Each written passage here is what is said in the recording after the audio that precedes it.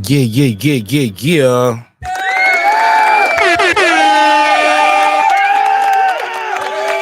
What up, though?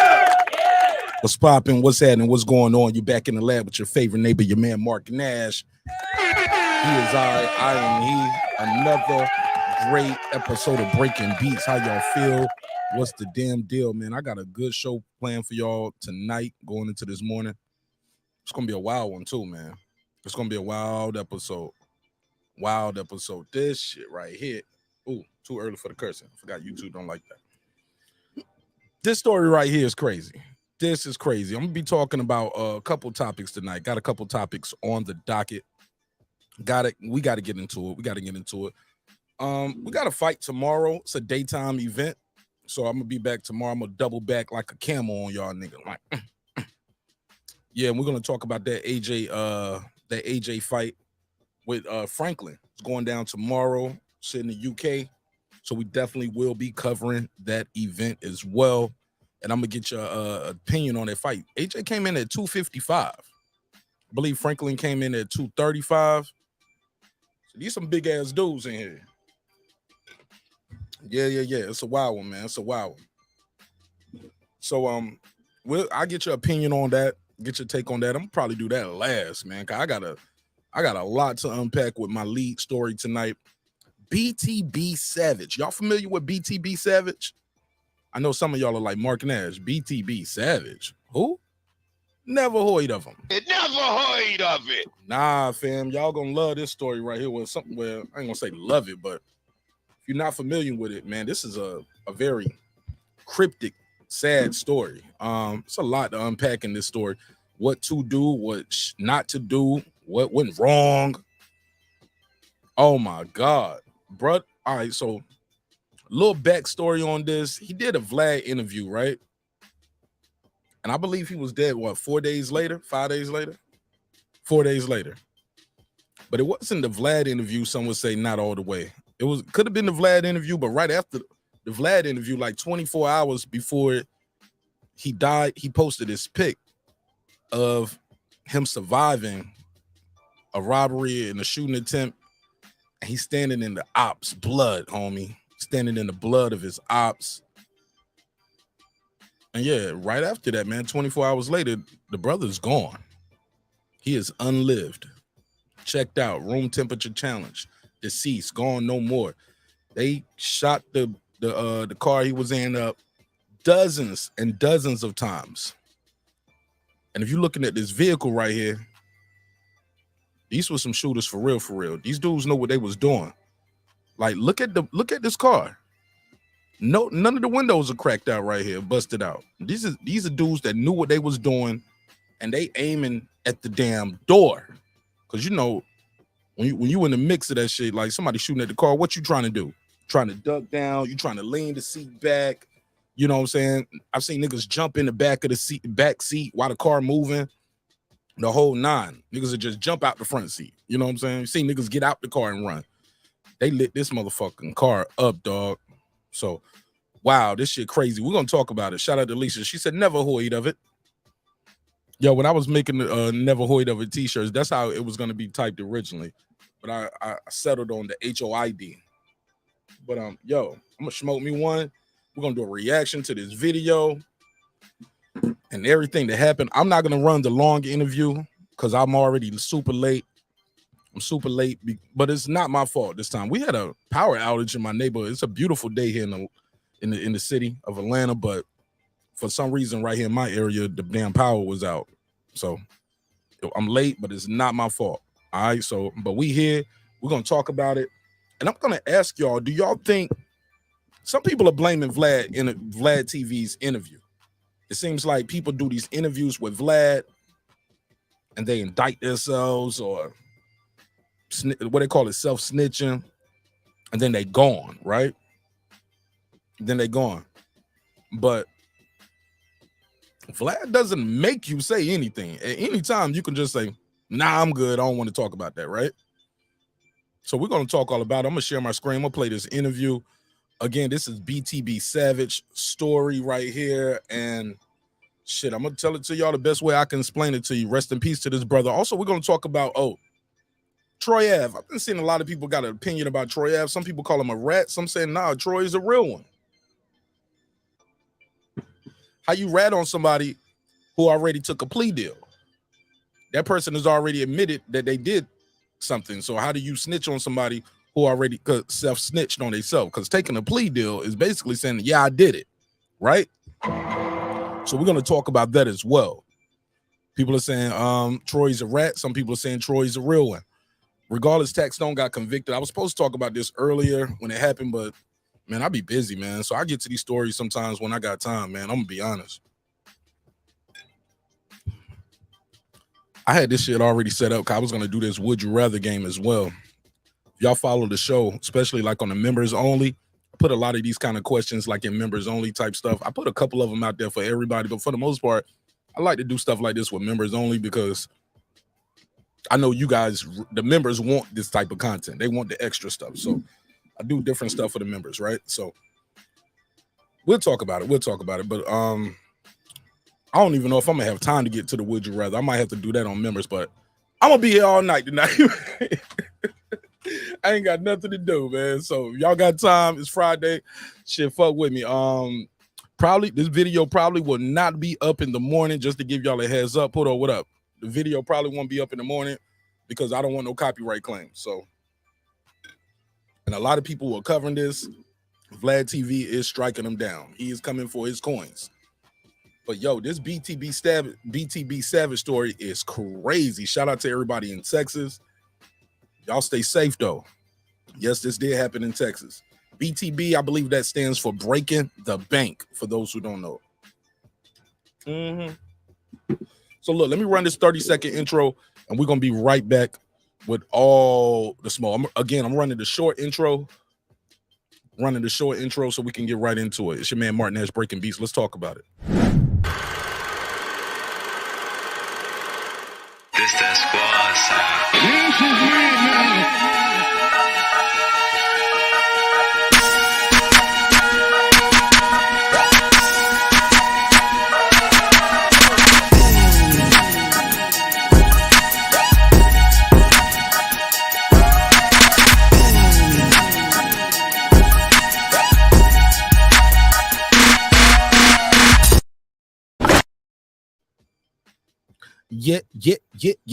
Yeah. What up, though?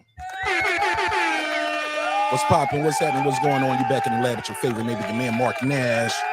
He is I am he. Another great episode of Breaking Beats. Look, let me run through this. I'm gonna do a quick neighbors only roll call. I gotta do that. I'm sorry, y'all. I gotta do the neighbors roll call. I know some of y'all be like, man, gonna get to the motherfucking topic, nigga. Nah, I'm doing my neighbors only shout outs and roll call first, because without the neighbors, the show would not be the show at this level. And we are right here at the precipice of 15,000 subscribers. Y'all been rocking with your boy for a minute, man. And I promise, bro, I did not expect the show to grow this fast in 2 years, but shit, I feel like we can be doing better and we can be going a little further. So we just got to keep pushing the envelope. I appreciate everybody sharing the videos, smashing the like button. Those things really help push the show to the next level. But you guys right here and this list right here, y'all keep the lights on. Y'all keep the neon lights shining bright. So let me give y'all a quick roll call. All right, let's do it like this. Wrong button. What up? All right, cooking with the champ. What up, though? What up? Haplotype 0. What up? Boxing MMA 365. What up? My man Taylor Bell. What up? Mike from Boston. What up? C Jones 0224. What up? Tony Boswell. What up? Scans Rants. What up? Kansas City Mac. What up? Patricia Shelton. What up? Ace Retro. What up? That guy Clips 330. What up? Miss Queen Sunkissed. What up? Rahman. What up? Wanda Villa. What up? Beyond the Ring with No Nito and Rachel Donaire. What up? True Media Today, USA Boxing. That's my guy, Coach Malachi Williams. What up, gangsta? Pudo. What up? Foodie with the Beauty, aka Food Revolution. What up? Yo, if y'all haven't signed up for members only, sign up for members only. I do a lot of breakdowns with Food Revolution on TV shows like BMF, Power, things like that, Snowfall. So if you're into that type of content, sign up for members only. And you can check out my breakdowns and my reactions and recaps with my homegirl Food Revolution. What up? Appreciate you, shorty. Fuck with you, heavy. KP from KC5. What up? Matt Wade. What up? Karma Serene with the Serene Saturdays. What up? You got an episode dropping tomorrow, Karma? Let me know. I'll share it on the page for you. Holla at me. What up? Ill Status Boxing. What up? Tank the Sweet Science Examiner. What up? Tank, don't get mad at me, bro. I'm gonna be smoking on this one. I'm gonna be smoking on some good gas on this one. Let's go. What up? Beyond Above Media. What up? Pittsburgh T. What up? SF City Slicker. What up? I Know Boxing. What up? It's Mex. What up? Rider of the Storm. What up? Here to There. What up? Maddie Yoel. What up? Cliff Bailey. What up? Con Shawnery. What up? Lisa Bell. She never fails. Thank you so much for everything you do behind the scenes, in front of the scenes. I love you, sis. For real, for real. Thanks for always sharing the links and stuff. I appreciate you. What up, gangsta? Terrence Bailey Sr. I told you I'd be shouting you out, nigga. I told you. What up? HODZ. Thanks for the content that you sent me. I'm gonna definitely probably touch on that on the next episode. What up? Cooking with Sir Senior. What up? Brandon Washington. What up? D Bevel the Champ. What up? And of course the big fish himself, my good brother Derek Lincoln. What up, gangsta? I love y'all, man. Thank y'all so much for supporting the show in a major way. Uh-oh. Let me make sure we got this Wi-Fi situation going. I'm gonna plug right up to the adapter because I do not want the shit to drop off at all tonight. Because we got a lot to talk about. We got a lot to unpack. And if y'all haven't heard this story, like I said, this story I'm about to tell y'all tonight, and we're gonna play the audio. I'm gonna try to play the video, but y'all know I gotta hold on one second. Let's see if that should have worked.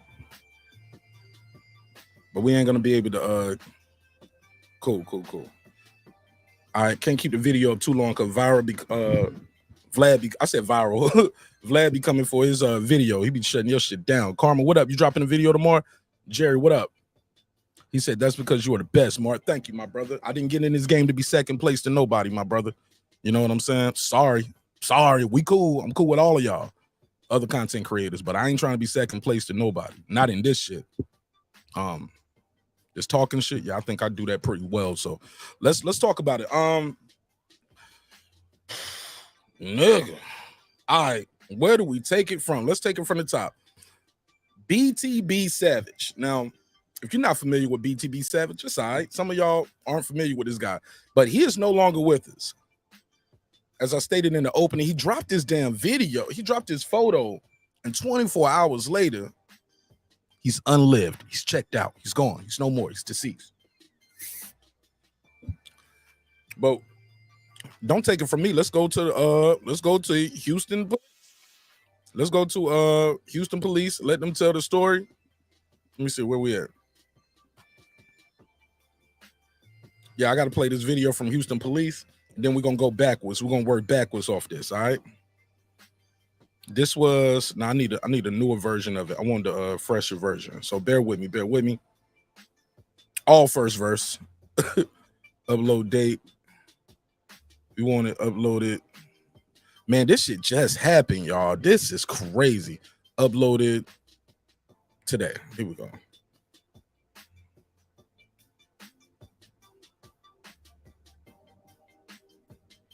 Some people are calling it a quote-unquote assassination, but I just thought it was a nigga getting murdered, respectfully. You know what I'm saying? But this, someone say he asked for it.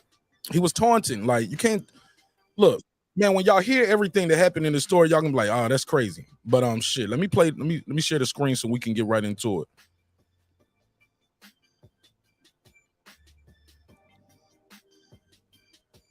All right, boom. Karma, what up, though? The kid is back. He said, dying for clout. Kid is back. The kid is back. Some would say, bro. Some would say you do anything for the clout, right? Let's take it from the tippity. All right, this is from Houston. KPRC Houston. Check this out. Story right now out of the River Oaks area. Police say a man was shot and killed in what they believe was a targeted attack. This morning, they're still looking for the gunman. Now, the shooting happened near Mid Lane and San Felipe. Brittany Jeffers is live with us to tell us more information about the victim. Brittany, good morning. And good morning. Good morning to you, Brittany. Good morning, everybody. I'm pretty good. Thank you. Let's get through that. Okay, here we go. The victim was targeted. Let's go. Drive-by shooting happened evident from the scene. Now, according to detectives, they say this drive-by shooting happened around 6:10 last night. HPD says that witnesses tell them two men in a black Subaru started firing at the victim's vehicle. Police say that multiple shots were fired, and evidence markers showed dozens of shell casings on the ground. According to police, the two suspects fled along San Felipe, and they say the victim. Hold on, let me see that car from the front. Look at that, y'all. That's what I'm trying to tell you. They hit this Benz up, and when they hit homie's car up, these dudes are shooters. They knew what the hell they was doing. Look at this.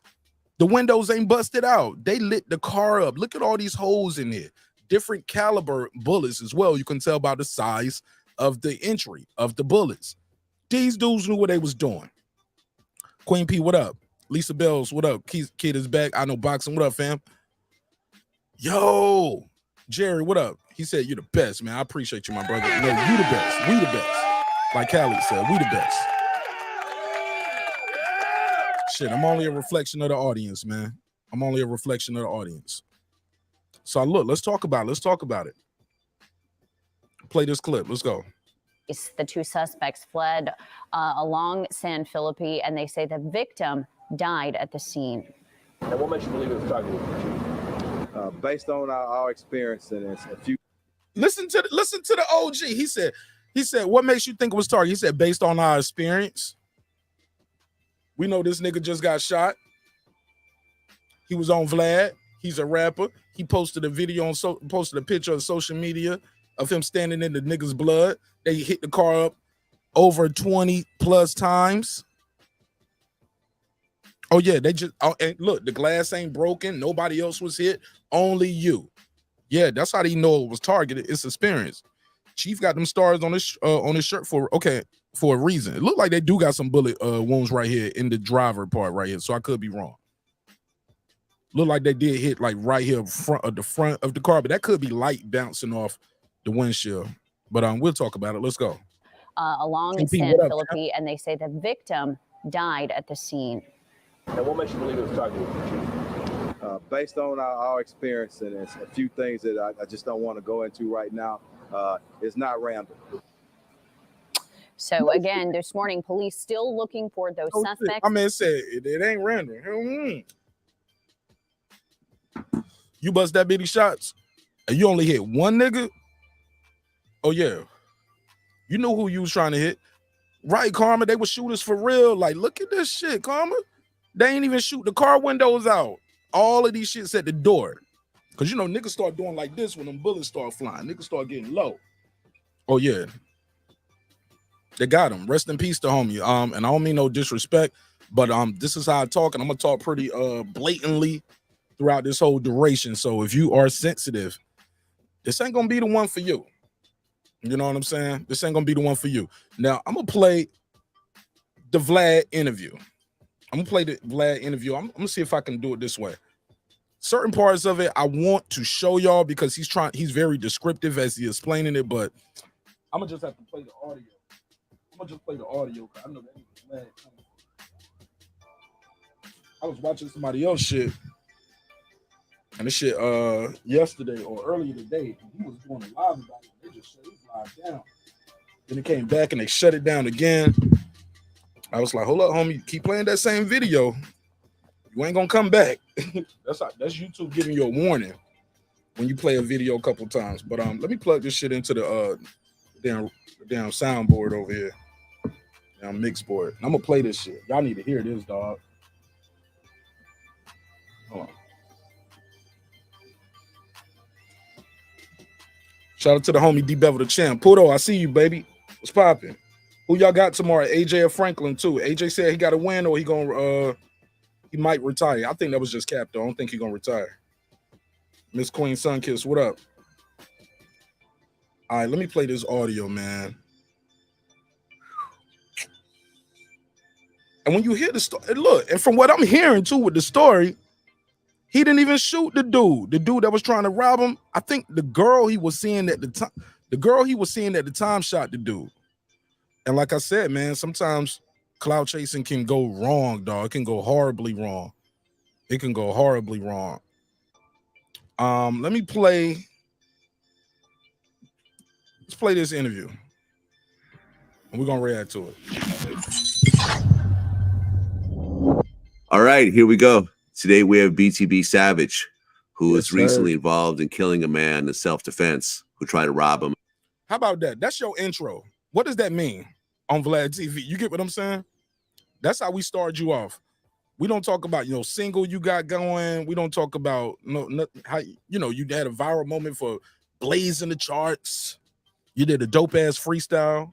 You a rapper who's doing a Vlad TV interview because you killed someone. Bruh.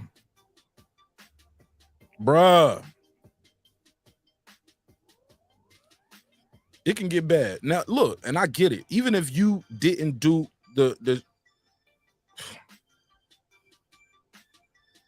fam, posting that picture, bro.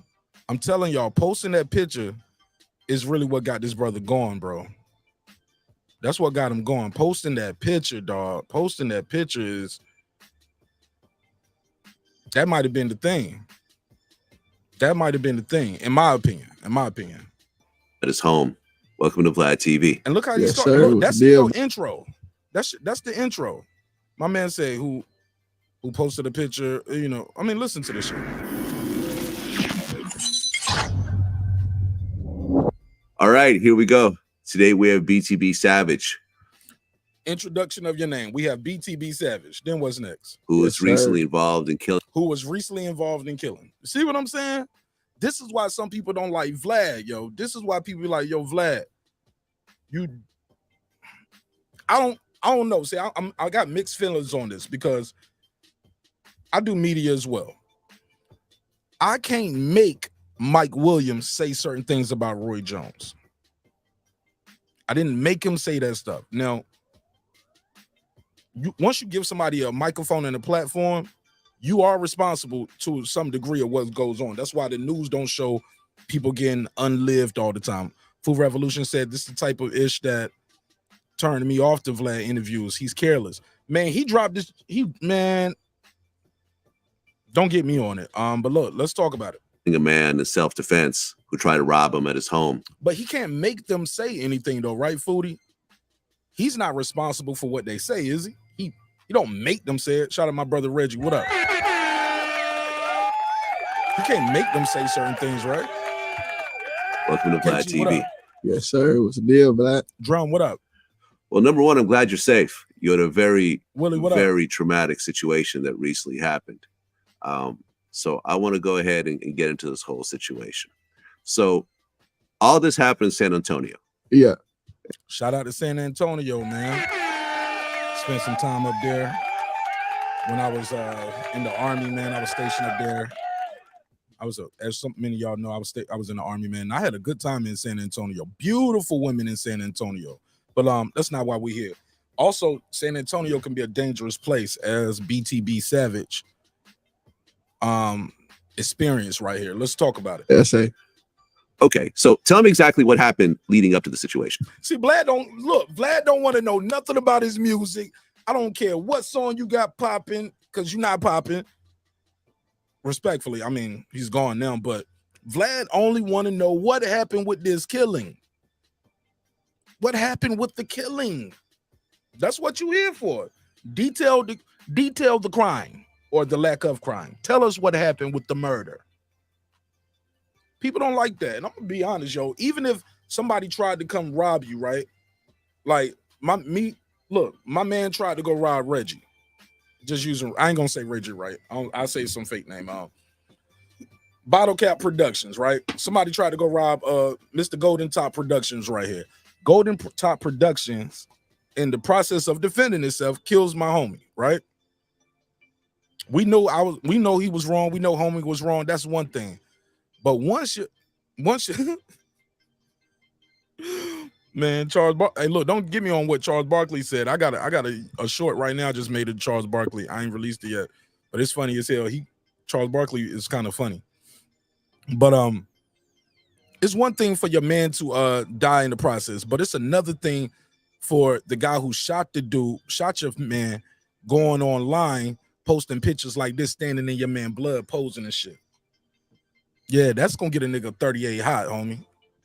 and they're gonna want to do something to you. It's one thing to do it that way. It's one thing, okay.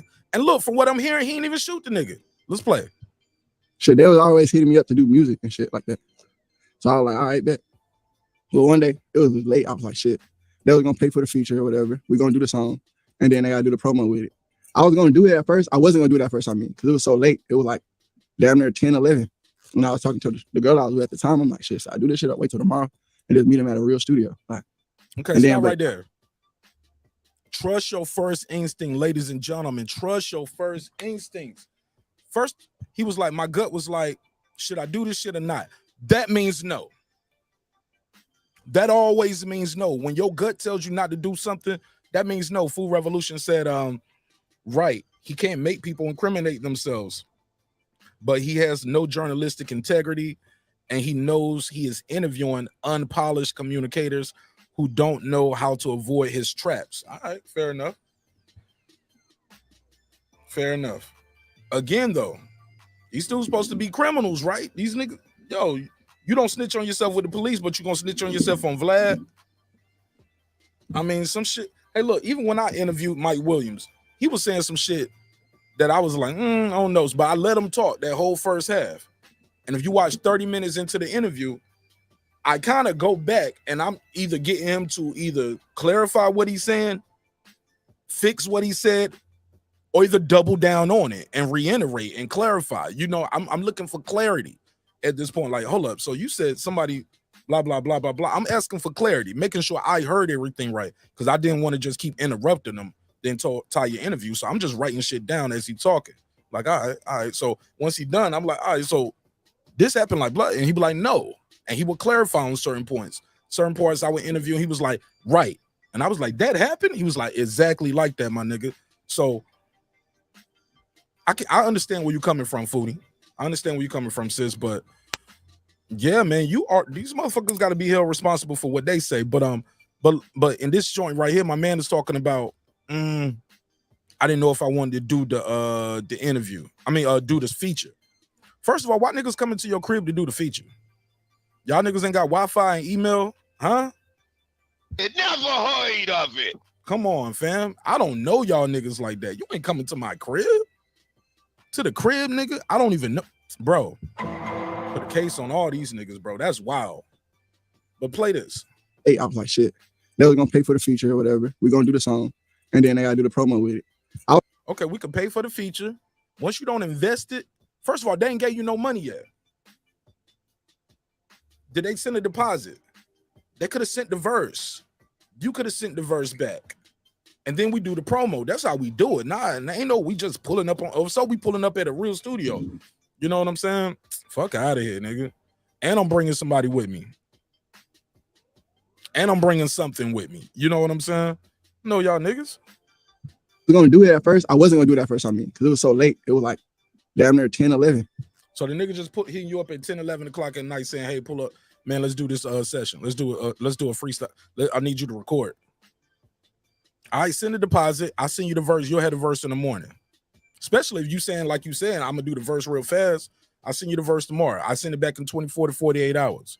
But we need the promo. I'll do the promo. I'll promote it on my channel, on Martin Nash. I can put it on the website. You can put it over there. We can link up, and we can do a quick little cameo type shit. But you at my house with my child? Nah, bro. I don't even know you like that, dog. I don't know you at all. Fuck, I don't know you like that. I don't know you at all.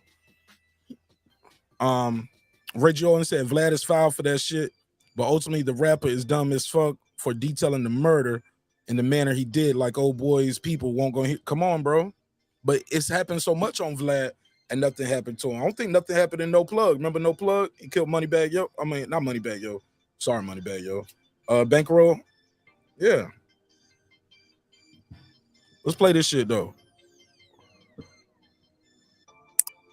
And I was talking to the girl I was with at the time. I'm like, shit, so I do this shit, I'll wait till tomorrow and just meet him at a real studio. Like, and then, but I ain't gonna lie, I just wanted the bread. I'm like, all right, bet they gonna pull up. I'm gonna grab the bread real quick, dip out, and then go back to the other crib with my cousin. So you said they're gonna pull up with the bread, but see, he trying to move with that cash. Look, nigga, you don't even know if they about to give you counterfeit money. Tell them niggas send you a Cash App, send you a PayPal. Matter of fact, I'll tell niggas no PayPal because people get their money back on PayPal, right? You can file a claim on PayPal, get your money back. So a lot of times I don't even like niggas do PayPal. Do Cash App because it ain't no give me back soon. Ain't no do-overs on Cash App. William Old School said, Mark, did you watch the video about the woman from Mississippi that killed her husband on Facebook? Bro, I saw that shit and I was going to do a video on it. I think I saw Reggie do a video on it or something like that. And I was like, that was good enough for me. You know what I'm saying? I didn't, plus like the shit always moving. The news and the timeline always moving. So sometimes I don't get on the story right away. And if I don't get on the story, sometimes within a certain amount of time, I kind of lose interest on it. But and then sometimes I don't know. But I did see it. I just missed the mark on the time I was gonna do it, and then other shit started happening. But for sure, I did see it. So so last minute, I'm like, shit, just come on. They're like, we got our own studio equipment. Like, if I say something, they got something to respond to it. Like, oh, I don't got this. Oh, I got it. I got this. I got that. So I'm like, shit, pull up. Let's do the song quick. So they pull up or whatever, and it's him. I mean, it's other people in the car. So and that's how. First of all, he bringing the whole crew. He bringing the whole crew over to all right, man. I don't know how that go, whatever. I don't know if they was dropping them off or what. So boom, they both hop out. And I'm like, what's up? I'm talking to him. Like, I'm gonna let you know. I found out who the fuck coming with you off gate. Who you got with you? What you mean who coming with me? Who is coming with you to the studio, nigga? How many of y'all is it? It's just me and my homeboy. Is your homeboy on the song? No, he my ride. Or shit, no, that's like my manager. Or no, he made the beat. Or shit, that's just me and my homie. I'm like, all right. That nigga say he got one more person. Or if I see one more person, shit, nigga, the whole vibe has changed for me. The whole vibe has changed. Because I've done home studio sessions. I did a lot of them. Them shits are not cool. They're not. Some of them cool. You can connect. Thank God, knock on wood, I've never had a bad situation like that. Never had a bad situation from home recording. But some of the niggas I know, shit, they got some horror stories, dog. Niggas don't lay them down, tied them up, and took the studio. Tied everybody in that bitch up and took the studio. So thank God, knock on wood, I never had that problem. You know what I'm saying? But it's 10-11 at night. Why do you need all of those people for you to record a verse for him? The fuck? Why do you need all those people? My nigga, why do they need to come to the crib? Just send me the shit. Just send it to me, dog. I'll record it and I'll send it back to you. But me, you, your homeboy, another homeboy, it's bro, it's 4 or 5 on 1. Unless you want some John Wick shit, man, this shit ain't about to go well for you, big dog. If they want to turn it up on you, it can go bad. And it did go bad. What's up with y'all on, blah, blah. They're like, oh, man, we just chilling. They're like, we've been trying to do this for the longest, bro. You be bullshitting. He said, we've been trying to do this for the longest. We're trying to rob you for the longest, dog. Or whatever. I don't know if they was dropping them off or what. So boom, they both hop out. But you should have known that already. What you pulling up in, who you with, you by yourself? All right, well, shit, no, bro. I just need you to come by yourself. Why I got to come by myself? Why do you need to bring somebody with you for me to record a verse for you? Just pull up. Nah, nigga, you trying to... All right, well, look, we just meet at the studio then. You get what I'm saying? I'm still... Like I said, I wouldn't have did this shit anyway, but even with the example that he's using, I'll play the game. And see how it could have been different. But hell no, nigga, you bringing niggas to your crib and they was like, oh, we got the studio equipment. Well, if you got the studio equipment like that, my nigga, shit, why are we pressed to do it right now, 10, 11 o'clock at night? If you got a pop-up studio, a mobile studio, because niggas do got mobile studios. Why are you pressed to do it at 10, 11 o'clock at night? Under the cloak of darkness. Nah, nigga, I'll see you tomorrow. Nah. Or if you got the money to pay me for the money I'm asking for, and you got it like that, shit, why we can't do it at a real studio? A professional studio. They got security, got cameras everywhere. Why you got to come to my house? What? It never heard of it. Never heard of it. All right, let's go. And I'm like, what's up? I'm talking to him. Like, what's up with y'all on? Blah, blah. They're like, oh, man, we just chilling. They're like, we've been trying to do this for the longest, bro. You be bullshitting. Da, da, da. I'm like, all right, bet. We go inside the crib. and then they just talking and shit, like looking around. That's why I figured it was kind of weird they looking around when they first walk in my crib, like going like that and shit. Red flag right there. It's a bunch of red flags. A whole bunch of times he could have just checked out of this shit. I just kind of didn't pay it no mind. I was just more of like, come on, let's get this out the way. I'm just gonna knock this out 30 seconds out, wrap it real quick, and now I'm done. I ain't tripping. So boom, they got down. Thirsty. He too thirsty for the paper, man. He was too thirsty to get that bread off of him. Started pulling out their equipment or whatever, or fake equipment. Like he pulled out a little box that it's a studio box, but like it got the mixer in it. It didn't have really shit in it. So then the dude, I guess the older dude, I ain't really. Yo, I had a nigga tell me one time, I had a nigga pull up. I had a crazy anxiety attack in the middle of a session. To this day, I ain't never had no problem with the dude, but I can tell he was mad at me that night, Food Revolution. I told this nigga the studio session is over. Bro, he invited niggas to my crib at 3 in the morning. We in there recording. It might have been like 2:33 in the morning. Now, while we recording, it was already a late session. So it might have been like 12:31. I see him and hear him on the phone talking to his people like, yeah, we're at the studio with Nash, blah, blah, blah, blah, blah. You know what I'm saying? We just chopping it up. And I'm recording his somebody else for him. And basically, they paying me, right? So I'm getting paid to engineer. Yo, at some point during the night, and I think we were done with the song. We actually doing playback, and I'm just adding little sound effects, adding the drop here and there, blah, blah, blah. And motherfucker was like, yo, I need to run downstairs. My brother here. I was like, your brother? He was like, yeah. Yeah, and he got his brother with him. I was like, word? That nigga walk outside. I locked the door behind him. I put my boots on, go on the couch, tuck that thing right where I need to have it at. And I walk back in there. And now I'm instantly uncomfortable. I bounced the record down for the person who we, for the shorty, right? Bounced the record down. But I wasn't feeling that shit. I wasn't comfortable. I wasn't cool with that shit. Like, but me and him was cool. Me and him still cool, but we was not cool for a minute after this, man. It took us a minute for us to get cool because he got offended because I told him your brother and your brother's brother ain't coming in my studio or my crib right now, bro. He was like, what you mean? I was like, what the fuck? For what? He was like, man, that's my brother. And you got his brother with him, man. Like, you kind of insulting me. I said, insulting you, nigga? This is my shit. The fuck you mean I'm insulting you? You know what I'm saying? I was like, all right, bro. This studio session is over. I email y'all your record, and this shit is over. You know what I'm saying? So one brother came up, and he was like, it's me. You know me already, Mark. I was like, yeah, I remember your face. I know you. Yeah. But I know of you, but I don't know what you're capable of, nigga. I don't know where you live. I don't know where your mama live, your baby mom. Like, I don't know you like that. You know what I'm saying? I know of you. But you and I are not that close. Man, he walk outside, and I tell him, and the homeboy grab like, it's time for y'all to leave, bro. Oh, so you just gonna shut the session? I was like, nigga, it's 3 in the morning. My whole vibe is gone. It's a wrap. It's over, dude. It's over. The fuck? How you gonna send? He was like, well, I didn't send him over here. They was at the club and we told him we was at the studio too. Niggas trying to come through, kicking this studio, trying to show you love. They might be trying to break some bread with you too. I like, tell them to break bread with me in the morning, in the afternoon tomorrow. But tonight, I'm done. It's a wrap. It was like, oh man, you acting funny, man. I was like, I'm acting funny, but this studio session is over. And niggas ain't coming in my crib, dog. And it was over. And we didn't talk for a minute. Me and homies, we cool now, but yeah, we didn't talk for a minute after that. Niggas thought I was acting like a fuck nigga. Like, damn, man, you ain't even let nigga come through with his bro and come to the. I'm like, yeah, want the right time for me. It's like 2:33. Might have been like 3 or 4. Like I said, it was late going into the morning. I'm like, nigga, and I'm in here. Nobody. I wasn't married at that time. I didn't have a child. I had a little apartment on the south side of Atlanta, over there by Riverdale. It's like on the 3rd floor type shit. You get what I'm saying?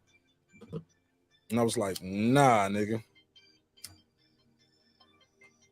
Nope. Studio session over. But let me play the rest of this shit. Know him like that. I don't know them like that. I didn't know him at all. So right. Whenever he was talking to me, the dude I'm talking to for the feature or whatever, he talking to his uncle, like he like, oh, I ain't got this, I ain't got that. So his uncle said, go to the car and get more, like get the rest of the equipment or whatever. So I'm thinking like, damn, why would you? It should be the opposite way. You tell him to go, because we like more the ones we locked in. We talked or whatever about the song. More red flags. Song, and you gonna leave the random dude in my crib.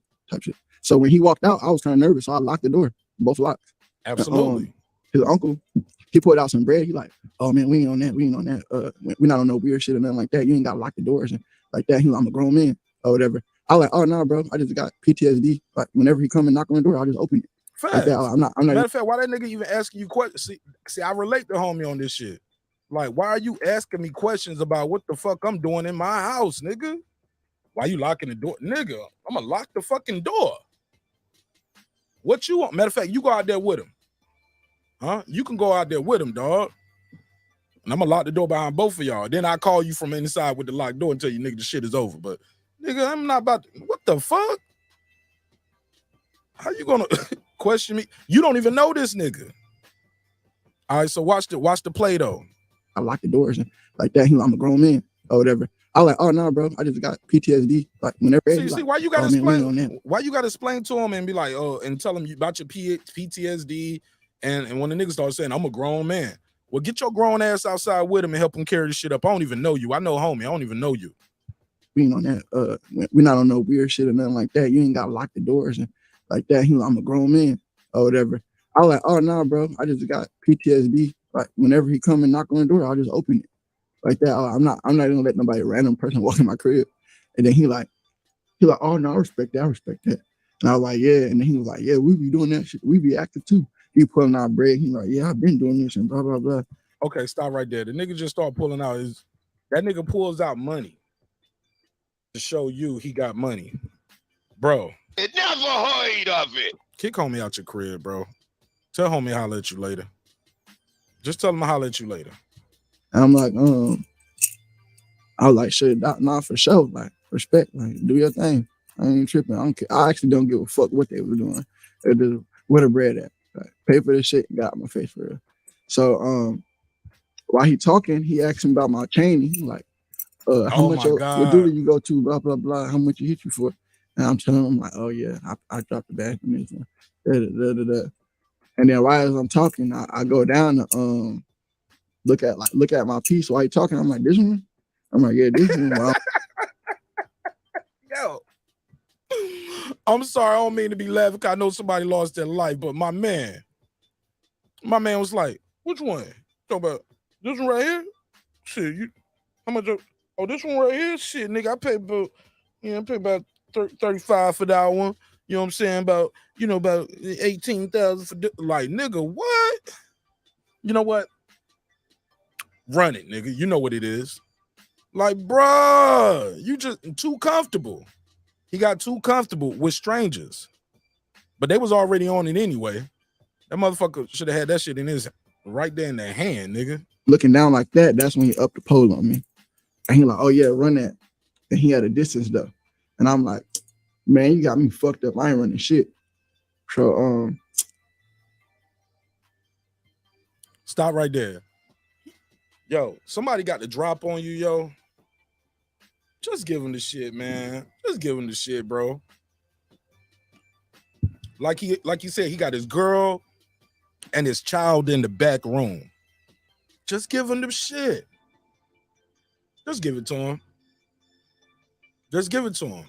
Because it can go bad. And he was like, shit, if you don't run that, I'm gonna blow you.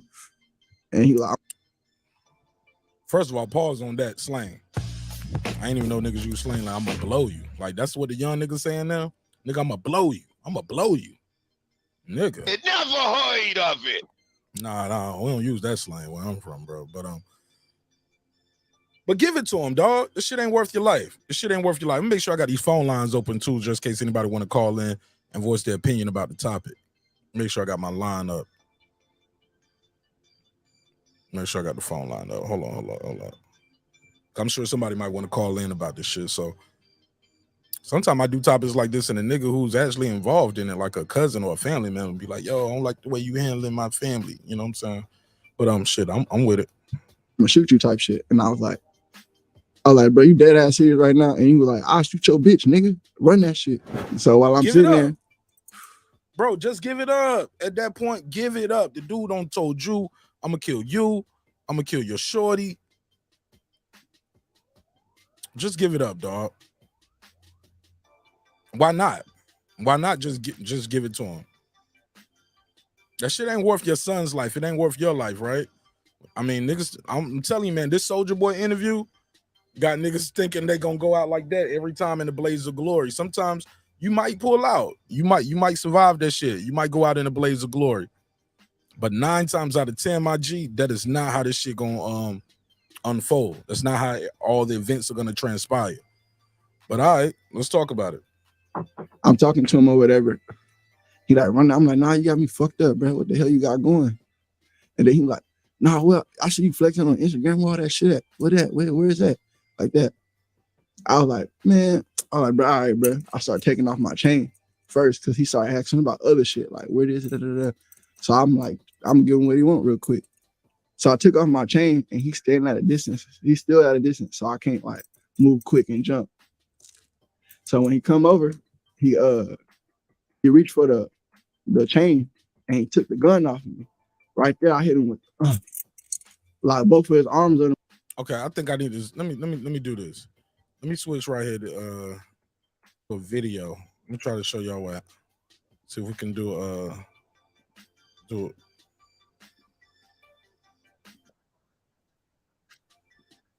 Let me rewind a little bit. I'm gonna play this version of it right here because I don't think I'm gonna get a strike from Ak. But Ak is playing it from Vlad. So we're gonna see how this. But I need to play some of this right here for commentary reasons so you guys can see how he's acting it out. Because some of this shit you won't get unless you see how, you know what I'm saying? So let me switch over. Boom. Switch this over to here. Smash the like button on the way in the room. All right, so boom. All the way on top of me. All And right, then let's go. yo, run that, I'm gonna blow you. And he like, I'm gonna shoot you type shit. And I was like, bro, you dead ass serious right now? And he was like, I'll shoot your bitch, nigga. He dead ass serious. He got the gun on you, homie. He's definitely dead ass serious. Run that shit. So while I'm sitting there, I'm talking to him or whatever. He like, run that. I'm like, nah, you got me fucked up, bro. What the hell you got going? And then he like, nah, well, I see you flexing on Instagram, all that shit at. What that? Where is that? Like that. I was like, man, all right, bro. I started taking off my chain first because he started asking about other shit, like, where is it? Da, da, da. So I'm like, I'm gonna give him what he want real quick. So I took off my chain and he's standing at a distance. He's still at a distance, so I can't like move quick and jump. So when he come over, he reached for the chain and he took the gun off of me. Right there, I hit him with like both of his arms under my armpit like this. And I like lean back like all the way back so his elbows lock up like that. So he holding the gun, he turn it and fire at the refrigerator. And then he like, run that. So I just fell back. Like if he would have like tried to hold back, his arm was gonna break. So I just jumped back and fall all the way back. And then when we fall down to the ground, his hand slammed under me. So he let the gun go. And then he tried to pull out. I don't know what he was pulling out, but I took his arm in again while he was on top of me on the floor. So his arms under me, both his arms under me. And I could feel the guns on my back. So I pushed my back all the way down and like bring him closer to me. I'm like, damn, come shoot him, bitch, come shoot him. I'm yelling at him, like, come shoot him. I don't know where she at. So I just keep tugging with him like that until I get rest of them shits out of his hand. So then she run over there. She got down shaking and shit. And I'm looking at her, I'm like, shoot him. So like, well, I swing my hip under him like that to put him on top of me, all the way on top of me. And then she's popping him in the back twice. Like she's like, boom, boom. In the back, he's like, fuck. And this nigga turned into the motherfucking Hawk right there. You would think he would be the Hawk before he got shot. But right there, that's when I guess he got a full adrenaline rush. He started going crazy. Like I ain't gonna lie, he got the edge over me, basically to where I was on his back. He pulled the guns out and I got nervous or whatever. So I just swing off from under him and I get on his back and I start wrestling with him. And then I see he got 2 guns in his hand. So I'm like, where the fuck this nigga get 2 guns from? Like, what the fuck? So I'm holding him down like that. And I grab control of the gun because he got his hand on the ground trying to get up. So I'm all on his back. I put my left hand on the gun and the right gun, he aimed at the bitch or whatever. He like aiming at her head, trying to put the beam. So I'm grabbing his arm, like he really trying to aim and Keep calling her the bitch, but she saved your life, dog. She definitely saved your life. That's crazy. shoot at her face type shit. So like he put the beam on her head. And I'm like, run, bitch, run. Like, move out the way. And then she take off running. He fired 3 times. Boom, boom, boom. I'm like, oh no. So I when I grab him, I make him put the gun down. So he got both of his hands on the ground, but his hands still on the guns. And I don't got a good grip. So I'm like, bro, what the fuck you doing? My kid in that back room, fam, you tripping.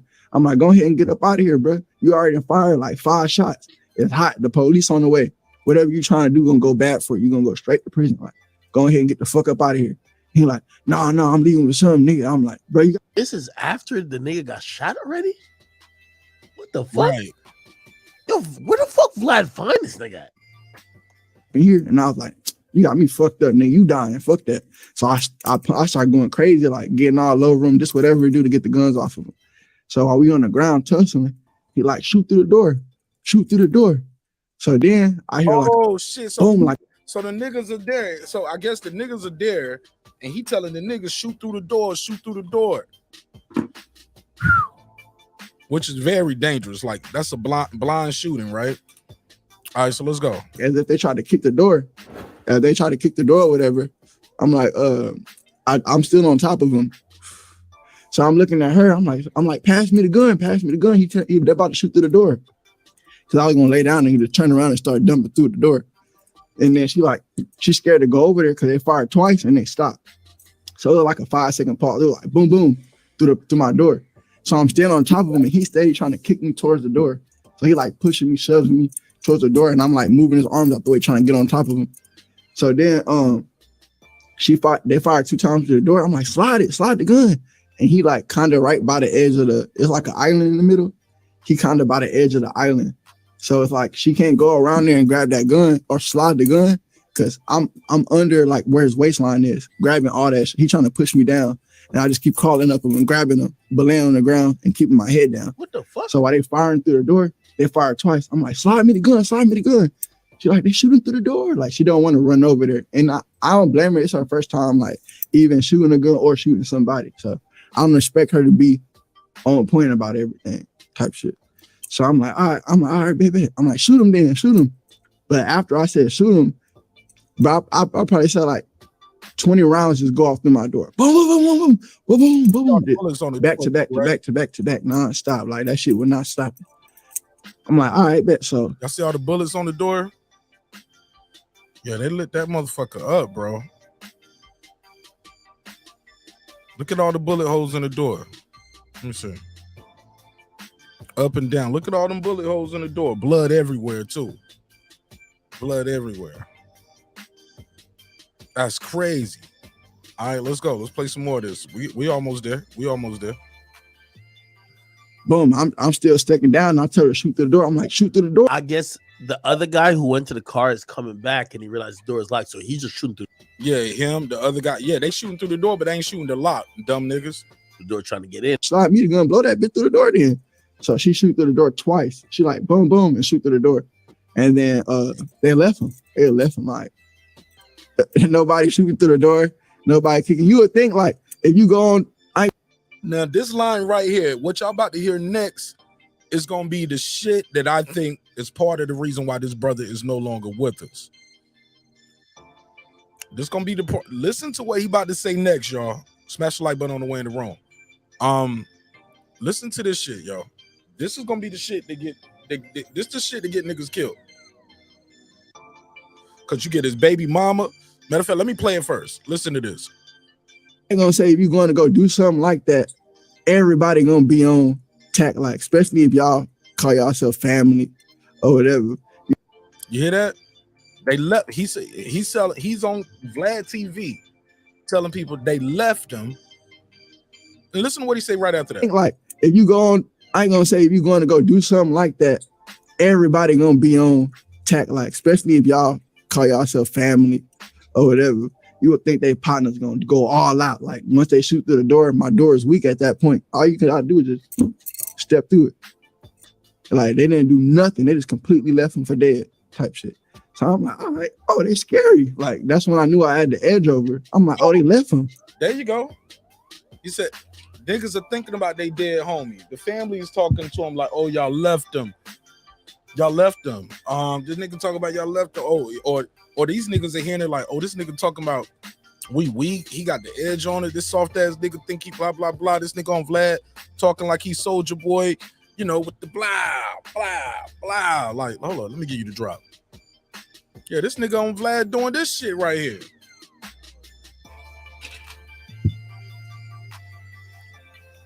This what the nigga doing. This nigga's going all the way in. He's going full Soldier Boy with the shit.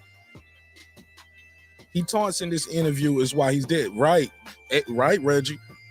I'm telling you, this bar right here. Let me play it one more time. A lot. Like once they shoot through the door, my door is weak at that. Let me hear it. Everybody gonna be. He was like, think like if you go on. He said you would think like if you go on a mission like this, everybody with you know what the fuck is up. Y'all leave this nigga in my crib. Y'all just left him. I ain't gonna say if you're going to go do something like that, everybody gonna be on tack, like especially if y'all call yourself family or whatever. You would think they partners gonna go all out. Like once they shoot through the door, my door is weak at that point. All you can do is just step through it. Like they didn't do nothing. They just completely left him for dead type shit. So I'm like, all right, oh, they scary. Like that's when I knew I had the edge over. I'm like, oh, they left him.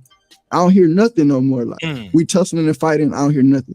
So we get over there by my couch and we just wrestling and shit. I'm like, come shoot him again, because he got one gun in his hand. I already got the other one out of his hand. So I'm like, come shoot him again, come shoot him again. And then he run over there, or she run over there and she aiming the gun, but he's sitting down and I'm like standing over him. And I'm like, bitch ass nigga. Boom, I'm punching him. Bitch ass nigga, watch out. And then I hit him with. And these details of how they homie died is why this nigga's dead too. Like, yo, we ain't even got to the worst part of when the dude begs for his life. The dude is gonna beg him for his life. He's gonna beg for his life. With a knee in the face, and that's when he started going in like panic mode, like going crazy, trying to grab for the gun and grab my leg, and then I'm like, shoot him. And then she like trying to aim, but he keep pushing me in front of him because he's sitting down in between my legs, holding both of my legs like that. At that point, like he just started reaching for the gun. He just started trying to get me down. So I'm like moving over or whatever. And when I finally like push over and get my leg out the way, that my arm is on him, like in front of him. So when she fired the shot, the bullet hit me straight on my elbow. It just snapped. I'm like, oh fuck, bitch, you shot me. So that bitch ass nigga didn't shoot me at all. Like, I don't know if they get him, you know what I'm saying? That he didn't hit me at all. Like, he was just straight soft, like weak. So anyway, goddamn, she shoot me on my elbow and instantly break. I'm like, fuck, you just shot me, bitch. What the fuck? Aim right. So whenever she do that, I move all the way out the way because my shit is completely broken, like dangling, and then all I can see my whole bone on my arm. And I can only move my fingers and my full hand, but I can't pick it up straight like this. It just hanging down like that. But it can move, it can grip at the same type of strength my right hand can at that time. So I'm still holding him down while my shit's bleeding out.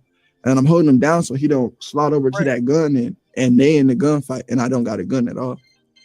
So while I'm doing that or whatever, she shoot him again. Like after she shoot me in my elbow, I move all the way out the way.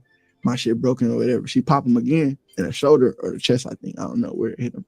But I seen him go like this. He like, fuck. And then we wrestling again. Now the nigga got two shots like in the back and one like in the chest or shoulder area. Again on the ground, we just tugging up for that shit or whatever. So I kick the gun and I'm thinking this away from him or like he good. So I step over to talk. I'm like, go grab my son and get your shit and let's fucking go like that. And I'm like, get the fuck up out of here. Let's dip. And then I see him still crawling over, like still moving and shit. Like, Stop it. And then like, I ain't gonna lie, where I kicked it, it was in the hallway, right? But he got towards it and it looked like he was moving towards where my son was. So I just instantly went in panic mode and I dove on him like as if I was diving in the pool, literally jumped on him and I'm on his back holding him down like tight like that. I'm like, watch out, bro. Watch the fuck out. What is you doing, bro? Get the fuck up out of here. Just go now. Like that. And then he was like, no, I'm leaving here with something. So I just, while we tugging, you can tell his. So he said he's been shot in the elbow, but he can still grip people with that hand. Also, I'm firing all the bullets for him. So when all the bullets empty, he like, oh, bro, my bad. Come on, bro. I got kids too, bro. Let me make it home and don't let me die or whatever like that. I'm like, bro, you good? I'm like, you good, nigga? I'm like, give a fuck about you. See, like I said, all of these details of it right here. This shit is too detailed for Vlad TV. I get it, man. Look, nigga got a Bank of America necklace, dog. He got the Bank of America charm on his necklace, bragging about how he do scams and get away with it. He talks about how he got $1 million fraud case, like I think in South Korea somewhere. Like he scams. They call him a scam rapper. He rap about scamming people. You get what I'm saying? But which is a weird ass type of shit anyway, that we call people scam rappers, and yeah, it's just rap. But that's a whole another conversation. But let's play some more of this. But my whole point is this though. These taunts right here, these taunts and the details of, yeah, nigga, you a bitch ass nigga, man. I got kids too, man. Fuck you good, fuck your kids. Man, he gonna keep going. Watch this shit. It was in the hallway, right? But he got towards it and it looked like he was moving towards where my son was. So I just instantly went in panic mode and I dove on him like as if I was diving in the pool, literally jumped on him and I'm on his back, holding him down like tight like that. I'm like, watch out, bro. Watch the fuck out. What are you doing, bro? Get the fuck up out of here. Cause his adrenaline's pumping too at this point. That nigga adrenaline's pumping and his adrenaline pumping. Like my arm kind of hanging off my shit. I can't do this. Like I can't lift it and bend that much, but I can grab and squeeze. So, and there's a lot of nerve endings and tendons on his arm. I can see how this go now like that. And his adrenaline's pumping like a motherfucker. My son is in here. My girl is in here. Even if that ain't his only girl or whatever he got going on, but she definitely in there with him with his kid. And cause he make it seem like he just had a spot, like too, like this ain't his house, but nigga, you there with your child? Yeah, nigga, that's you need to treat him. And he was like, no, I'm leaving here with something. So I just, while we tugging it, you can tell his. Oh my bad. Come on, bro. I got kids too, bro. Let me make it home and don't let me die or whatever like that. I'm like, bro, you good? I'm like, you good, nigga? I'm like, give a fuck about you. I hope you die, bitch, like that. I like, you just said you're gonna kill my son. And then he was like, no, bro, it's not like that. I was like, fuck you, like that. So, boom, whenever I run to the back, I'm like, you got my son? And she's like, I'm picking him up now. So I heard that when she picked him up, she put the blanket over his head. But it's like the middle of the night. He's knocked out, got school in the morning. So he like, day is super tired. He in the middle of his sleep. My son sleep like that. So he got down. She put him on the shoulder. He stayed asleep. She put the blanket over his head. He not seeing nothing. He just sleep on her shoulder. We walking out. And then right when she... Yo, if I listen to 50 minutes of this shit already? Come out, I'm standing by the bathroom watching her, waiting for her to come out so I can take everybody out at once. And then I hear like a boom. And I just tell her, go to the bathroom. And then she start crying because she's scared. So I grabbed the knife from her and I put it on my hip. And I was like, chill out, shut the fuck up. I'm like, I don't know who in here. And then I hear him yell like, fuck. I don't know what the fuck. Maybe they cleaned up. Maybe they grabbed sticks or whatever. Whatever was laying around, maybe they were trying to... I don't know what the fuck they did for real. I just was chilling in the back and she started crying like hella loud. I'm confused right here. Did somebody come in or are they still outside the door? They came back and got something from outside the door. Like, I wouldn't say loud, but loud enough to where somebody can hear you. So I smashed my hand on him. I'm like, shut the fuck up before you wake my son up and he see what the fuck going on. So I got my hand over her mouth, quiet as fuck. I'm like, shut the fuck up, like, be quiet. And then she like sitting in the back chilling. And she's like, all right, I'm about to go out there and check. So I pull a gun up. She about to go out there and check. What you mean she about to... This nigga right here, bro, hold up. Let me hear that again. I'm sorry, fam. She about to go out there and check. What you mean she about to go? Nigga, you got the gun. But you wake my son up and he see what the... You telling her to be quiet, be quiet. She's screaming, she's crying. You telling her to be quiet. So I got my hand over her mouth, quiet as fuck. I'm like, shut the fuck up, like, quiet.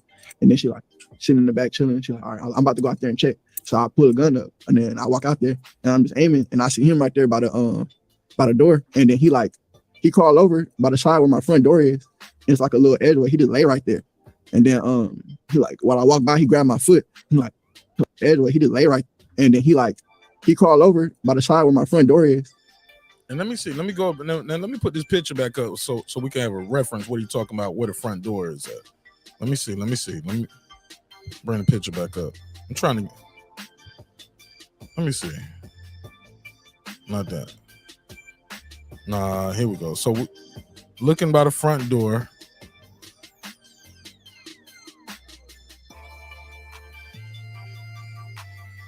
So there's a little edge by the front door. Okay, I see the kitchen over there. Let me put this other picture. I think I got a closer shot. No pun intended, respectfully. Here we go.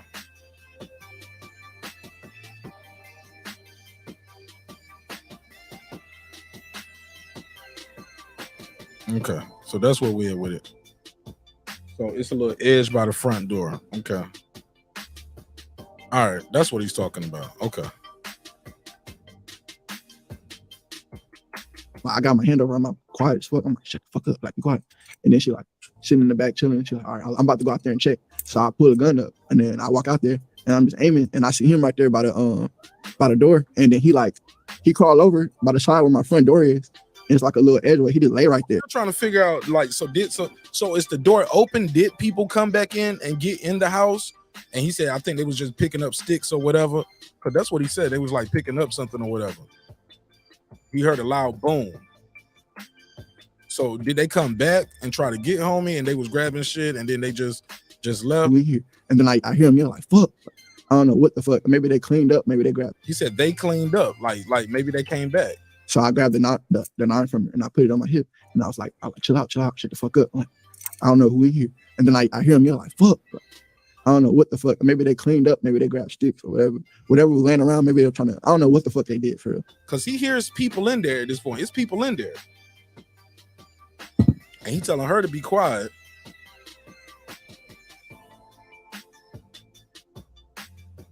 That's crazy. But he hears people in there. You telling her to be quiet. He said maybe they cleaned up, maybe they did this, maybe they did whatever. But it sounds like he knows somebody is in there at this point. All right, let's go. So I smashed my hand on him. I'm like, shut the fuck up, be quiet. And then she like sitting in the back chilling. And she's like, all right, I'm about to go out there and check. So I pull a gun up and then I walk out there and I'm just aiming and I see him right there by the door. And then he crawled over by the side where my front door is. It's like a little edge where he just lay right there. And then he like, while I walk by, he grabbed my foot. He's like, come on, bro, take me with you, bro. I can make it to the hospital. I just need to go to the hospital. I went, nigga, fuck you. Like, I ain't taking you to no fucking hospital, but your ass about to fry right here. And if they come save you, then they come save you. If not, then your ass toasted. Woo. You're gone. Last day, last supper, whatever the fuck he ate before he came in. All of this right here. This why this nigga was dead less than 7 days after this video, bro. This video came out, he was dead 4 days later. Shit like this. You can't even be you. Bro, you ain't even from that area. Last time, if I'm not mistaken, he's not even from this city. He's not from San Antonio. You was still in the area, nigga. You didn't get out of the city. So that was pretty much that. After that, I rushed to the hospital. But I go down, I'm trying to stuff everything in the car, and my son wake up and he see it. He like, oh, what's up, dad? But I'm already in the driver's seat, like hiding my elbow. I'm like, hey, we gonna play. All right. This shit is crazy. Let me see what they saying in the chat. Philip H said, Vlad could have, nigga, this the whole interview. What you mean? Vlad could have edited a lot of stuff out of the interview. Nigga, this the whole interview. The whole interview was about the killing. Edit what, my nigga? This what you here for, to talk about this. Why would he edit that out? That's what he's there to talk about. What happened in your self-defense? And look, and keep it fair, this dude ain't the only one that's did it. We've seen the baby on Vlad detailing how he killed somebody, got off on it. We've seen who else? What was the other nigga? No Plug. Talk about how he killed Bankroll Fresh. Details.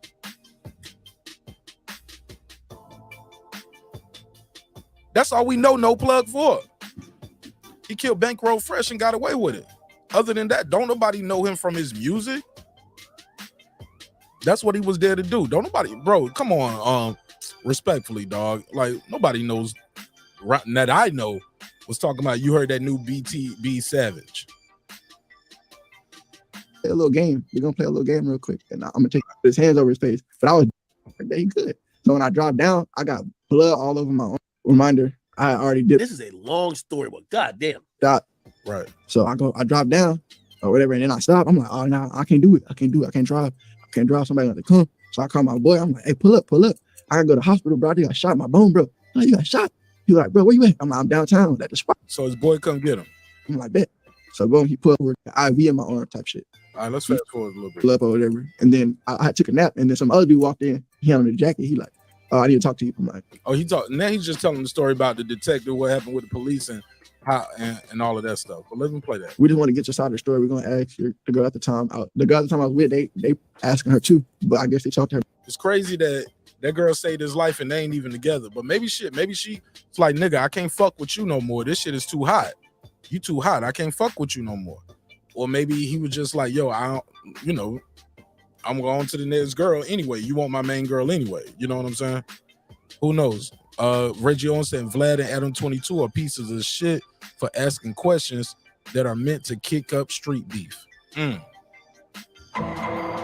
I got a survey in the chat. And I don't have a survey in the chat.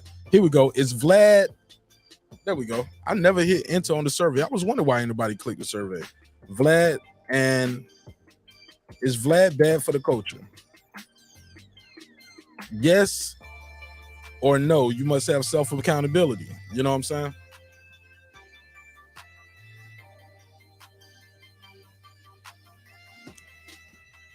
Here we go.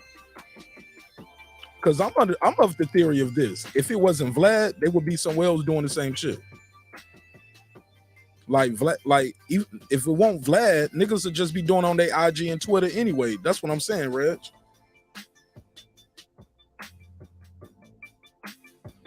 Yeah, it's self-accountability. Or no. So it's gonna be yes or no. Yes, it gets people killed or in jail. No, must have self-accountability. There we go. All right, so now I got a survey in the chat. Damn, I thought that survey been up.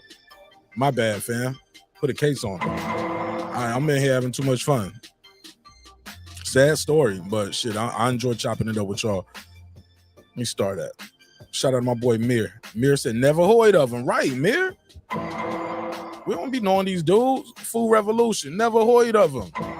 It never heard of it. There we go. It never heard of it. That's two. Never heard of it. Look, he's there to talk about that. So, get what I'm saying? So I got love and respect for Philip H. You know, it's all love. You know what I'm saying? RIP on both sides. I feel you. You know what I'm saying? But that is self-accountability. You know what I'm saying? Like, far as the way that whole shit went down, y'all, you got an intention that's going in this nigga crib taking his goods. Shit, it might not go your way. It's gonna lead me to this next story. I'm gonna go to this Troy Ave shit next. Boom, boom, boom. Kid is back. He said, man called the Last Supper, right? Yeah, that nigga was wilding, fam. But that shit, that might be it, man. I've been on this shit for over an hour. Damn. But basically, he talks about, he tells next, basically the police came in and asked his side of the story. He told him what happened, and it was like his self-defense. You know what I'm saying? His story and the girl's story lined up almost perfectly, other than he didn't mention his son being in the other room. And he was like, I didn't mention my son being in the other room because that's all I got. That's my little boy. But once he told him the truth about that, other than that, everything lined up perfect. Talking to him, whatever. I'm like, shit, somebody tried to rob me in my crib and he died. Or he got popped or whatever. And I'm like, I don't know what really happened after he got shot. I just jumped out whenever they kicked through the door. I was in a closet with her.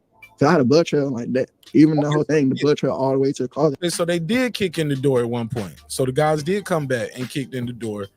They came back. They came back for the guy. And they definitely probably got more guns than you. You know what I'm saying? We don't know how many of them it is, how many guns they got, but they came back. Yeah, my arm broke at the time too. So I'm just my one hand over, like taking that shit. And then I'm like, bro, shut the fuck up. Whatever. So I tell him all that, whatever. Then he was like, well, he died. And I was like, shit, good. My fucking son was in there. I was like, so whatever go on, I ain't tripping. Like that, I did that shit for my son. I was like, he got it. He had to go. He had to die. Like that. And I was like, I couldn't really grab the time where it was time for me to grab the gun. She was slated. He could have grabbed it. So shit, I told her to blow him. That's what she got to do. Okay. I mean, shit, that's my girl at the time. So she killed the nigga, not you. You get what I'm saying? She did all the shooting, not you. and she ain't even your girl no more. He was like, that was my girl at the time. Okay, so yeah, so she did everything. If I step, you better step. And there I go. Okay, so you talked to the detective. Yeah. You explained, your story. She explained her story. The stories matched up, obviously. So they basically said it's self-defense. You're free to go. Yep, because at first, I ain't gonna lie, they said the story did match because I ain't telling my son was in there because I was too scared to lose him. I'm like, fuck, what they gonna say if I say my son in there?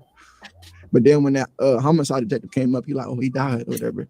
He was like, was there a kid in there? I was like, nah, there wasn't no kid at all. I was like, I don't know, he was just there.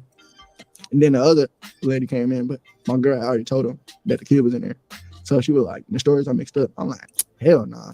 I was like, what story you got? She was like, well, they're not mixed up for real, but there's a part about your son being there. I'm like, oh yeah, I ain't gonna lie, I left that shit out because I was scared. So I told him, I'm like, shit, I left that shit out. I ain't trying to lose my son. That's all I got for real. Like, that's all I damn near, that's my only push, like, to keep going for real type shit. So goddamn. All right, man. So he killed, well, I guess his girl killed some dude. Here's the funny part that I found out, right? Let me see if I can find it. Where can I find it? And people think this was what led to him being carried. But right here, you could through the that's one.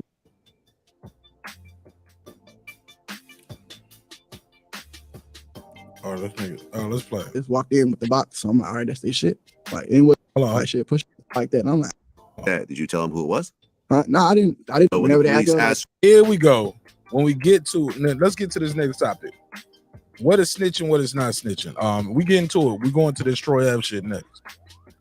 Okay. Well, the guy who died, you didn't know him, but the guy that tried to book the feature from you, you know who he is. no, I knew of him. Like, I don't know his name. I don't talk to him like that. Okay. He coming to Yeah, So when whenever the they police asked, asked you about the feature and everything else like that, did you tell him who it was? no, I didn't really know him like that. So I mean, how could I, you know what I'm saying? Really tell him what's up? Like, she like, they're like, what's his name? Where does he live? And shit like that. And I'm like, I don't know. Like, it's just somebody doing the feature. Like, we always see each other at the shows, whatever. Okay. We run into You see this nigga at the shows, and then you bring this nigga to your crib. Damn. each other on the outside. He like, let's do this home. I'm like, shit, push up. And then I guess that's when he came with them 4 people. And then I thought they was dropping them off because they hopped off the 4 back people. and they just walked in. 4 people. 4 people, and it's just you, dog. With the box. So I'm like, all right, that's their shit. Like, it wasn't no little box. It was like a real studio box, some shit that a guy carried. Oh, they made it look real good. They brought in a tote. Made it look like studio equipment, like we was going, even if we got to drag this shit out and we can do it for real, like we got to, we can drag this shit out and start setting it up. If we get in there, he got too many niggas, or if it's looking crazy, you can just be like, all right, you know what, man, we forgot a cable, man. Shit, we got to come back tomorrow. Yeah, man, I ain't even got certain cable. You know what I'm saying? Or they was playing the long game from the whole time. You know what I'm saying? Nigga been seeing you at the shows, like he said. All right. Right, but the guy that robbed you, it seemed like the other guys were in on it too, because they tried to get in the room, they shot the door, they're involved in this whole situation as well. Yeah, I ain't gonna lie. At first, I didn't even know like what was going down for real. I didn't even expect it. Like, I wasn't thinking about, I might get robbed type shit. Why not? I'm like, all right, bet they doing a song. He said it's good. What? They got. I'm talking. This nigga.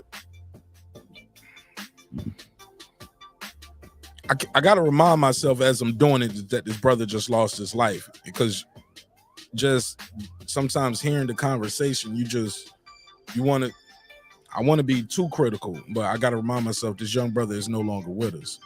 But he was like, yeah, I just didn't think that. And even then, he didn't think shit was real then. And even after that happened, he still didn't think shit was real because he didn't get out the city. Somebody hopped out the car with a wad of money. Like, if you put it in this, it's gonna bulge out. And you see it, it looked like 20,000. So look, so that's another thing. They pulled up looking like money. Like he said, they pulled up, man, he had so much money in his pocket when he pulled up. They had the damn tote. The other nigga, when he was in there, he talking about he got money. Yeah, man. The money. They got money from robbing niggas like you. Respectfully. Like, if you put it in this, it's gonna bulge out. And you see it, it looked like 20,000 down there. So I'm like, oh, they pulled up with the bread. Like, it's good. It's on the float. Oh God. Yeah. And he thought shit was sweet. Yeah, I mean, unfortunately, there's too many situations out there like this. Like Ben Jay from the New Boys, I did an interview with him. Yeah, and that was a crazy story too.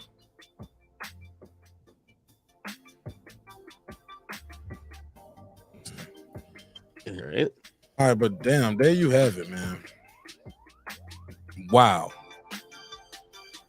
Wow. All right.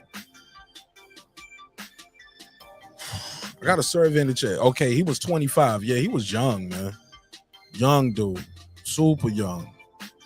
Somebody says shame for dude got kids alone now. Yeah, the other guy got kids alone too.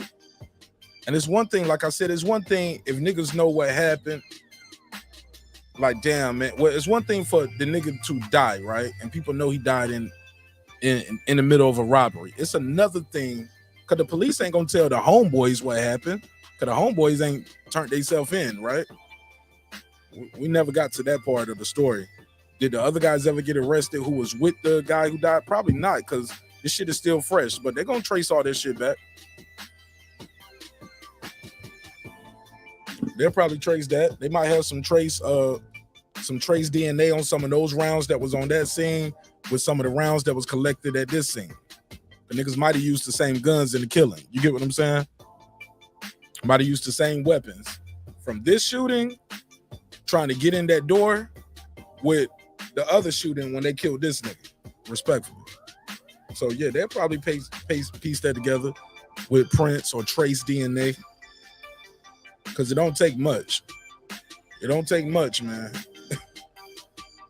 And when you got them connected to 2 crime scenes, I don't even know if Texas is one of those states, but some states, like, they'll charge them with the other guy dying. Like, you guys were involved in a robbery where somebody died. We charge you with that robbery. It's called capital murder, right? Not capital murder. No, not first. It might be, yeah. Felony murder. It's called felony murder. That's what they call it, felony murder, where even if you were involved in the commission of a felony, somebody died, yeah, you still get charged with it like a murder, like you did it yourself. That shit crazy, man. That shit crazy. Let me see what they saying in the chiz at. 5 Hours says Snoop singing about snitches. Philip H said the kids is back like murder porn. Somebody said it seems like they all Russian. He said it seems like they all Russian to die over some damn Jews, right? That shit crazy, fam. And when you listen back on it, like I said, man, I think there's this interview. If he didn't do this interview and post that picture up on that IG, he might still be with us. Definitely, though, staying around that town didn't help neither. That's why he got that. I think that just put a time clock on it. Niggas like, I need to know where this nigga is. He drive this. Cause that other dude knew what he drove. Oh, this nigga drive a white Benz. He wearing all this ice. All his songs be about scamming. Yeah, I follow him on IG. Yeah, he a scamming nigga. He ain't no killer. He a scamming nigga.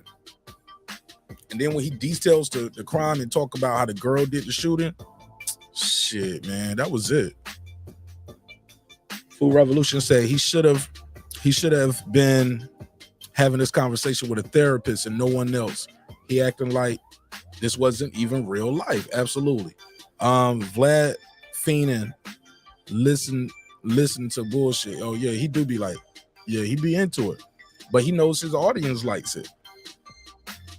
And some of those dudes grow up to be, I say grow up like they ain't like they kids, but some of those dudes end up turning to guys as big as the baby. You never know how big the guy is gonna get.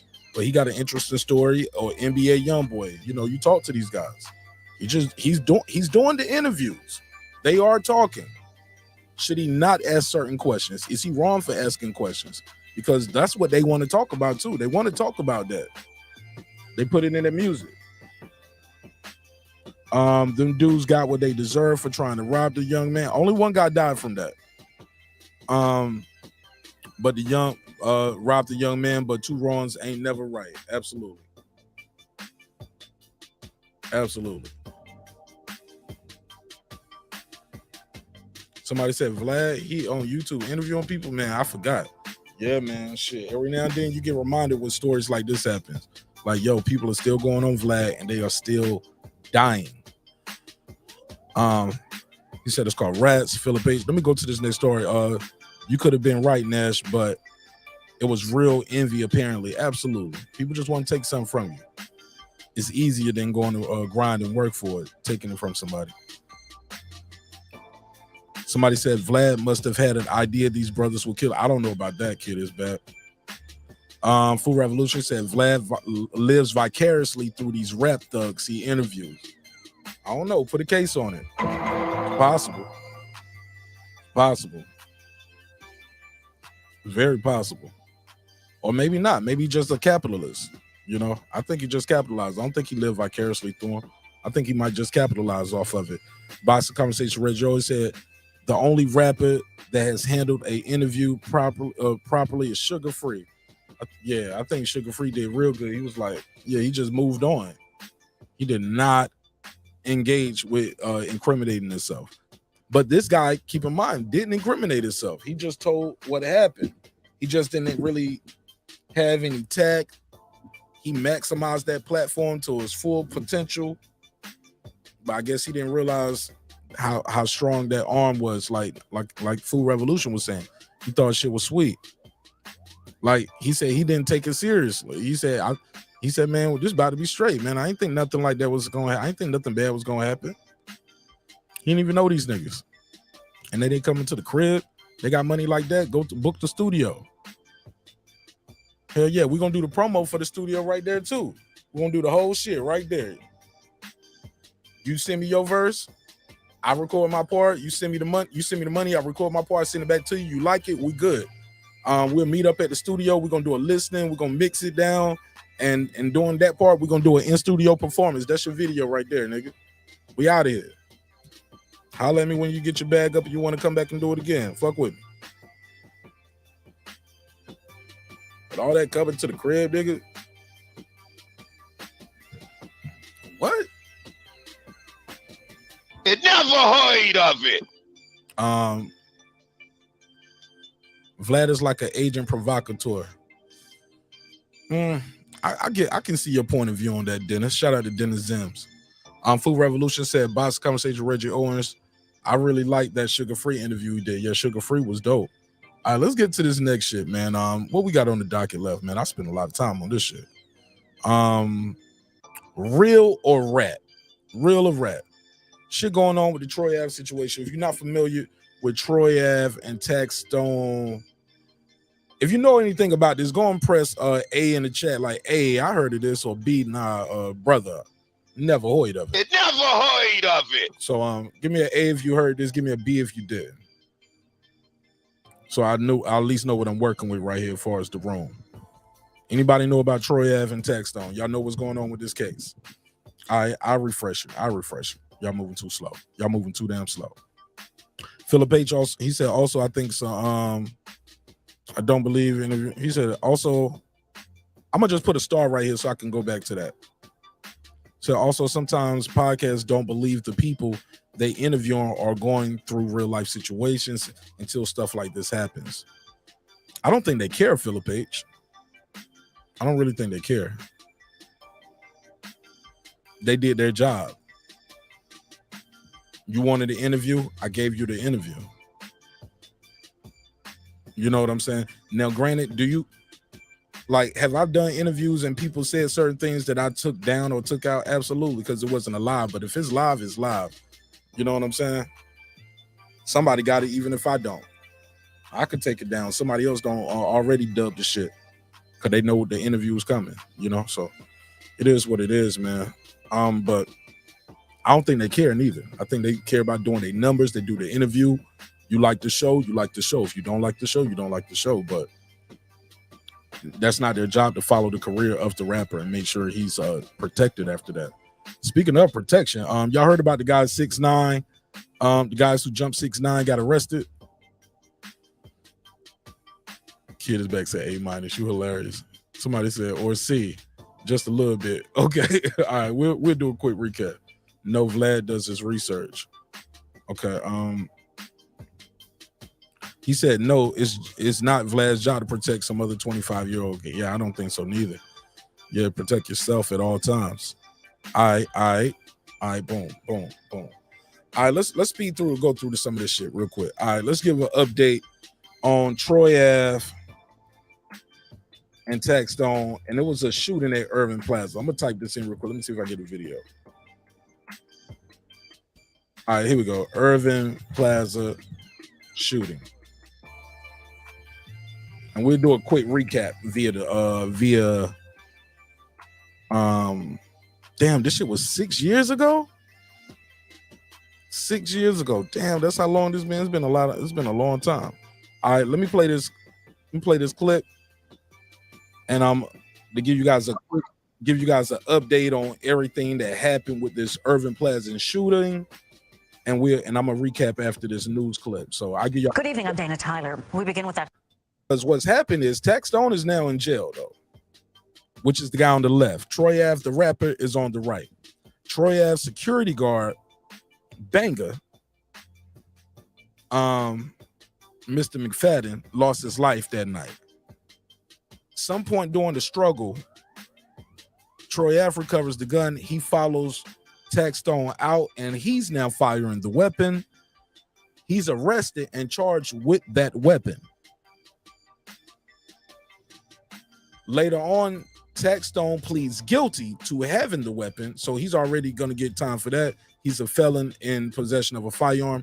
He pleads guilty because his DNA is on the magazine and on rounds inside the clip. You get what I'm saying? So it's like, there's no way this was Troy Ave's gun. This was your gun. Your DNA is here. Plus, somebody already done told on you that he sold you the gun. The guy who had the gun told us he sold this person the gun, and that person gave you the gun. Okay, I plead guilty. Now, Troy Ave was facing, I believe, 15 years. He testified in court. Basically, what happened? He said, "Yo, the gun I fired wasn't my gun. It was his gun. How did you get the gun?" It was a tussle. It was a fight. Blah blah blah. So that's how the other guy got charged with I think they charged. He ended up getting a manslaughter charge. I don't even think they charged him with murder, based off. I think the jury convicted him of a lesser charge. But let's play this clip. Let's give you guys an update. Tyler, we begin with that breaking news. Police have charged at least one person in last night's deadly shooting at Irving Plaza. CBS 2's Alice Gaynor in our newsroom with more, and the new surveillance video just released by the NYPD. Alice? Dana, one person was killed last night during a concert for rapper T.I. 3 others were injured. Sources say one of the T.I. was involved. No, I'm joking. I don't mean he was involved, but put a case on. I mean, like, his name is involved. But this was a T.I. concert. All right. Let's play it. One person was killed last night during a concert for rapper T.I. 3 others were injured. Sources say one of the injured has now been charged. In the video you're about to see, frightened concertgoers duck as a man starts shooting. A door opens and out comes 3 men, one with a gun. You see him take aim and open fire. And look, that's Troy Ave. A door. Now, he's already shot right now, too. He shot 2. Opens. And I think he shot in his legs or somewhere. Now comes. Yeah, look right there, his right leg. I think 3 men, one with a gun. Yeah, his right leg or somewhere. He shot. He takes a shot. You see him take aim and open fire. Police sources say the man in the video with the gun is Roland Collins, a.k.a. Troy Ave. He was also shot in the leg and remains hospitalized. He's charged with criminal possession of a weapon, reckless endangerment, and menacing. 3 other people were shot. 33-year-old Ronald McFadden was killed. Police are releasing this video, asking the public to help identify the others seen in it. Cell phone video captures the hundreds of concertgoers running after the shots were fired inside Irving Plaza Wednesday night. Police say it all began with a fight in the green room where the VIPs were. It went on for about 5 minutes, the fight, and then someone pulled a gun, and people were shot. Investigators say some 950 fans were waiting for rapper T.I. to perform. Opening acts Maino and Uncle Murder were on stage. When he was about to go on, we saw like 2 people up on the VIP arguing, and then everybody started running because they heard the shots. There are 5 9mm shell casings recovered in the upstairs of the location. The question now, how did a gun get past security? Police say they're trying to figure that out since there were metal detectors there and security checks. It was easy. Anyone could have gone into there with a piece. NYPD sources say it does not appear the VIP group was checked. Sources say there were 2 shooters. Police say they're monitoring social media to see if there was an ongoing beef that sparked all of this. In the newsroom, Alice. And it was an ongoing beef. All right. So just give y'all an update. So that's what's happening with that. Let me see if I can find this. Troy Ave cups. Drink champs.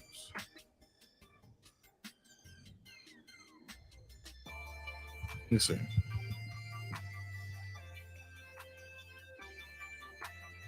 Because some people was mad at Nori for doing the Drink Champs interview with Troy Ave.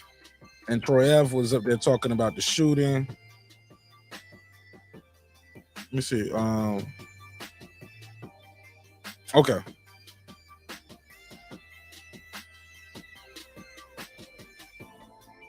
All right. Well, never mind. But anyway, some people ain't like the what's going on with Troy. Some people call him a snitch. Some people say he's not a snitch. Let me see. Where's this mysonne joint? Because mysonne went off the other day. Oh, because Troy Ave did do a video. He did do a video in front of the court. And he did a video talking about I win, dummy. Let me see if we can find a little bit of it. Dear hater, I won. Not guilty. So here we go. Really took a letter to the judge. Really was implicated that. All right, so he does a video right here, as you can see, in front of the court. Suck a dick, feeling cum. Since you niggas like writing letters. Oh, let me speak. Oh, hold on. Here go one. Dear hater, I won. I'm a boss. You a bum. Stick a fork in. Now you done. Since you niggas like writing letters, I have no remorse for you niggas. No compassion for you niggas. No mercy for you niggas. All you niggas go follow misfortune. You hear me? Okay. Since you like writing letters, here is one. Dear hater, I won. You niggas like writing letters. Here go one, get a pen. I speak the size of free man, pay $500,000 out the pen. I'm out of your league, don't contend. Rolling on point like a pen. I sat many months, you wrote to the judge soon as you walked in. Mr. Collins in his entourage be doing. And look, and right there, he said Mr. Collins has also, and he got the statements on the screen saying Mr. Collins also had members of his entourage assault other recording officers. Members of Mr. Collins' entourage are also involved in other club shootings whereby an innocent bystander was injured. So Troy Evans saying, hey, look, people keep calling me a snitch, but no, this nigga snitched. He snitched as soon as he walked in there. How can you snitch on somebody who snitched on himself? You already admitted you brought the gun into the club. You pled guilty to having the weapon. How am I the snitch? You snitched on yourself. You shot my homeboy. We wrestling for the gun. I chased you out shooting you with the gun you brought in. Some would say, is Troy a rat or is he a real nigga? Like, all he did was get on the stand and some would say tell the truth. Some was like, well, nah, he kind of changed it up a little bit. You gotta, some would say he's changing the story up a little bit to make himself look more like a victim. It was like, but you guys was on some shit and it quite didn't go your way and somebody lost their life. Cause it's a different narrative going around what happened, but that's the song right there though. Let me see if I can play this mysonne shit. I think mysonne went on a rant the other day. Let me see. So mysonne's like, nigga, what you win? So first, let me say shout out to mysonne, all of the you young gotta have kings better and audio queens than this. and the brothers and the stand-up individuals out there listening. Oh my God, he got background noise everywhere, bad audio. Come on, mysonne, we got to do better than this. To this video, I wanted to make this video because I realized that we are in the year of the coward culture, and people celebrate and amplify and actually glorify the most ignorant and stupid shit. And I watch it every day, and I watch these young kings and queens constantly let me fast forward. fooled and miss this lifestyle. And and Mr. Troy Ave, aka I forgot the brother's name.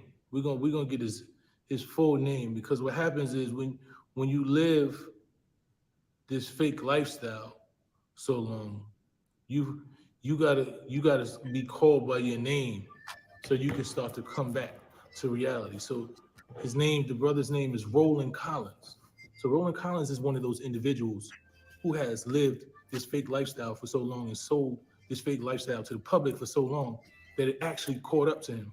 And before our very eyes, we were able to see that it didn't make sense. We were able to see that, first of all, not only didn't the lifestyle he tried to sell us, or you, because I never brought it, but try to sell to these young kids, not only did it make sense, he wasn't even built for the lifestyle that he was trying to sell, right? So first and foremost, I do not advocate for any criminal activity. I live that lifestyle. None of us are perfect. I come from the street, so I would never advocate for these kids or try to promote or market the streets as it's something to glorify, right? The street life. When I lived in the street life, it was out of a sense of desperation. You know, we've all made mistakes. You know, I was incarcerated for cab robberies that I never committed. You know, but since I was involved in the street life, I understood what the street life entailed, right? When you start profiting off the streets and you live by street codes and you're avoiding the authorities to make a living or to survive, and then you get caught up for something that you don't even do, the code of the streets and what comes with that game is you got to figure out how to get out of it without opening your mouth. That's what comes with the game. It's the dumbest shit. It's just like MMA fighting, right? You know why I would never be an MMA fighter?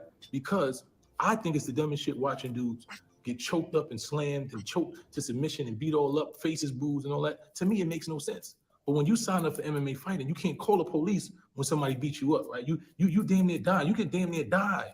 And you can't call the police because that's what you signed up for, right? You know the new smacking game that they got where people get their head damn near smacked all the way off their shoulders? I think that's the dumbest shit in the world. And that's why I won't sign up for it, right? Because I can't see me sitting there letting somebody smack me so my face is purple and I damn near got another head on my face and concussions and smacking me to sleep and I can damn near die. It's the dumbest shit in the world. I can literally lose my life doing some shit like that. So I would never sign up for it. But the people who sign up for that, when they get smacked into a concussion if he die, he can't call the police and press the charges on that because that's what he signed up for. So just like those situations I just gave you in the streets, when you sign up for what comes with the streets, you know that you could die in the streets. You know that jail comes with the streets. So when those things come around, you can't then go to the police because you profited. You signed up for the shit that come with the streets. So you can't go to the police now. So when you decide that as a man, I made a conscious decision that I'm going against the law. I'm gonna profit off the shit that comes from the streets. I'm gonna market the streets to these kids. I'm gonna sell that I'm Harry Potter and I'm Tupac and I'm Nupac and I'm all of this gangster, not even gangster, because for me, gangster is taking care of your kids. Gangster is doing the shit that's positive. But I'm this big thug and I'm the toughest and I'm all. I get where he's coming from, but this is why I got to interject. Mysonne is leaving out this one thing, what I think is key. And like, it sounds good the way he's saying it and it sounds like some street shit, but let's put it in layman's terms. Come on, put a new survey in the chat. The bottom line is this guy will be taking a charge for the ops. A nigga that killed your homeboy and trying to kill you. Do you take a charge for him? Do you lie on the stand, or you just don't testify at all? But you basically let him get off. You go to jail. That's what it sounds like niggas are telling Troy Ave to do. I'm sorry. But nobody puts it in layman's terms like that. That's what was going on. You're going to do 15 years because we ain't got no witness for this nigga right here. And he might get off. And you just deal with your case on your own shit. We might charge you with that murder. You get what I'm saying? Well, we can't prove you are the gun in there. We don't know who shot, but we need you to tell us what happened. Or you might be the one going to jail for the murder. You gonna take that murder charge for the nigga who tried to kill you? Is that what we telling people right here? I'm sorry, dog. Please be clear to me. Is that what Mysonne is telling this nigga?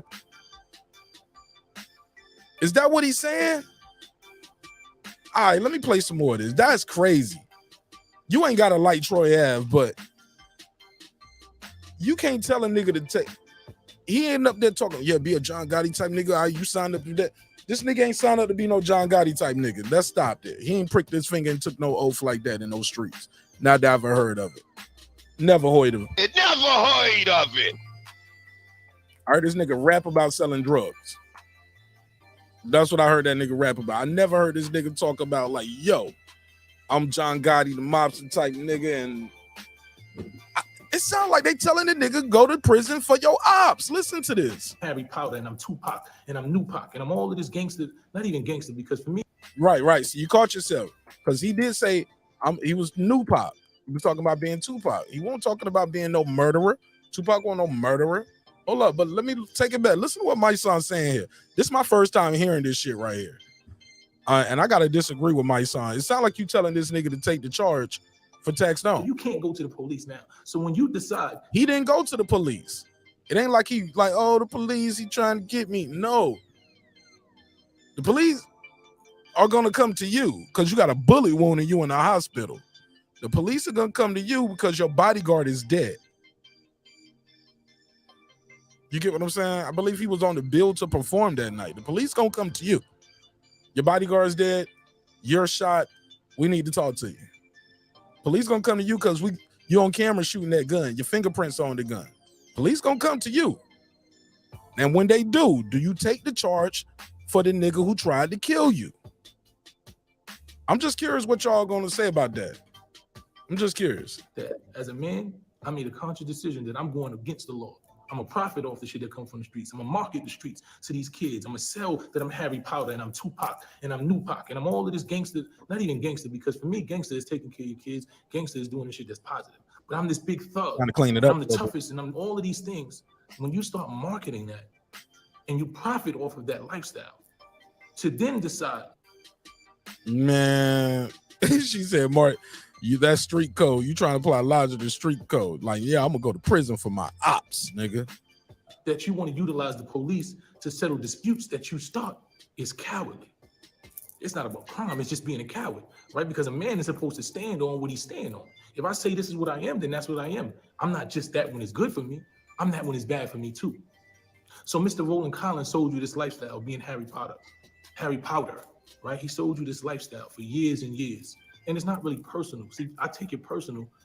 I started to take it personal when, right? Because we all, it's a marketing strategy. You're artist, you're a gangster, you're tough, you're a thug, you're all these things. Yeah, it's just marketing. That's a persona. It's a persona. My son knows that. My son, lefty, gun up in the right palm, killing niggas in they sleep so they die calm. Killer be killed. That's the shit that I'm on. Yeah, nigga, that's what you was rapping, my son. Before he was marching out there with the people. Come on. My son had like he was in his 20s before too. I'm sorry. I disagree with my son right here, but let's see if he gonna get to something. Maybe he giving me a slow walk. Cause this is a long ass video, my son. Maybe he giving me a slow walk. That reality catches up to you, right?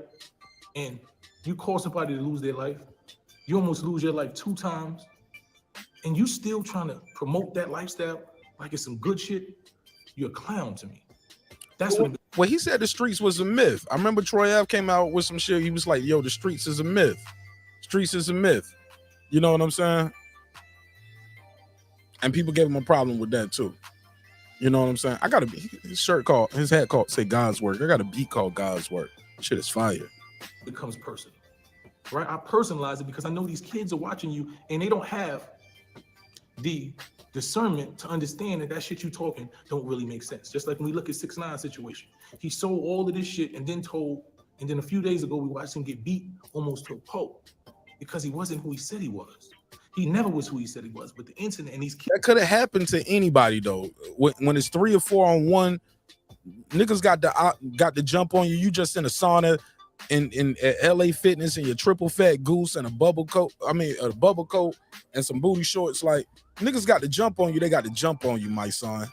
Like, if niggas got to jump on you, they got to jump on you. Kid is back. It could have happened to you today walking into a corner store. 5 hours. You feel me? You just walking in to Arby's with your child. It's 4 and 5 on one. If they want to get you today, they want to get you. It ain't about you not being who you say you are. They might just had to drop on you. Like, damn, niggas caught me slipping. Anybody can get caught slipping at any time. That's why the presidents and former presidents still got 24-hour Secret Service, because anybody can get caught slipping, even when you ain't doing that job no more. So it ain't about you ain't not who you say you are. No, sometimes niggas catch you slipping. Shit, that's why I do the podcast with a pistol right here. Fuck out of here, man. Niggas can catch you, but shit, that still don't mean niggas might come in. They got more artillery. They just got the drop on me. Niggas got the drop on you. They got the drop on you. Somebody said Arby's ill. I'm just, yo, I like that little Market Fresh sandwich they got. That little turkey sandwich. I get that shit with some curly fries, man. Don't judge me. That Market Fresh sandwich is like a turkey and Swiss, like on rye bread or something. Shut up, Food Revolution. I knew you was gonna judge us. Kids that follow him believed that he was somebody else, but we knew he wasn't. And then eventually, that lifestyle catches up to you. So that's where my situation, you know, in my the dislike. See, and my son took a charge for somebody he knew, and I think that's why this shit hits home with him so much too, because he has done time for a crime. According to him, he didn't commit. He was like, nah, I didn't do it. Everybody in the hood know, blah, blah, blah. And they just let you sit there in prison, dog, for a crime you didn't commit. If that's really your friend, bro, he wouldn't want that for you, dog. He wouldn't want that for you. Your friend wouldn't want you in prison. And I ain't talking about you just a regular nigga. You are a rapper. You are on the Rough Riders album. You are mysonne, lefty, gun up in the right palm. My nigga, and he took what? How many years did mysonne do in prison? Somebody in the neighborhood, let me know. Somebody in the neighborhood, let me know. mysonne did some time, dog. mysonne did some time. And according to him, for some shit he didn't do.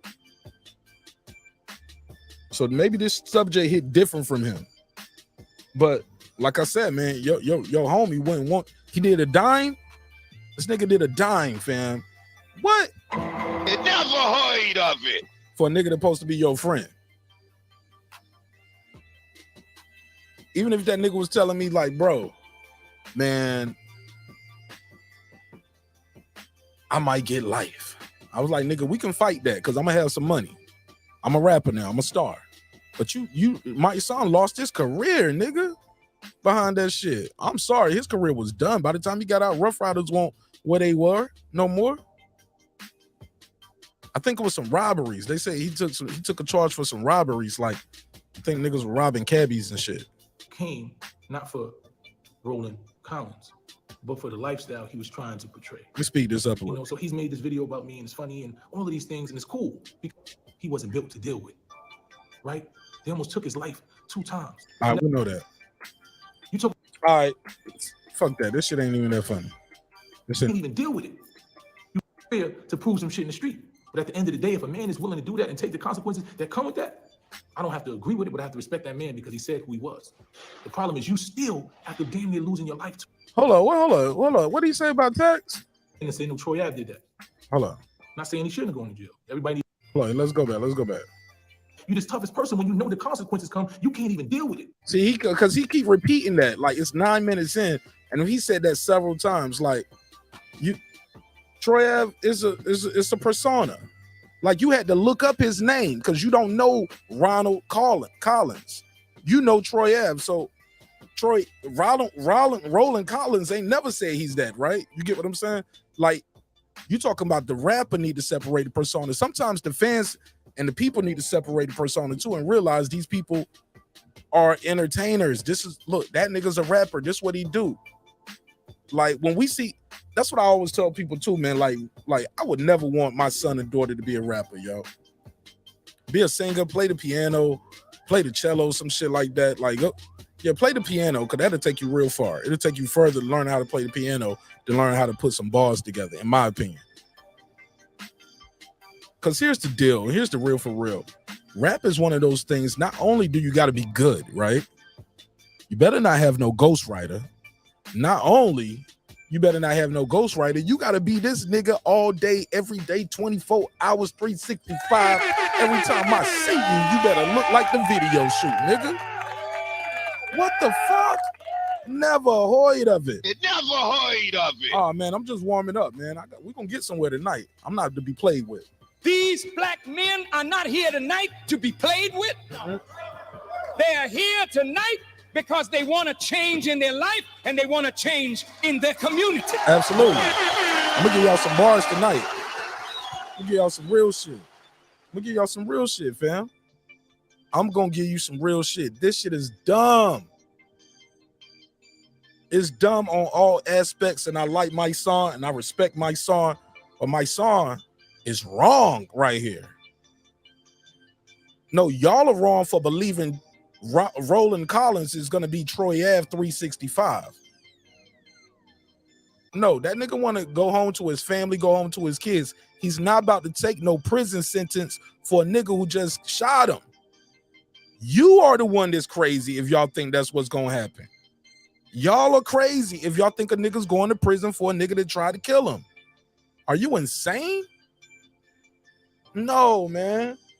No, man. This ain't no movie, dog. I'm gonna go to prison for the murder of my bodyguard and having weapon possession. When you know you had the gun, you brought the gun in here, you shot my bodyguard, I wrestled the gun away from you. Cops come in, they catch me with the gun. You think I'm about to go to prison for you?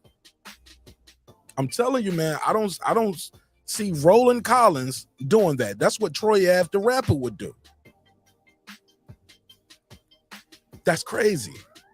No, she said that's anyone in the public eye. Not necessarily, because you don't expect Keanu Reeves to have 40 guns on him and know how to do martial art kicks and do backflips and pull out and pop out Food Revolution. But the rapper who raps about that got to be that guy all day, every day. The actor on TV, Arnold Schwarzenegger, you don't expect him to do that. Now, granted, Will Smith, on the other hand, Will Smith will slap the shit out you. Yeah, you know what I'm saying? We do know that. You know what I'm saying? That's a fact. So, but for the most part, yeah, you don't expect these people to be that shit all the time. You're like, nah, he's an actor. Yeah, he played Ali. He ain't gonna throw the right hand on me at the middle of the stage of the Oscars. Shit, fuck around and find out. You heard of it. I can't say never heard of it. You heard of it, but yeah, that's what I'm saying. With rap, you got to be that nigga all the time. That shit crazy. You perpetrating a lifestyle that you can't even stand on. It's music, bro. It's music for Troy Ave. It's for Troy Ave. It's music, and it's like for 6ix9ine, it was music until it won't. And you're trying to make it cool not to be able to stand on what you said you could stand on. You're trying to make being a rat and a coward a marketing strategy. You're taking the same strategy that 6ix9ine took, and you're trying to elevate it to the next level. You're trying to say, I'm a gangster, I shot somebody, I did this and that, and I shot, and I was in the club shooting rampant, and I took somebody's gun, and then I said, because they was ready to charge me for the gun that I took and I shot, for the guns I had, and I didn't want to go to jail, I sat on the stand, I pointed at another man so he can go to jail. Not saying he shouldn't have gone to jail. Everybody need to be held accountable.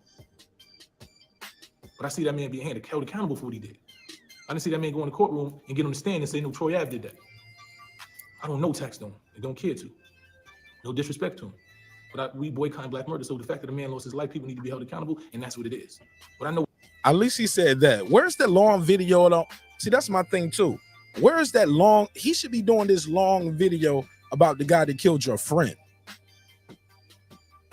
It almost seems like Troy's a soft target. You get what I'm saying? It's like they still want to kind of bully Troy a little bit. Like, I'd rather talk about you taking a stand than the nigga who actually pulled the trigger. Because look how light he took that. He was like, you know what I'm saying? I don't know him, but you know what I'm saying? Somebody dies, people got to be held accountable. Where's this? This video is supposed to be like 17 minutes. That's the only thing you're talking about, the dude that actually killed your friend. I don't know, my son. This shit kind of weird to me, respectfully. But we boycott black murder, so the fact that a man lost his life, people need to be held accountable, and that's what it is. But I know whatever he said he was, he's willing to deal with the consequences of that. Though I think it's the dumbest shit in the world, just like I think MMA fighting is the dumbest shit in the world. I think it's the dumbest shit in the world. No. We ain't talking about MMA fighting. We talking about the niggas. You see what I'm saying? You see how he just so, like I said, man, it's like, I get it. Niggas respect Taxstone out here. Obviously, he don't even want to talk about that nigga. He rather talk about Troy Ave, talking about, now, granted, let me get my take on that. Troy Ave is wrong for that shit to me. Like, it ain't no you won, dear hater, I won, because your homeboy lost his life. So it ain't no winners in this shit. This is all bad. Ain't no winners in this shit, Troy Ave. You know what I'm saying? But I'm gonna play this last part and I'm gonna go to this next story, man. Matter of fact, I think I want to play this clip of Maino, because Maino shit was funny. Maino has replied about it. They like their freedom and their career to prove some shit in the street.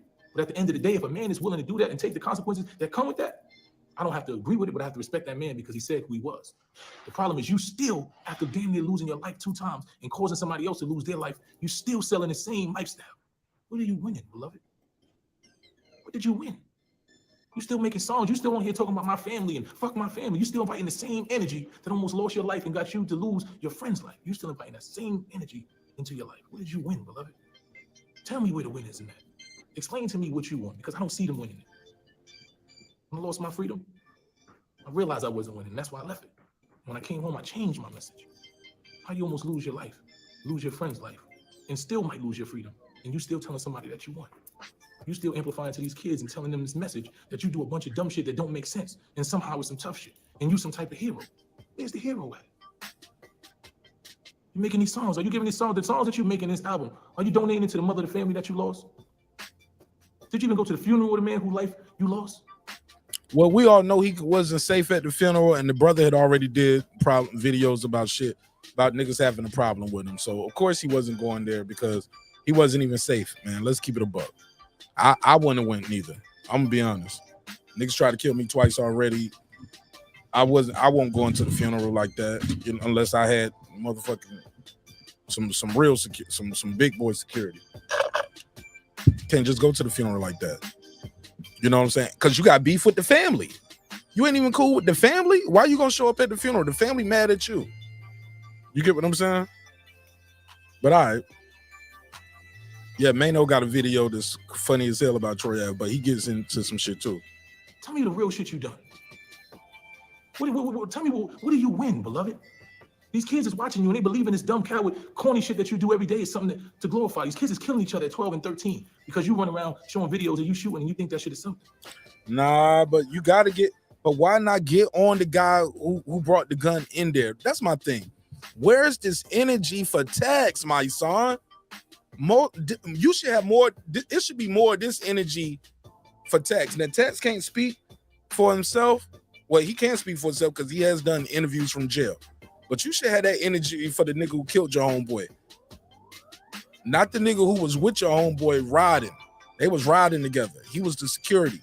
He died in the process of dealing with what's going on with that man. They was close. But you mad at this part right here? Like, bro, he's been on the campaign against Troy Ave since this shit first happened, yo.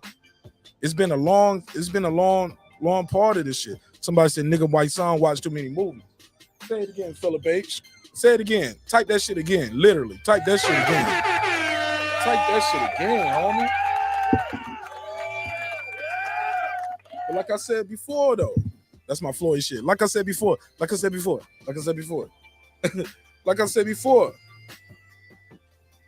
He's doing this shit and he's saying this because he does have a different angle. He did take the charge for some niggas. He did a dime, right? At the top of his rap career. But man, fuck that shit. I'm about to get into this Maino shit. I'm gonna play a little bit more, but I like my song, but I'm disappointed in my song, and I only can listen to so much of some shit like this that I disagree with. Because after that, I'm gonna start getting disrespectful, and I don't want to disrespect the brother. What are you winning, beloved? You don't even got no friends around you. Tell these kids the truth. Tell them that every day that you wake up and you realize you can't look in the mirror. Oh my God. Oh my God. How you know what the hell this nigga? How you know what this nigga look like in the mirror, bro? It's the truth. You got 2 sons, beloved. They paying attention to you. And they glad they got. Tell them you're not winning. What are you winning? You get some money? You won? No, their dad is not in prison, nigga. He's not in prison for 15 years for some shit he didn't do because he was trying to keep it real to a nigga like mysonne who never bought a Troy Ave album in the first place. That's another thing too. It'd be like motherfuckers be going out their way to impress niggas who don't give a fuck about you in the first place. Niggas don't even know you exist on this planet Earth, dog. And these mythical niggas you want to keep it real with, who ain't never supported you, won't even click a free link to play your music. Won't click a free link to share your shit to their Facebook or their Twitter, Instagram, whatever. They be like, well, shit, I ain't got that many followers. Well, share with the 150 people you got. All right. But you got to tell them that every time. Man, these niggas, Man, they won't show up to your open mic, your karaoke, your birthday party, decent your baby shower. Come on. These the niggas y'all want to keep it real for, though. Y'all want to keep it real for niggas who ain't never gave a fuck about you in the first place. Shit is crazy to me. Put a case on it, nigga. Never heard of it. Never heard of it. Stop worrying about what other niggas think about you, man.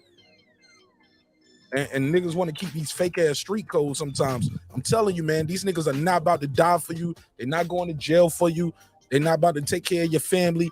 You go off in 15 years or 10, 15 years, do a bid for a nigga. Man, them niggas ain't taking care of your family while you gone. You lucky if they don't try to fuck on your shorty. Still trying to implement. That's some real shit, nigga. Tell them Nash said that. That's a fact, though.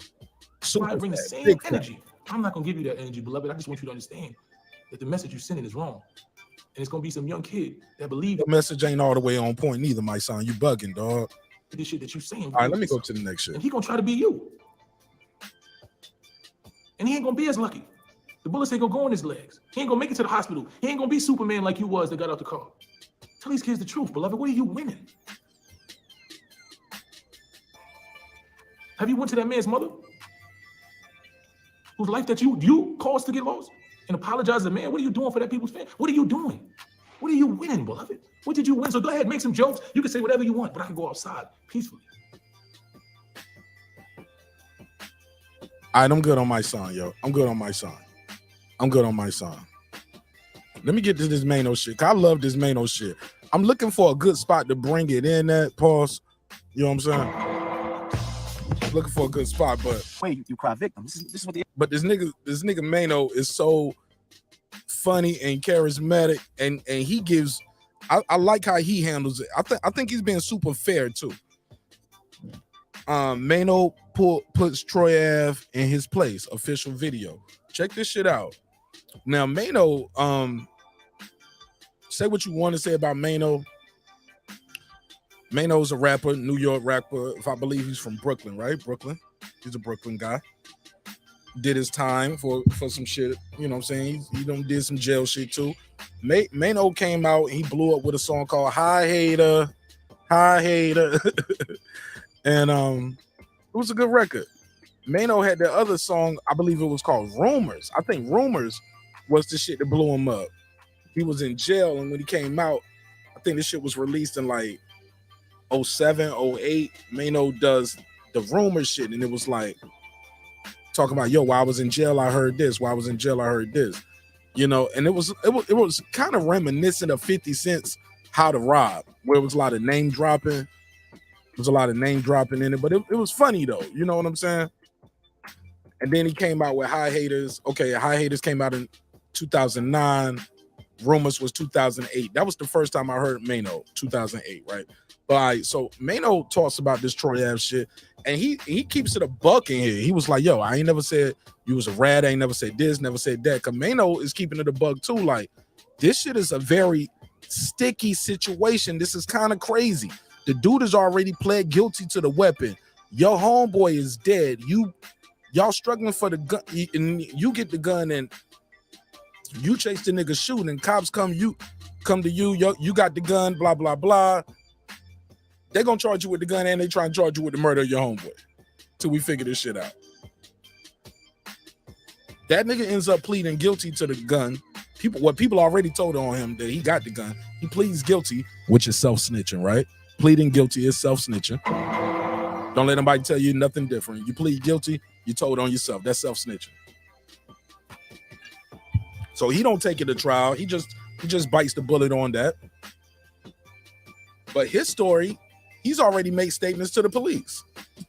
And according to his account, when they see each other in the club in the green room, the security guard steals off on him. The nigga with Troy Ave, like, yo, we about to fuck this nigga up. This nigga been talking crazy to us for a minute. You know, we about to get him. He tries to hit Tax. Tax ain't with that getting hit, nigga. He was like, fuck that shit, nigga. I pull out, bang, bang, respectfully. No pun intended, respect to the brother banger. You know what I'm saying? Respect. He kills the guy. or the guy's still fighting for his life. They struggling. Troy gets in the mix. He gets the gun. Now he's shooting at the guy going out the room. Shit didn't go y'all way that night. Y'all could have left that nigga alone because he didn't approach y'all to fight and do none of that. But you tired this nigga been running his mouth. This nigga been, like he said, I think Tex was like, yo, I'm a bully Troy Ave.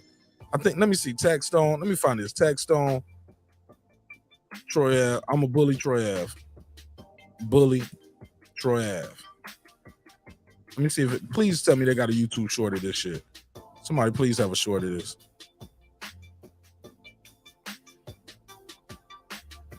Please have a short of this. Please have a short. Let me see.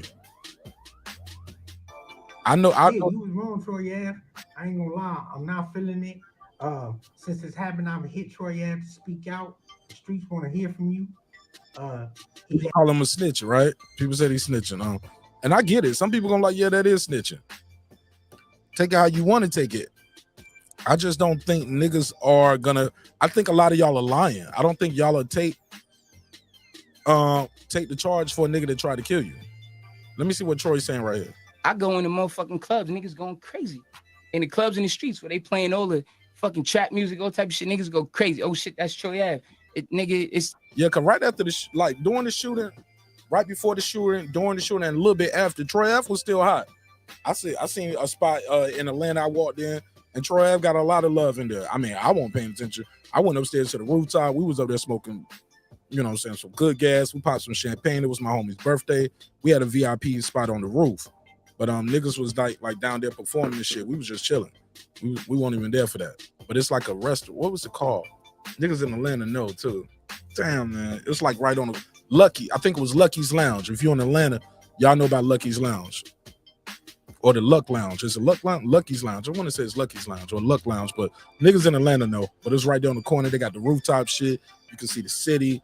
But shit, Yo Gotti been there. Like, been a lot of motherfuckers there. But I remember Troy being there one night right after the shit happened, and he ain't had no problems. Niggas was showing him love. Not me. I was just upstairs kicking it with the homie. the second coming of Tupac. Is a new Pac. I go do shows, nigga. Everything different. The handshakes is different. The nigga, the women that suck them, nigga, dick different. Everything is different, nigga. You said the second coming of Tupac. Nigga, I said the new Pac. The new Pac. I said that's how it feel. Everything is different. Well, how does new Pac avoid going out like Tupac? That's a good question. I don't know. Just take precaution. I don't know. I can't sit up here and lie and tell you all type of shit. I take precaution and make provisions. God willing, I don't, nigga. I don't go out like Pac. You know what I'm saying? And you know, nigga, I lived a good life. I'm blessed, and my kids taken care of. Everybody I love know I love them, and I did a lot for my people while I was here. But the plan is to die old in a nice big California king size bed. Mm-hmm. That's that. All right, that's not the shit I'm looking for. Not shit I'm looking for. Not shit I'm looking for. Let me see. What is this? Around internet shit get real. Look at taxstone and Troy Ave. Lose situation. No, it's funny. Playing around on this shit. I'm supposed to go there. Right. Around internet shit get real. Look at taxstone and Troy Ave.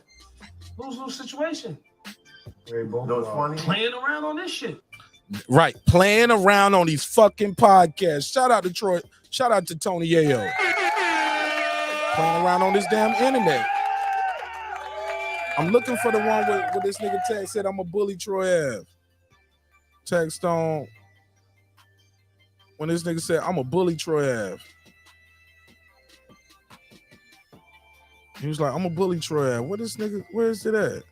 This nigga was like, I'm a bully Troy Ave. I used to bully him. That's why I always tell people, like, don't bully people, because a dude that I bullied shot me. You know. Man, Taxstone should have took his own advice. Right. Because it's another clip that I'm trying to find. He was like, yeah, I bully Troy Ave. I'm gonna bully him. You don't think once the shooting and all that shit happened, the police shit happened, that shit didn't come in place? And look, and now Tax is back where he left for the same shit, trying to bully somebody. I don't even know this nigga right here. I'm gonna subscribe to him. What's his name? Official E.T. Rod. I'm gonna subscribe to your shit, bro. Bullying Troy Ave has got him found guilty of manslaughter, and now he's going to jail probably for a very long time. And it's crazy because Taxstone was one of the first podcasters in the hip hop space. In 2015, nobody was really doing podcasts but Joe Buttons. Then Taxstone came out with a podcast and it was successful, but he kept having this issue with Troy Ave. I wish they would have just let it go because now somebody's dead. Taxstone is going to jail and Troy Ave is being labeled a snitch. Now I can't say if Troy Ave is a snitch or not, but Taxstone is going to jail and it's probably because of him bullying Troy Ave. So, man, this is a crazy one right here, man. This is a tough one right here, man. This is what you call crashing out. Yeah. Because he would have been one of the top podcasts. Yeah, he crashed the bully. He crashed out. Crashed out. Listen to this shit again. That's why I always tell people, like, don't bully people because a dude that I bullied shot me. You know? And once again, the nigga you bullied, you shot his man. That nigga you bullied saw you, and now we about to fight, but you got the pistol on you. And before you walk in the door, it's a hater there blocking your way. And the hater kill your friend and try to kill you. And everything is self-defense. I'm not going out like that. Like I told you, I'm with everything, nigga. Right. I'm not running, I'm not getting shot in my back, paralyzed. And yeah, I'm bullets in me, nigga. I'm gonna take the gun, I'm gonna beat you, nigga, and I'm gonna blow at you. Right. But what the media shows is me shooting. Right. I'm never denied that's me. What I'm saying is I took that gun from a hater. I ain't bring no guns in the club. You feel me? Right. That's a fact. So how niggas would try to paint and portray as whatever, but I'm gonna get home to my kids. Period. Every tip. A nigga coming here today, right now, on camera, some bullshit, nigga. It's gonna be violence, and I'm gonna get home to my kids. We out of here. Right. Every trip. I don't care if I'm in the White House. All right. That's what he's saying happened, though. All right.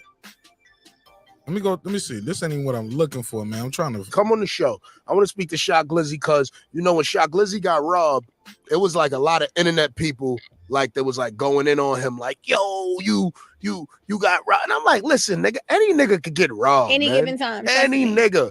That's the shit I was just telling y'all, right? Sometimes they got the drop on you. When they got the drop on you, get the shit up, man. Get the shit up. Like niggas clown niggas for getting robbed, man. Anybody. I clown a nigga for getting robbed multiple times. How about that?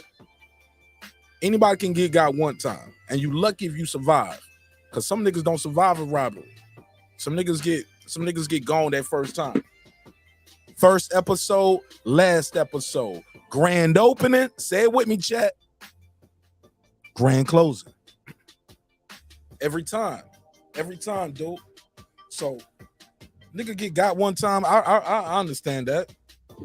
But to get got again, though, hell no. Never heard of that shit, man. Never heard of that. Well, I've heard of it. Right, Reg, it is full of some hoe ass people, some hating ass people. Call them some haps. They happy people. And I spoke to somebody the other day and they told me they was ready to die for their jury. And I wanted to say, what? It never heard of it. I've heard it though. I've heard it. Niggas say, oh, I'm gonna die for mine. Man, if y'all don't take this damn chain and go about your damn day, niggas will take this damn wedding ring. My wedding ring is a rolly ring, nigga. Y'all can have this shit. I can buy another one. She can't buy another me. Take the jury, go about your day. Try it again, though. You know what I'm saying? Until we meet again, my nigga. Go about your day, though.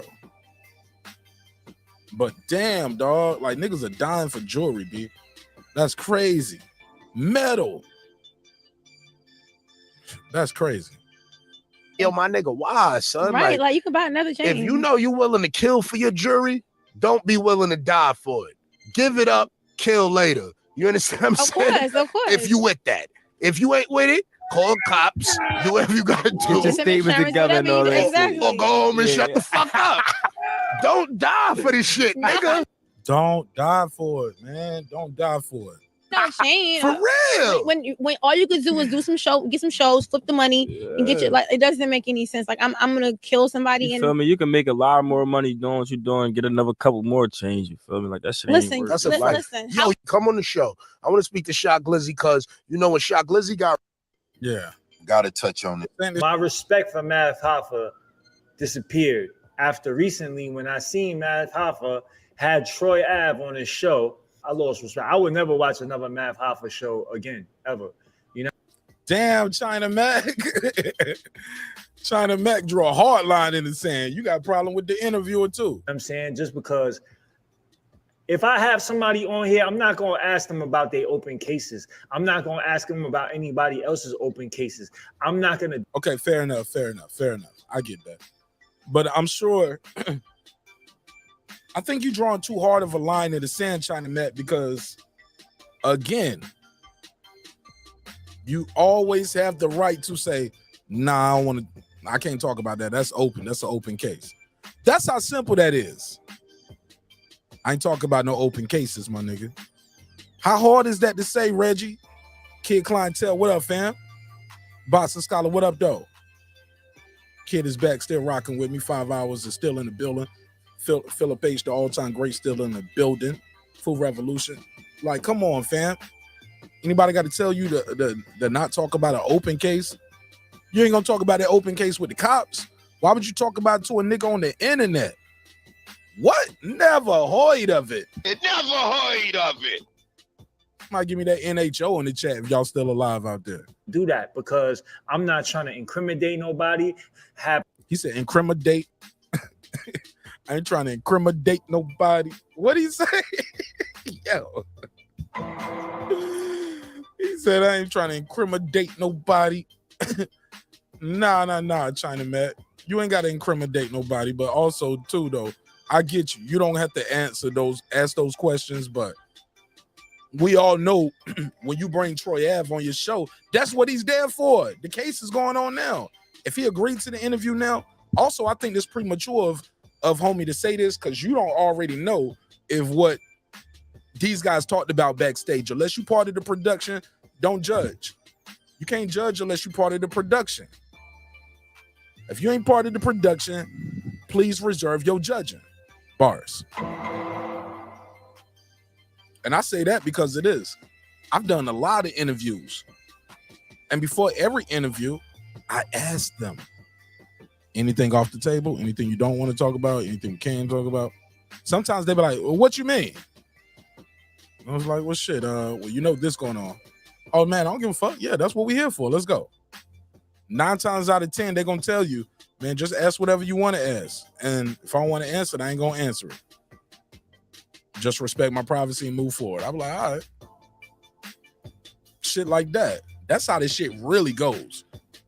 Sometimes people will tell you like, hey, look, don't talk to me about the PED rumors.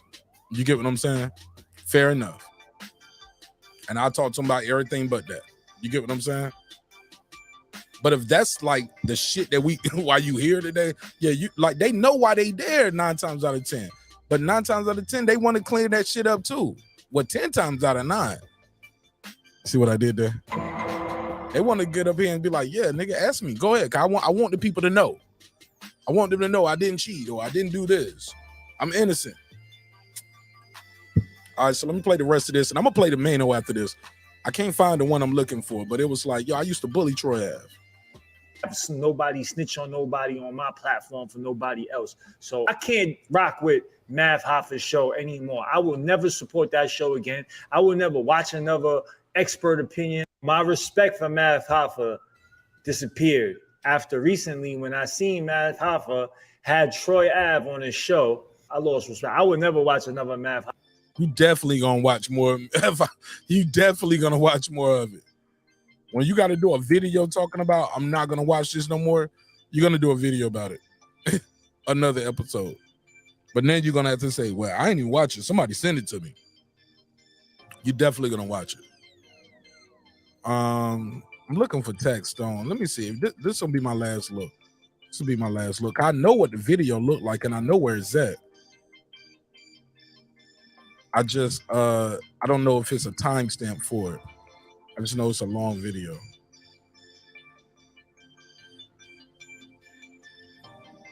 It's an older video too. Bully Troy Ave. Damn, man. It's like a Vlad type interview. Yeah, he's sitting on Vlad. That's it.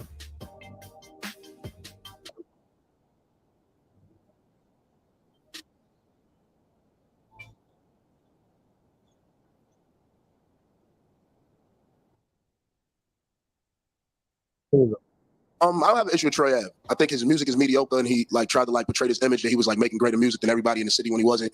You know, it was like a time like when Bobby Shmurda was the hottest person in the city. He was trying to say he was the best, trying to take the. You know, I was like, I had to like be the person to interrupt that. So I just feel like he's like a fraud rapper. Like he never was a drug dealer. Like his dude is just weird. You know what I mean? So that's really it. There's no issues with Troy Ave. So what did you say that kind of got? Because he just released a diss song about you. So yeah, what did you say like a 3-minute diss record. I think it was his best record ever. I actually like the record. I played it 76 times. What did I do?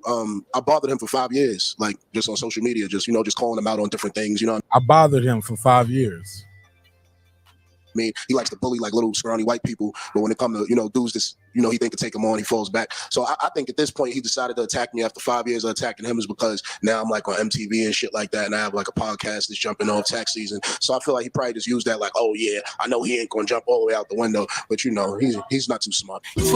He was like he think he could reply to what I'm saying. Let me hear that again. Now I'm like on MTV and shit like that, and I have like now I'm on MTV and shit like that, right? A podcast that's jumping off tax season. So I feel like he probably just used that like, oh yeah, I know he ain't gonna jump all the way out the window. He was like, he thinking I'm sweet. He think I ain't gonna. He's like, I ain't gonna jump all the way out the window. But watch this. But he's not too smart. But he's not too smart. And Tex did jump all the way out the window. My respect for Matt. He did jump all the way out the window. Whole thing is played out. He did jump all the way out the window. He did jump all the way out the window. So what happened with Maino? So Maino says, Troy been taking the shots at him. He was like, man, Troy have been taking shots at me. And I've been sitting on this for a long time. And I got some info about Troy Ave. He dropped this about 12 hours ago. Shout out to Maino. And this is on his channel, Maino TV. And Maino is talking about this Troy Ave shit. And he going in. Kid Clientele, he said, Maino held on to Troy Ave chain for 5. Yo, that's crazy, right? That's crazy. He held on to that shit like the Big Joker, nigga. He held on that shit like it was Big Joker in space, nigga. Maino knew he couldn't sell that shit neither. He was like, well, I already got it appraised. Like, it ain't worth nothing. China Mac straight up told Vlad to stop asking him about jail time, aka Booty Bandit, and to stick to his career. You could tell Vlad wasn't ready for that level of directness, and that's why China Mac is not a regular on Vlad TV neither. It was like, oh man, you don't want to give us what we want? Well, fuck that guy. And that's what you got to take too, Food Revolution. You got to take what the guy saying, all right, you don't want to listen. You know what I'm saying? I'm not going to do interviews with you no more. You get what I'm saying? You got to take the good with the bad. Yeah, it might not work in your favor right there. You did the interview. The guy might chop the interview. He might take that out. But you don't, but at the end of the day, you don't snitch on yourself. You don't you don't damage your credibility. But it's a way to go about it. It's a way to go about it. It's a way to go about doing it. And yeah, and no matter what happened, the motherfucker might just be like, all right, they don't call you for no interviews, or next time you got something you want to plug and promote, they might not be there available. I've done interviews with people that shit, I was like, I ain't gonna interview with them no more. You know what I'm saying? Simple as that. Or the interview never came out. Like I put out clips of an interview, but I didn't drop the whole interview, or I never put anything out of the interview. You get what I'm saying? I just didn't like the vibe and the energy. It is what it is. I see you on the next one. I wish you much success, but I'm good. I'm good. I can move on. I can move forward. I wish you the best. Yeah, sometimes you got to move forward. But let me play this maino shit, because this shit is crazy. So, yeah, straight like that. 2 tears in a bucket, 40. Gotta move forward, man. Gotta move forward.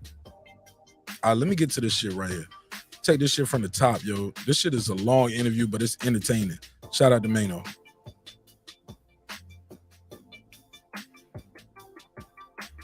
As long as I got a couple things to say. I'm gonna speed it up, so if y'all hear him talking fast, because I sped it up a little bit. I don't want to get on the internet, talk crazy. You know what I mean? You feel me? But we about to get on the internet and talk crazy. For sure, my nigga. I'm joking. He don't even talk crazy up here like that neither. He's still actually kind of respectful to Troy Ave, other than talking about this chain. But other than that, let's go. But I like the way this look. This could be like a new podcast. We could call this Back Talk. What you think? Back of the back. Feet up. I like that new podcast on the way. I might come on YouTube. You talk like how these niggas talk. Hit the subscribe button. Hit the like button. Hit the like button. Hit the share button. I need to make that a drop. Shout out to Maino. I'm gonna make Maino. That's gonna be my next drop right there. Next time I need to drop, I'm gonna let Maino tell y'all niggas. Hit the like button. Hit the subscribe button. Thank you, Maino. Thank you. Listen to Maino, yo. Follow the Maino rules. Hit that like button, subscribe button. Maino said, I'm gonna be like these YouTube niggas. Let's go, Maino. Listen, Troy Ave, you're a very funny guy, man. You always been funny. You always amused me. I always thought that you was comical. Yes. I never took you serious. I never thought. I never believed none of this shit. None of us ever did. We never believed you. The only person that ever thought that you was important was you, brother. You never was nobody. So I say all that to say, not to put you down, but to say to you, this narrative about people hating on you, everybody hating on you, everybody against you. I'm not against you. I don't hate on you. I've never hated on you. Never had a problem with you, because guess what? You could never have been a problem with me. You could have never been a problem for me. All right. He even addressed that. He was like, yeah, niggas talking about blah, blah, blah. He's like, Troy, you act like you top of the charts, like you Hove or something, nigga. Like, so with that being said, I just want to Maino comfortable in his position, but tell you, listen, Maino I've been active though. Maino, I've been holding something for you, because I figured that maybe at some point, bro, you would believe so much of these tall tales about you. You ain't never gotta have a hit. How about that? You ain't never gotta have a hit. You get multiple chances to strike out when niggas fuck with you, even if your talent don't match up. You can't get a hot record. How many hits do Memphis Bleak got? Let me say it again. How many hits do Memphis Bleak got? Okay. Never heard of it. Memphis Bleak ain't out here chain snatching and shit. Cause he got a homie that fuck with him. You got somebody that fuck with you, homie, you gonna be straight forever. Loyalty is gonna pay more royalties than motherfucking hit record. Put that on a t-shirt, Mark Nash. Don't mind if I do. Loyalty is gonna pay you your highest royalties. My bar right there. Y'all just caught it right here first. Yeah, put that on the shirt. Yeah, loyalty pays higher royalties, dog. But let me play some more of this shit. Let's go. About yourself that you would maybe one day I would have to put you back in your place, because prior to this, it was all good. You was a little nigga that I met at the gas station handing out the CDs. Never seen no bands, never seen no jury, never seen none of that. But listen, who am I to judge? Everybody got a road to follow. So I never had issues with you. Absolutely, Mir. Refresh my damn super chat. Hell yeah, refresh the super chat. Appreciate that, Mir. Let's play some more of this. Let's go. But now, you know, after all these bricks in these backpacks, after all this talk, what cement? No, listen. After all this talk, these bricks in this backpack, you're talking so crazy, and you're talking about this money, you're talking about this jury and all that. Brother, you should never talk money and jury, please. Because I bought something for you that I've been holding. I've been keeping it on ice for a long time. You know, I'm gonna show you what it is. I've been holding this because I figured at some point that I would have to put you back in your place. And it's cold. Sure have. Brother. Kept it on real ice. Kept it on. I've been holding this for you. You remember this is your Jesus piece. This is the Jesus piece that you wore every single day. You got up, you went to video shoots with, you got up, you put this around your neck. You went to parties with this, you went to industry events, you did shows with this on, you took a lot of pictures with this on right here. Anybody that's watching this can find out that you can easily find pictures of the same. Oh, that's crazy. Now, how petty is you, Maino? That couldn't have been your friend this whole time. Now, hold up, Maino. You kept that nigga's chain this whole time, dog. Maino, you a foul nigga too, dog. I'm sorry, bro. You just kept that nigga chain, even though fake or not. You kept that shit. Come on, Maino. Why you ain't never just called it homie and be like, oh, yo, man, your chain dropped at the show, nigga. I picked it up and I held it for you. If it was real, you would have kept it. If it was real, Maino probably would have kept it. I'm sorry, Maino. I got to put a case on you, nigga. Well, maybe it's finders keepers. I get it. But you making it, you carrying it like, yo, man, we was always cool. You know what I'm saying? But you can't say that and then you kept the nigga chain after it fell off at the club shooting. The same chain around your neck, right? The significant thing about this chain, because I don't want people to think, oh, Maino grimy, he had his chain. This is the chain that Troy Ave was wearing when he was got into his scuffle at Urban Plaza. And the reason why I held this chain is not because I didn't want to give it back, because I just felt like, maybe one day I would have to like step on him a little bit and petty. This nigga super petty. This nigga petty, Maino kept that shit just in case this nigga ever talk shit to me, I still got your chain, nigga. Mind him who he really is, right? He got this shit appraised. The reason why I held this chain is not because I didn't want to give it back, but the chain's fake. This is fake. This is a fake chain. This is this chain that you wore every single day. This chain is fake. You wore this chain every fucking day. And I know y'all gonna say, oh, that's not his chain. He gonna say that's not his chain. But guess what? They gonna say we photoshopped it. They gonna say we photoshopped it. Maino came with a chain and photoshopped it because he hating on Troy. I have no reason. My life's been good. I've been doing my thing. I'm cool. I'm not the greatest nigga in the world, but I'm definitely not the lowest on the totem pole. Life's been good. But yeah, the thing is this. The reason why I'm pointing this chain out is to show you that you've been a liar since day one, right? You've built a small career on lies. You've built everything on lies. Any man that get up every day and put this hunk of dark ass metal, this is fugaga. This is horrible. What is this? What Gotti? What is this? What is this? What the fuck? This is a piece of shit. This is a piece of shit. Like any man that put this on every single day and goes out to parties, goes in bitches' faces, goes to the studio, goes to these events, is a liar. You're a liar. You are a liar. You have not stopped lying yet. All right, let's fast forward. Let's get close. So we get past the fake chain. He gonna get to another part. You game. There was a time when you used to call me, right? Remember that? Remember those days?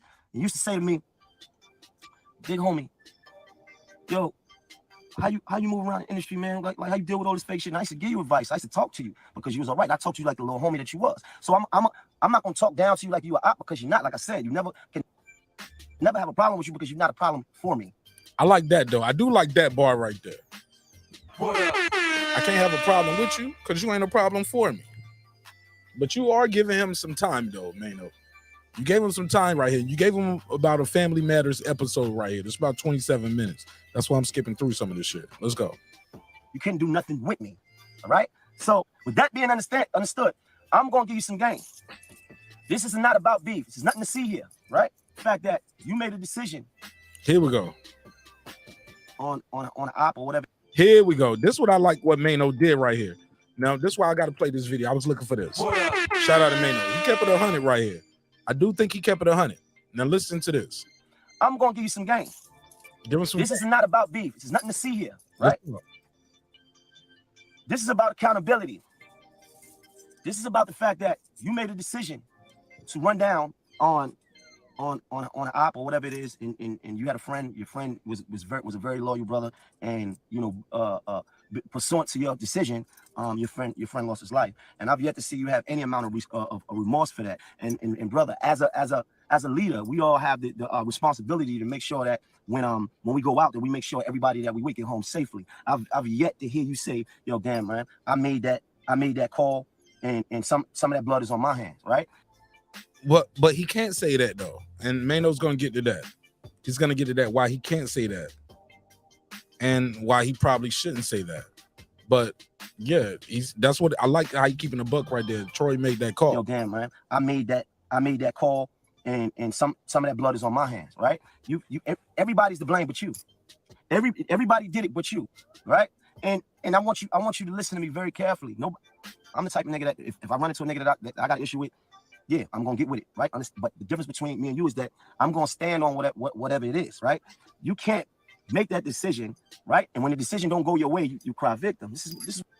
But Maino, are you gonna go to prison for your homeboy dying from the ops shooting him? That's what, like I said, that's that one detail that's getting missing out of this shit. And I want to know what niggas really think. What the issue is, you're crying victim. You're saying, oh, he did this. Oh, niggas tried to assassinate me. Haters wanted to kill me. I'm a superhero. I took the gun and shot at. That's not true. You didn't take the gun. The gun was tossed. That's okay. All right. He said the gun was tossed. Okay, so Troy didn't take the gun, according to Maino. But according to Troy, like Maino, you wasn't there. You wasn't in the room. According to the news report, Maino was on stage. But someone say Maino was in the green room, or they was like Maino and Uncle Myrtle was about to take the stage. They was at the green room. Like I've heard two different accounts of this. But according to Maino, it was like, yo, the gun was tossed. But he could have got some first-hand information from somebody. Follow me. You didn't take the gun. The gun was tossed, so follow me. Right? There's a sense of accountability that you should have when you're dealing with your friends losing their lives, right? Because I never want to put my friend in a situation where he loses his life and then I got to face his brother. Because if it was me, then I would be his family's face with a different attitude. I wouldn't be. Yeah, but I get where Maino coming from too. But the family already mad at you. They're mad at you. Let me get Bands on Bands the $2 drop. I guess he heard your what you said, Mir, and he's refreshing the super chat. Appreciate you, family. Let me give him a drop. I'll give you the $2. You give him the $2. All right, pay him the $2. Oh, pay the $2. All right, let's go. Sitting in jail, making rhymes, rapping over the phone, none of that. Because it would be a little bit deeper for me if this was a friend of mine, right? So the real truth is that you're not saying is that because of your decision, your friend died, brother. Unfortunately. And now you're making videos about why I have something to say. Well, here's what people don't know. You was in a courtroom mentioning my name, right? And I know why you was mentioning my name, because I finally figured out what your issue is with me, right? You know what his issue is with me? His issue with me. Now, this is super key right here. Now, I didn't know this part of the story until Maino said it. Now, this is some new information. Again, shout out to Maino for telling this story right here. Maino, listen to what Maino says. Me is that, because first of all, let me tell you what he said in court. He said, Maino was running back and forth. This is what he said on the stand. Maino was going back and forth, not caring whether Banger was dead or alive. And I understand why you said that, because when you came out the room, and you was like, somebody help me out, somebody help me pick him up. I had told Rick, nah, don't lift him up, don't lift him up. And I think that he took that as if I was like, fuck this nigga. But I wasn't. And I know he never really been in no real shit before, but any nigga that really been in some gunplay, I understand this though. When somebody get hit, you don't move them, right? You don't move them because you don't know where you hit at. And let's be real, we 4 flights up, where you gonna take them down the steps? So that was, I think, what the underlying issue was of why he got on the stand and brought my name up, and why he got this, because I've been seeing little sneak shit for years. Not even relevant to that case. It don't matter, because it's relevant to him though. Right, Maino on point. Maino is on point. He was like, yo, he said it's relevant to him. Whether it's relevant to, like, because sometimes niggas that add shit to the, like, even 6ix9ine, when he was taking a stand, once you take the stand, niggas start talking. Remember, he was up there talking about Jim Jones and Cardi B. They weren't even on trial, but 6ix9ine was talking about them as well. So he been sneaky little shit, doing a little. Once niggas start talking, bro, they start talking about you. That little sneak shit. Oh, his girl got hit and he ain't do nothing. And here's another thing: when you and he talking about that right there. That was shit Troy Ave was saying, and he was like, yeah, niggas like, yeah, Maino, you don't know shit. You was running, or you got low, or your girl got hit. You ain't do shit like that. on a little saying a little sneak shit. Oh, his girl got hit and he ain't do nothing. And here's another thing: when you never really been involved with no real gunplay, and you never really, you know, come on, this guy's like what a good kid to come from a decent home, right? We never heard of that. We don't know nothing about these other stories. We don't know nothing about no drug dealing. We don't know no niggas that know him, none of that, right? So I get that he don't really understand, and the people that he talking to don't understand, because guess what? When you're growing up. And he got a good point right there. That's the same shit Mysonne was talking about. But Maino just has a different delivery because he, like I said, it's about the way you deliver the message too. Because he could have went even harder, I think. Pause. Like if he wanted to on certain things, but the way he's delivering it, because we ain't even got to that part. So I'm sorry. Let me go and let it play. When you playing with them pistols, you're gonna have some issues, right? I personally hit 2 of my niggas by mistake. We friends to this day because the intent wasn't there, right? You know I wasn't trying to hurt him, right? But that's all street shit, right? When you're talking about this specific case right here, let's be honest, you got 3-4 niggas fighting over one pistol, and it go off, and other people getting hit, right? Those bullets wasn't meant. See what I'm saying? You see the way he's delivering the message right here is different from Mysonne. You can tell Maino's being very transparent right here. When you're talking about this specific case right here, let's be honest, you got 3-4 niggas fighting over one pistol, and it go off, and other people getting hit, right? Those bullets wasn't meant for them, right? Right. You're talking about, oh man, you left the girl. Nigga, I was the last person in the place. I was the last person. I was the last rapper in Urban Plaza, bro. If I watched all you niggas leave. I watched you frantic. I watched all you niggas leave. I watched Tax leave. I watched everybody leaving. You know why? You know why I was the last one there? Because for people that don't understand, Urban Plaza is not a club. It's a concert hall. I was there to perform. If anybody finds the flyer from Urban Plaza, they will see that me and Uncle Murder names was on the bill. Maino said I was going for my back end money. Urban Plaza is a concert hall, not a club. We were in the green room, right? The waiting area, right? It's two rooms. It's the room that me and Uncle Murder is occupying, and then there's a joining room that T.I. is in. 85% of the people that was in that room was with us. It was with me. I had maybe 15, 20 people with me. I made sure that all my guys was out, right? So now, when the whole shit happened, we the only niggas running back. We the only niggas running back. Where was I going? I couldn't leave the girl. I stayed to the end. Niggas, no man, come on, let's go. I can't leave Shorty because she here with me. Right. So we got 80. We made sure we got 80. We got everybody that came with us, and I stayed to the end. I stayed so long that the fucking cops was there. And then I had to sneak out because let me fast forward. The narrative. I don't know what's going on right here. Maybe he can't take his bracelet off, or the bracelet stuck on something, but niggas start taking. I guess his bracelet got stuck to. His bracelet got stuck to his sweater. Okay. And the lies is just flowing. It's just ongoing. All right, so last rapper. Paramedics was there by the time I. All right, so now he's just telling his story of what happened. The paramedics was there. Like, bro, I didn't leave. I was the last one there. And I talked about all this shit on you know, throughout the years, right? But what are you talking? I had to sneak out. Fuck out of here. I'm not giving these niggas no statement. So basically, like, once the cops the cops were there by the time he was there, and he just basically snuck out without giving a statement. And I went to the hospital, and that was that. And he went to the hospital and met the girl. I talked about all this shit. Like I said, this is not a niggas that wear shit like this. This is stupid. All right, let's get past that. Let's get to the next. I always like your hustle. Have nothing against you. Oh, here we go. Let's go back. This is not that. You not that. Here we go. This is stupid. Man.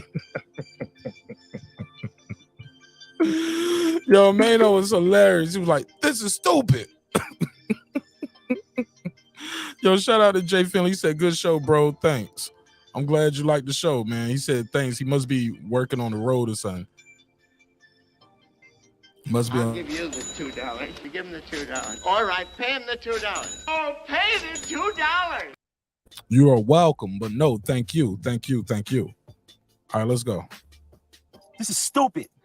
And it's even more stupid for you to try to make yourself believe or make anybody else believe that you this nigga that you're not. Come on, man.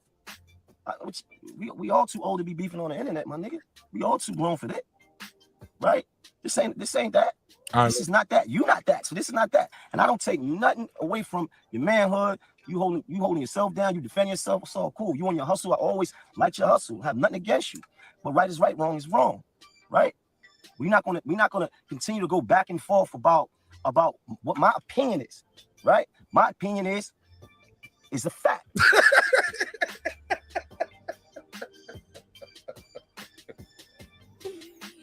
Yo, I need to make that a drop. That need to be a drop on the show.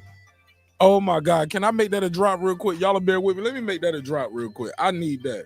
We're not going to go back and forth about what my opinion is. My opinion is it's a fact. Let me see. I need to make that a drop. I'm sorry, y'all. What do you mean by that? Your back is broken. What, a vertebrae? Go. I think it's about time for you to get away from me. Mark, they're keeping you behind. All right, listen, I know y'all talk about boxing and it's a cool. Yeah, I need that K out of truth still. I might use that one day, but I need that right there. Let me get that maino drop. I'm sorry, y'all. I need that. We're not gonna argue about my opinion. My opinion is a fact.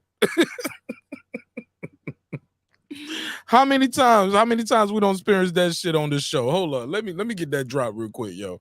I need that right now. I should have got the other one right away too. Defend yourself. It's all cool. You on your hustle. I always like your hustle. I have nothing against you. But right is right, wrong is wrong. Right? We not. Oh, here we go. Like your hustle. I have nothing against you. But right is right, wrong is wrong. Right? Let me get this drop. We're not gonna continue to go back and forth about what my opinion is. Right? My opinion is a fact. Sorry. Now I got to trim that part off the beginning and end. But yeah, that's it right there. That nigga said, we're not about to go back and forth about my opinion. My opinion is a fact. Let me hit that. Or what portion? We're not gonna continue to go back and forth about what my opinion is. Right? My opinion is a fact. I love it. Sorry, I appreciate y'all bearing with me. I had to get that drop in real time before I forget it.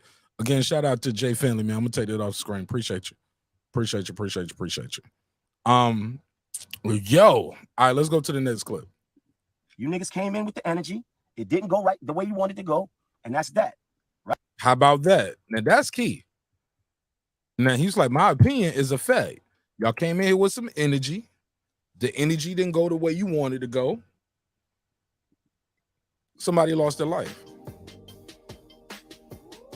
Simple as that. Now you defend yourself. It's all cool. You on your hustle. I always like your hustle. I have nothing against you. But right is right, wrong is wrong. Right? We're not gonna continue to go back and forth about what my opinion is.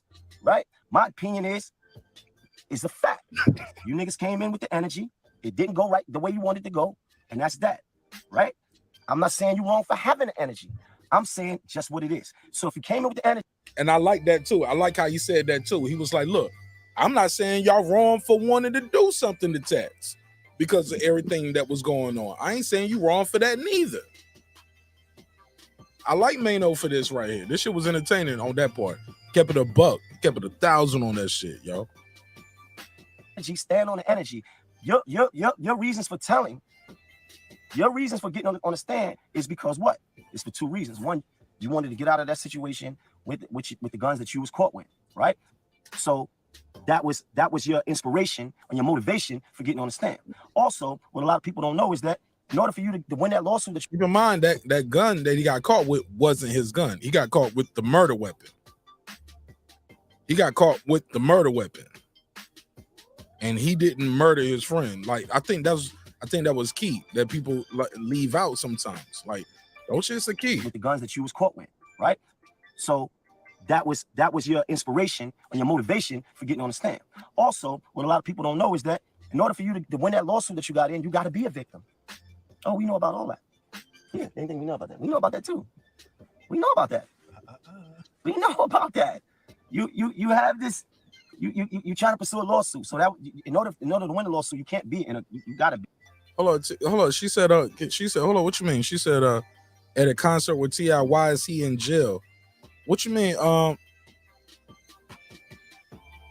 Why is you mean why Taxstone is in jail, Foodie? Okay, somebody said. Food. It was at a concert at Irving Plaza in NYC. Allegedly, Taxstone killed Troy Ave's friend / bodyguard after a fight broke out. And according to Maino, they started the fight. According to many sources there, yeah, they might have started. That's why Taxstone didn't get didn't get convicted of, the highest crime. I think somebody said in the chat tonight, he got 3rd-degree manslaughter. So God willing, he has good health. Like, he's gonna see the light of day again. He got that other charge too, as far as the gun. They could give him time consecutively or concurrently with the time he's getting for that gun. But from many accounts, Taxstone didn't start the fight. He did have the gun, but the security dude stole off on him, respectfully. The guy who lost his life. Put a case on me. If you was there, you know more about it than me, call in. But from all accounts, yeah, this nigga been fucking with me, running his mouth. I'm with you, yo, man. We about to run down on this nigga. Yeah, let's fuck this nigga up. See this nigga? Boom. You hit him, he pull out. Wow, he on some Soldier Boy shit. Like, this nigga's shooting up everything. You know what I'm saying? You know the vibes. He going straight Soldier Boy with it. Bang, bang, bang. And like Maino said, it's 3-4 niggas struggling for the gun. It's me, you, him, and probably his homeboy. We all struggling fighting for the gun. The gun gets tossed. You grab the gun, and then you chasing the guy out shooting. You don't hit him. Somebody gets shot through the floor. That guy lives. Maino's girl gets shot, but we still don't know who fired those weapons. Who fired those shots. It's all from the same weapon, though. What happens is the clip, the DNA, text DNA is on the magazine, which is inside the weapon. His DNA is on rounds in the bullet. Who else had time to load rounds in the bullets, load rounds in the clip, several bullets down? No, your DNA and shit is on those too. So it's clearly your gun. Yeah. So that shit crazy. Let's go ahead though. Energy. Your reasons for telling, your reasons for getting on the stand is because what? It's for 2 reasons. One, you wanted to get out of that situation with the guns that you was caught with, right?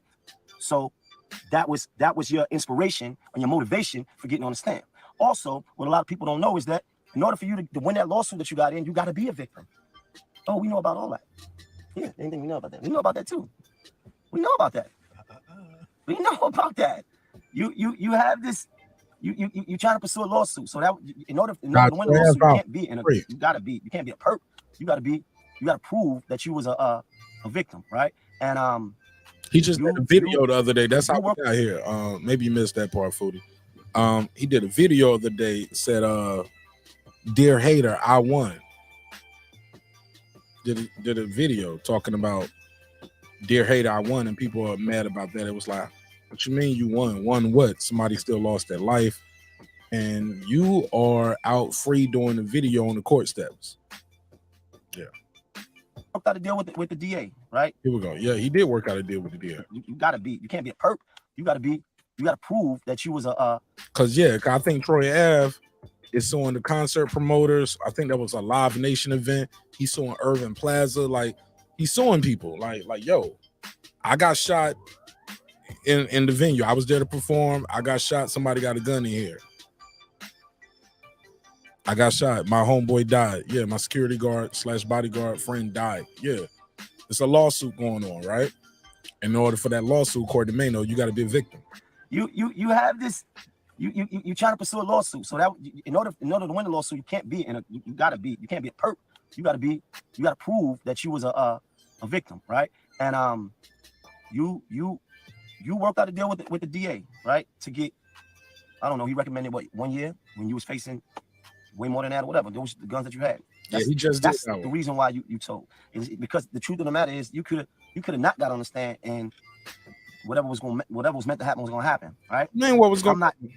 I'm not here to condemn you for all that. I'm not running around saying, yo, this nigga's a rat, fuck this nigga. I've never. Maino low key might be on some. I don't think he a rat neither. Like, I'm not going to jail for the murder of my homeboy, and I didn't kill my homeboy. What would his kids think? You get what I'm saying? The people who don't know what, like, man, if you didn't do nothing, you should have told. Like, the niggas who love you the most, you be like, maybe that nigga did have something to do with it, cause he didn't say shit. He let the nigga. You said it was the other dude that shot him. But you went down for the op, nigga? Most people ain't gonna believe you did that. I don't know. This should, like I said, this is a crazy story. Even Maino was like, look, I ain't call you no rat. I'm not here to condemn you. I'm just saying you wearing fake jewelry. Stop talking about me. For all that, I'm not running around saying, yo, this nigga's a rat, fuck this nigga. I've never said none of these things about you, brother. I'm just telling you what you're not. You're obviously not a rich nigga that wears real jewelry. Case in point. You need to explain why we got all these pictures of you in the same chain, right? And I'm gonna keep bringing up the chain because this is just unbelievable that you sitting there talking about money and jewelry. You sitting there talking. Yeah, kid clientele. They was beat for like 4 or 5 years before the shooting. While Troy was on his way up, yeah, they was beefing like 4 or 5 years before that. Talking about, oh, my diamonds, my gold is more than this and that, and you're talking about, oh, failed rappers and like. And something is really wrong with you when you continuously make these claims, these failed rappers, as if you've been on the charts for 10 years. Like what moral high ground are you standing on? Like where are you? Like you lit? Like you some greatest rapper? Like you calling other niggas failed rappers, brother? Like, and that is a sign of like delusion, right? And I want to tell, because a lot of these people egg him on. And they shouldn't, because what we need to be doing is trying to get this man some help, because there's something wrong with him, obviously. Because like I said, any nigga that's getting up every fucking day and putting this on and going in front of niggas is acting like they the realest nigga in the world. Something wrong with him. Something is wrong with him. You got the audacity, the nerve to speak on who? On me? What you gonna say? Oh, you old nigga, this and that, all that. Oh, you ran out your shit. What are you talking about? What are you talking about? You're a liar. You can't beat me with lies. Not as long as I got this, because you can't even. What's the excuse? Because you said you was rich then. You said you made all this money off drugs then, and this is what you was wearing. It was a white Christmas every year. Yeah, right. But you was wearing that. You was wearing that, man. I don't want to do this, man. This is. I've not done some shit like this in so long that it's crazy. And I think a lot of times when people be throwing shots, because I've watched niggas take shots at me for a couple years and I've not said not one thing. Okay. And I've allowed niggas to bite on my skin, and I'm so official. I don't straight out no rumor on me. Yo, man, they said you did. Okay, I don't straighten out no rumor on me. I agree, Rhino. Fuck that. You? Not you, dog. Not you, nigga. Not you. You been on my dick, nigga. You was chasing me around trying to get features with me since you came out. Stop it. You in court mentioning my name. Stop it. Stop it. Bricks in my backpack. What edition was this? It was concrete. What is this? What is this made out of? Die-cast metal. This is a toy. This is a piece of shit. I'm gonna hold on to this though, because y'all gonna say it's fake. They gonna say it's fake, got it? They gonna say it's bullshit. He knows. They gonna say that's not the chain, but it's so many pictures where you can pull up and that's the chain. Oh, matter of fact, because I don't know how to switch the screen and all that. I'm not that savvy, right? We'll pull up picture. Oh, look at this. Yeah. Me and you, nigga. Man, I'll pull up a picture of him with the nigga wearing the chain on. Ain't that the chain, nigga? That's it.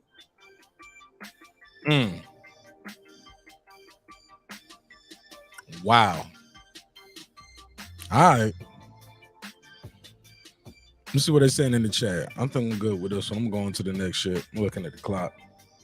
Somebody said, laughing my ass off. He said, it's a toy. Clientele said, he said, I just hate these rappers beef, lose their lives over bullshit. Who you telling, bro? That All Above by Maino featuring T-Pain was hot. All right. Yeah, man, that shit crazy, fam. That shit crazy. This shit ain't about nothing. Shit ain't about nothing.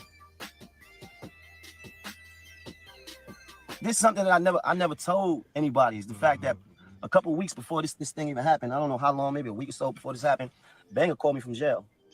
This is word of my mother. Banger called me to jail and had conversations with me about Troy Ave. So to see this happen, this is a fact. They're gonna tell you it's fake, but this is a fact. To see that this happened and to see that he lost his life is unfortunate because he told me some shit.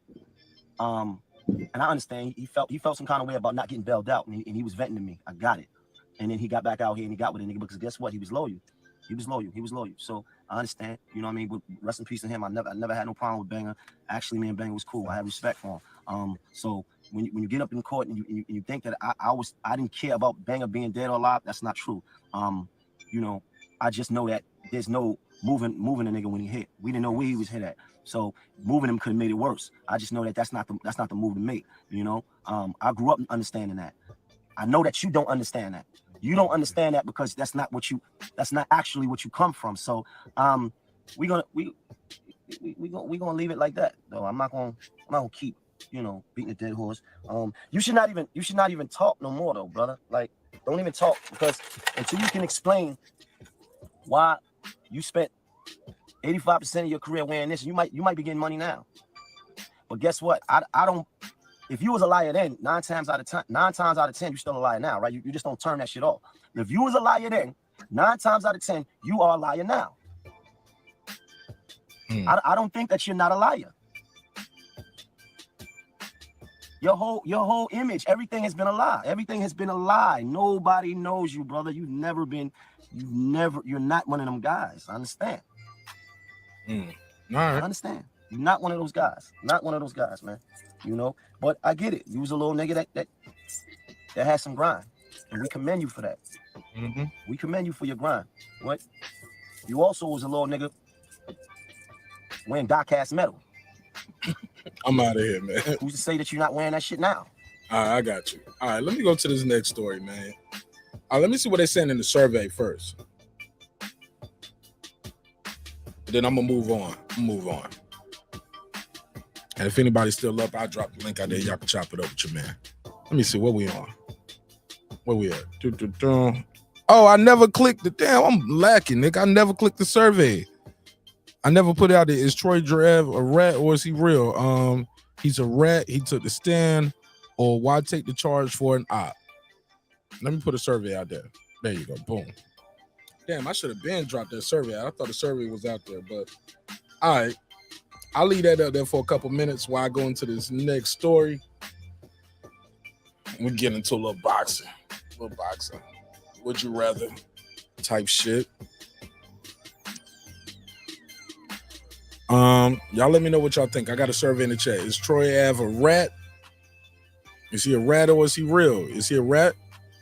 Or did he keep it real? Like, no, I'm not taking the charge for I'm not taking the charge for a nigga that tried to shoot me and did shoot me, shot me in my leg and killed my bodyguard. And it's anonymous too, so I won't know who picked who and pick what. All right, let me get to this next one. Get into a little boxing talk. Anthony Joshua. Anthony fucking Joshua.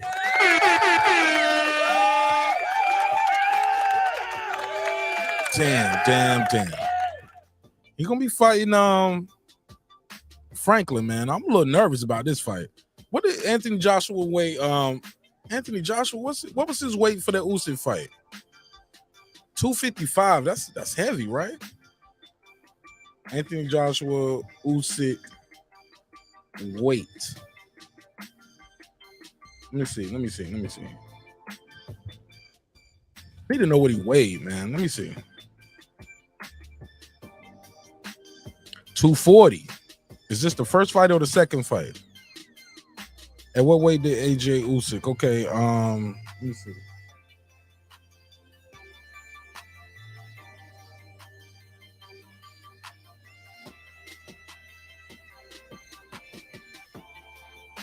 I'm trying to see what did AJ weigh. What was the weight? Okay, here we go. Usyk Joshua 2. He weighed in at 244 and a half, and now he's weighing in at 255. Is the weight gonna be? Is that too much weight for AJ? Like, damn, that's a lot of weight, man. 255. 255, fam. That's a shit. It's a big ass dude. Is he playing at the lean on Jermaine Franklin? Jermaine Franklin gonna let him lean on him. That's a lot, man. 255. So what's that? 11 pounds heavier than his last fight. All right, let me see. Let me see if I can pull this weigh in up. Franklin. Let's see this Joshua Franklin weigh in.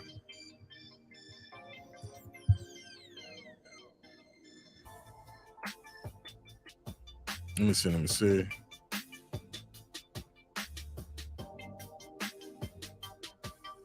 Bear with me. Bear with me.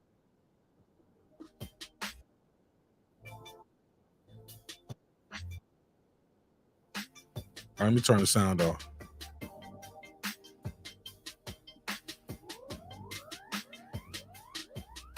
All right, let me share the screen. Let me share the screen.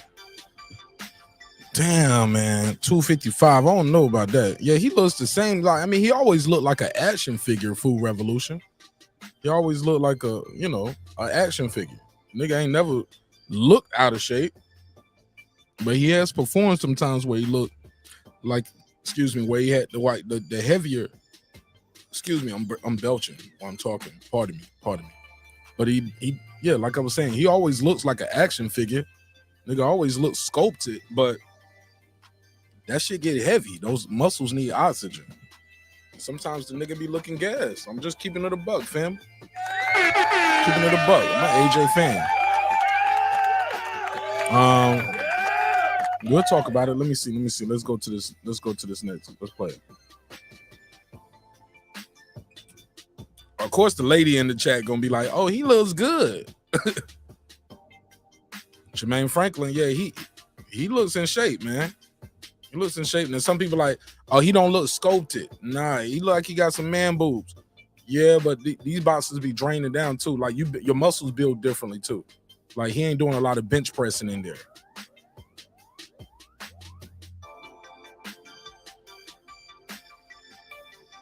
Yep.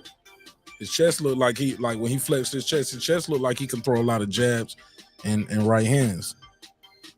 Shit. That shit don't mean nothing. Like how chiseled you are. People was talking about David Benavidez abs last time. Shit. Nigga AJ got damn near an 8-pack in this motherfucker if he flex. He ain't even flexing. This nigga ain't even flexing. Let me hear what they say. How much you weigh? 234.12. 234.12. For Jermaine Franklin. What do you say? Say, AJ? 255.4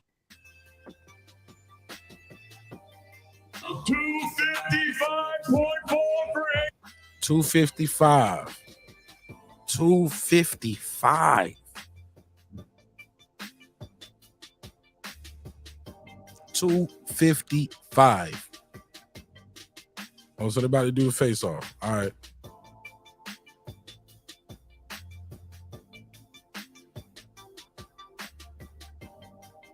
Uh-oh. What the fuck is gonna happen? Food Revolution over there busting a nut. We don't believe. Nah, you believe her. Food Revolution over there busting one off. She was like, yo, that's my boo, nigga. I ain't mad at you, sister. I ain't even mad at you. All right, so they faced off. What do y'all think? What the hell is going to happen here? I'm going to be honest, man. I'm going to tell you what makes this fight so interesting to him. AJ's vulnerable. This ain't just no automatic AJ going to knock this dude out. It's no automatic AJ's going to get the UD. I like the fact that Anthony Joshua is vulnerable. That's what makes this fight so dope. Like, we've seen him hurt. We've seen him get up and win, and we've seen him get up and lose. We've seen him outbox a guy. I mean, the kid is phenomenal, man. Like, you can say what you want to about him, but we don't know what's gonna happen. We don't know. All right. So I'm gonna get into a little boxing talk. I dropped the link out there. Anybody want to pull up, talk some boxing with your man Martin Nash? We can do that. I had to get my bars off. I had a lot to talk about tonight, as y'all can see. So I'll leave the link out there. Let me pin that to the top. So if anybody want to chop it up with me, I'll be here for a little bit. Or maybe not. Who knows? We'll see how I go. Where we at with it? So Anthony Joshua, like we talked about the other day, was talking about like, yo, if I don't win this shit, I might retire, man. But I like I said, he said that in jest, like if people don't want to see me fight no more, fuck it. Well, I ain't gonna stick around. I still want to compete though. Who's gonna win this fucking fight tomorrow? Just looking at them side by side, you think the other guy's a pro boxer, the other guy's not. One guy's a champion, the other guy's not. But is it a chance that Jermaine Franklin can hit AJ, hurt AJ, win this fight? Absolutely. It's boxing. It's heavyweight boxing. Hello? Anybody out there? Heavyweight boxing. Anything can happen, fam. And like I said yesterday, I don't think the man should retire just because he loses, if he loses. But I got AJ winning this fight, man. I'm picking AJ. It's hard not to bet against him. I pick him every time. Go ahead. Pudo's in the building. What up? What up? Mic check. What up? Sound good? Yeah. AJ gonna kick his ass. Easy work. 6-round KO. You got a 6-round KO? Yes, sir. Nah, there's levels to this one. Unfortunately, I think it's all mental with AJ when he's facing like the elite competition.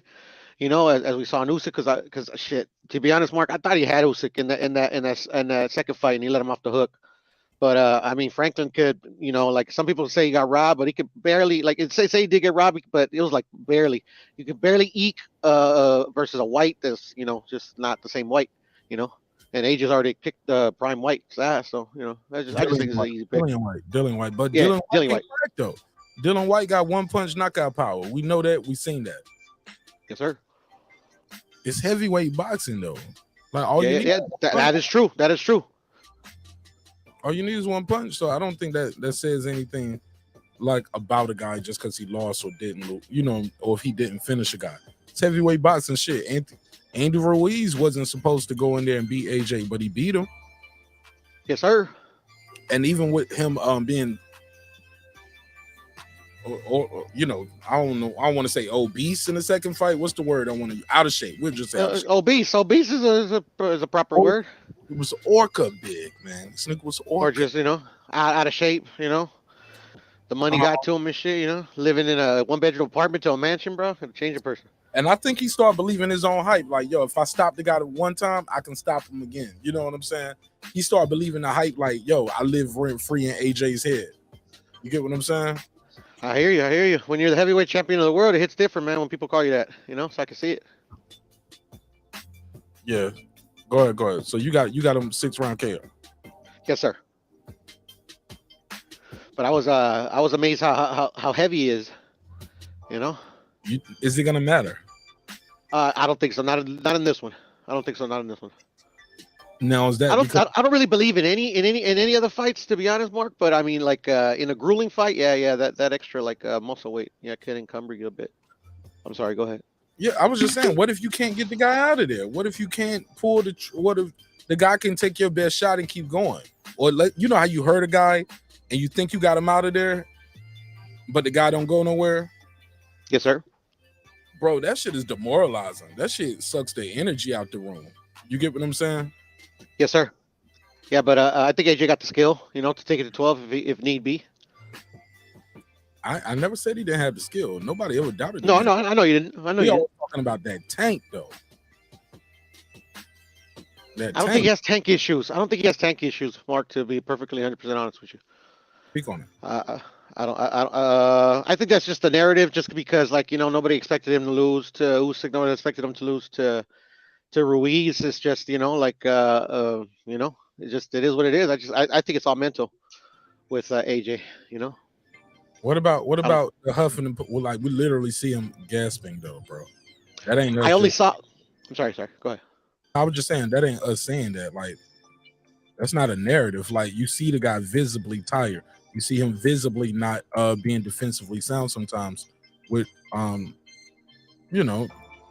hands are down, hand down, man down. You see him get hit with shots he shouldn't be getting hit with from smaller guys. I'm just saying, we've seen the guy look visibly tired. Yeah, it was once and it was a bad game plan. You said we only seen him tired one time? Me personally, I've only seen him tired once. It was that in that Usyk, the first Usyk fight. It was just a horrible game plan.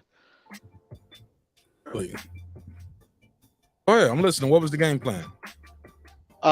Pretty much to try to outbox Usyk. So pretty much, and Usyk was smart that he picked up on his game plan right away, because he chased him around the ring for 12 rounds.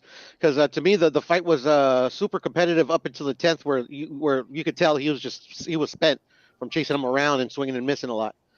And I've been watching AJ for a cool minute, and that's not how AJ usually fights. So so I attribute that to the game plan. I think you lost me a little bit. Hold on. Go ahead. So what was the game plan in the second fight? In the second fight, to be more aggressive. The only thing is that, like I said, like, he hurt him to the body, I believe, in the 9th. And then the 10th, I remember fucking jumping out of my chair and fucking yelling, "Get him, AJ!" But in the 10th, like he beat him up. I want to say he beat him up, but I mean he had him reeling. And then fucking 11 and 12, like Usyk, I don't know, he hit another gear, and then AJ just stopped throwing. But why did he stop throwing, Poto? I would have to ask him. AJ, Mark, I would have to ask him. I do not know. But you don't have to ask him for the other shit neither, though. That's the crazy part. For the other one, no, because like you could tell. Why you can't use your eyes for the level? Maybe he gassed out after thought he got the guy out there, or maybe that guy had a third or fourth gear that AJ didn't have. Well, that's what I'm saying, Mark. That's what my eye showed me in the second fight. That, like, literally, he for no reason he stopped throwing 11 and 12. Whereas in the first fight, like, he gassed from chasing Usyk around the ring the whole fight, trying to out jab him. Was he hurt? Was he hurt? Because Usyk was landing some shots. Could he been? He was hurt. He was hurt in the first fight, and I actually thought Usyk probably knocked him out, because I think they rung the bell early, But in the second fight, did I see AJ hurt? Not to my recollection. 11th and 12th, he never got hurt in those rounds to you? Not that I can remember, but I could be wrong. I haven't seen the fight since it happened. Oh, okay. All right. So you got who winning though? You got AJ winning though. Yeah, AJ winning 6th round. Mm-hmm. AJ got power. We got to remember AJ has like Deontay Wilder power, like not like the spectacular. I mean, he's had some spectacular knockouts, but like Wilder's a little, like, I don't know. He hits some motherfuckers and they turn like kind of like I don't know. But yeah, I think AJ is like only like 3 of his opponents didn't knock out, or 4. Something like that. I didn't hear that last part. You kind of sound muffled. Say that again. Oh, I'm sorry, Mark. No, I was saying that AJ got power too, though. Like I think only like 4 of his opponents he didn't stop or knock out. Hey, I need to switch to my other device real quick. I'm gonna run in the kitchen. I'll be right back. Hold on, I'm gonna switch to another device. You got it, man. You got it. Did you see the weigh-in? And give me, and look, are you familiar with Franklin? Because some people just don't even know Franklin, so it's easy to write him off, almost like Andy Ruiz. Like, you don't know him, so it's easy to say, like, yeah, I'm picking AJ. Yeah, I'm familiar with him from the White fight. Other than the White fight, I'm not familiar with him. Keep talking, Poto. I'll be right back. Okay, yeah, I got you. I'll see what the chat's saying.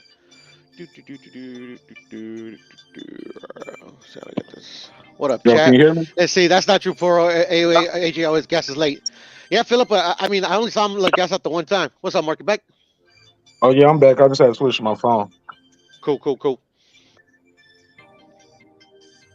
Yeah, man. I'm just saying, man. Like, I got AJ winning this fight, but but that's me rooting for AJ. That's not me just saying. I just think AJ just so superior, and that he's just going to beat this lesser caliber opposition. Jermaine Franklin's a top 10 guy, right? Top 10, top 15 guy. Where's he ranked at? I have no idea. I could tell you really quick. Now, let me know, Puto. Let me see. Where's Jermaine Franklin right there? I think he's like a top 10, top 15 dude. You know what I'm saying? I'm gonna say that you're probably spot on the money there, Mark, but I don't remember because he was undefeated before he fought Dillian White.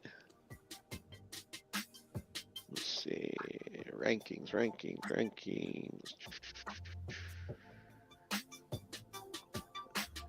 There they are.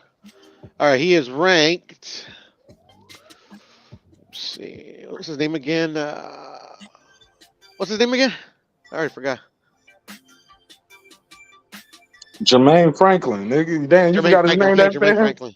No, I don't know why I keep forgetting his name. I keep trying to call him something else. Okay, So let's they see. all look alike. They all look alike, Puto. Motherfucker. Nah, ain't that. Franklin, not in the WBC. Not in the WBA. Not in the IBF.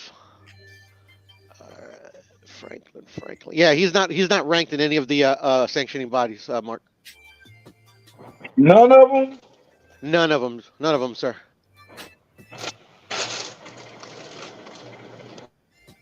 And this was updated. None the of only one them? that hasn't been. None of them. Yeah, they're all updated pretty recently, except for the WBA. Actually, no, the WBA was updated today. WBA was updated today. Excuse me. Fucking look at the IBO, Puto. Look at the IBO for me. I'm in the kitchen, man. IBO. I got you, my brother. It's You just know, they don't care have about that on this. IBO more in the UK than we do in America. That nigga might be ranked in the IBO. Like, that is true, sir. That is true. they definitely care about that IBO. Yeah, man. Hey, Puto, when did Americans stop caring about the IBO? Because I remember when I was growing up, niggas was getting them UK titles too. It got to a point where the IBO just didn't matter no more. I mean, it's always been one of those belts. It's always been one of those belts that, like, to be honest, I don't know how much, like, even I would say, like, the average fan really cares about the rankings.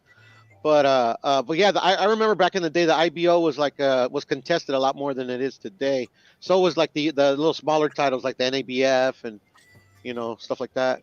Yeah, like it's like these. A lot of these fans are boxing snobs now. Like we don't respect that. This like even now, like the Remember I've had a whole bunch of arguments with people up here about that WBA regular, and they be like, "It ain't shit. We don't respect it. It's a fake fight." I was like, man. Some people had that belt. Like that belt was around before the Super Champ belt. It's the original. You get what I'm saying? I hear you. All right, let's see. New fans don't care about it. They don't respect it. They don't respect it. But some of your favorite fighters, they had that. They didn't have no Super Champ belt because the Super Champ belt didn't exist. Fact. All right. Oh, bear with me. I'm on my way Franklin. back to the studio, man. Don't even trip, man. Had to run in and get a snack. He's ranked number 42. 42, sir. 42. What? Yeah, in IBO. In the IBO. So he's number. Yes, sir. So he's number 42 in the IBO. Yes, sir. He's not top 10, top 15. Nowhere. Again, the other rankings that they show over here on Boxing Scene is only up to 15. Okay, so he ain't top 15. Nah, yeah. All right, can you go to BoxRec? Tell me where he ranked that in the world. Where is he ranked that in the world heavyweights? According to Boxing Rack. All right. Box Rack. Let me see. There it is. All right. And heavies are just the overall. What it say at the top of BoxRec? Where he ranked that in the world and where he ranked that in America?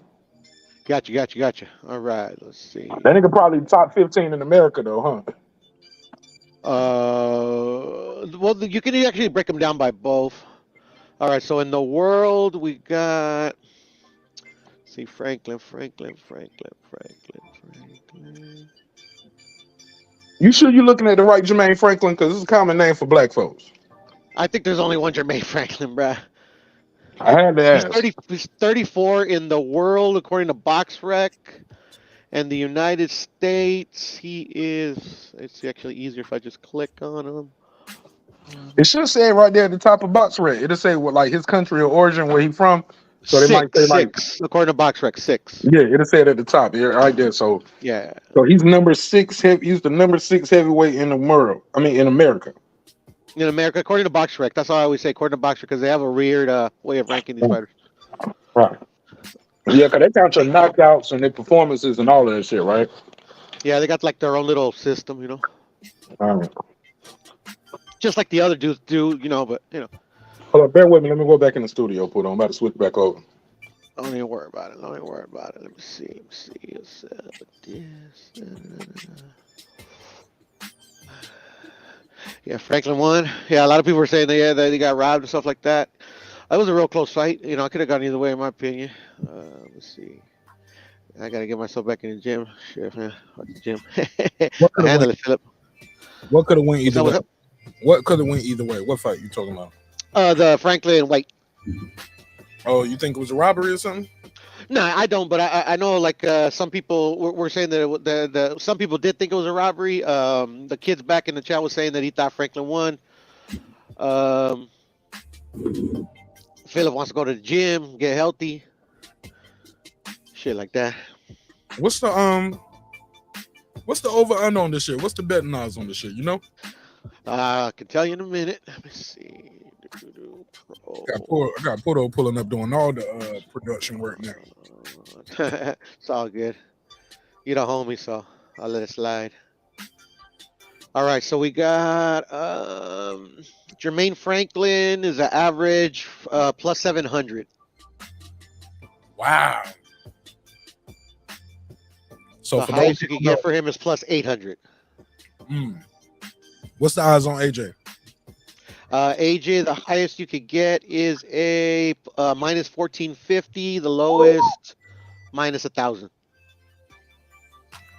I might have to bet on Jermaine Franklin, dog. Just because $100 win you how much? You said 1,000 or 1,400. So if you get it at 800, so $100, I'll make you 800. Oh, that's the most they're gonna give you. They ain't gonna give you the 14. Yeah. Well, this is just on this website. It's called Pro Boxing Odds. But if you have a bookie, you know, sometimes you know, like you can get different lines. Oh my goodness. I think that's what made AJ such a good fighter. He's good for the bookings. He's good for betting. Right? He's still vulnerable. You get what I'm saying? I hear you. Same with Wilder. He's vulnerable now. I'm sorry, brother. Yeah, go ahead. No, I'm good. Go ahead. No, I was gonna tell you. You asked me for the over and under. Let me see. Let me see if I can look it up real quick. Yeah, they're thinking under 10 rounds. No, actually, no. I'm looking at this wrong. I'm sorry. Actually, no, right here. Okay. Plus 700 under 2.5 rounds. That's the best odds you can get. Under 2.5.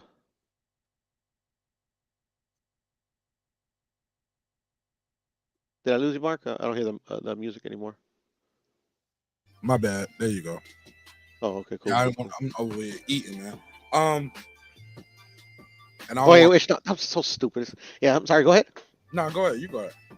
No, I was gonna say because I always read these odds wrong. Yeah, I think the bookies are thinking because the best odds you could get is minus 300, and that's under 10 rounds, over and under. Okay. That's what I was about to say too. I was like, man, I don't think this shit gonna stop in 2 rounds. I don't think. No, because plus 700 that means that they're not. Yeah, that's a long shot. Yeah, never mind. My bad. My fault. Hell yeah, man. What you think of that Devin Haney? Did you see Devin Haney Loma press conference? Yeah. I didn't see the press conference, but I saw the stare down and stuff or whatever. I thought it was pretty funny. What was funny? That just kind of like Loma was about to like face off with him, and then kind of like I don't know if Devin blew him off or maybe somebody like got his attention, but like then you see like Loma like face to the crowd. I just thought that little tidbit was funny. Yeah. I think they did the face to face.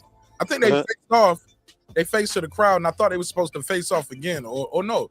I think they just watched. Yeah, I seen the picture of them straight up. So they did that first. They faced each other, but then Devin walked off. He didn't do it twice. He didn't do another photo op. He just walked off, right? Yeah. Well, no, he actually like looked at the crowd. That's why like I was busy doing something or whatever, so I couldn't hear or whatever if like somebody was like getting his attention. But yeah, so he looks to the crowd, and then Lomachenko kind of looks like kind of rolls his eyes a little bit, and he looks at the crowd, and then they actually tell him to face off, and they face off for a little bit. Okay, I thought Haney walked off. Probably after when it was done, but not like at that initial, the one that I'm remembering. So let me see. What are we talking about? Let me see. Let me go to. We got the face off. Let me see. Let me see. Here we go. Here we go. All right, we got a little face off action here. Yeah, and they just. Yeah, see, but it's like it's like a moment before this, like when they're walking up towards it. Like if you can get that little clip, that'd be dope. So this is about to walk up towards it.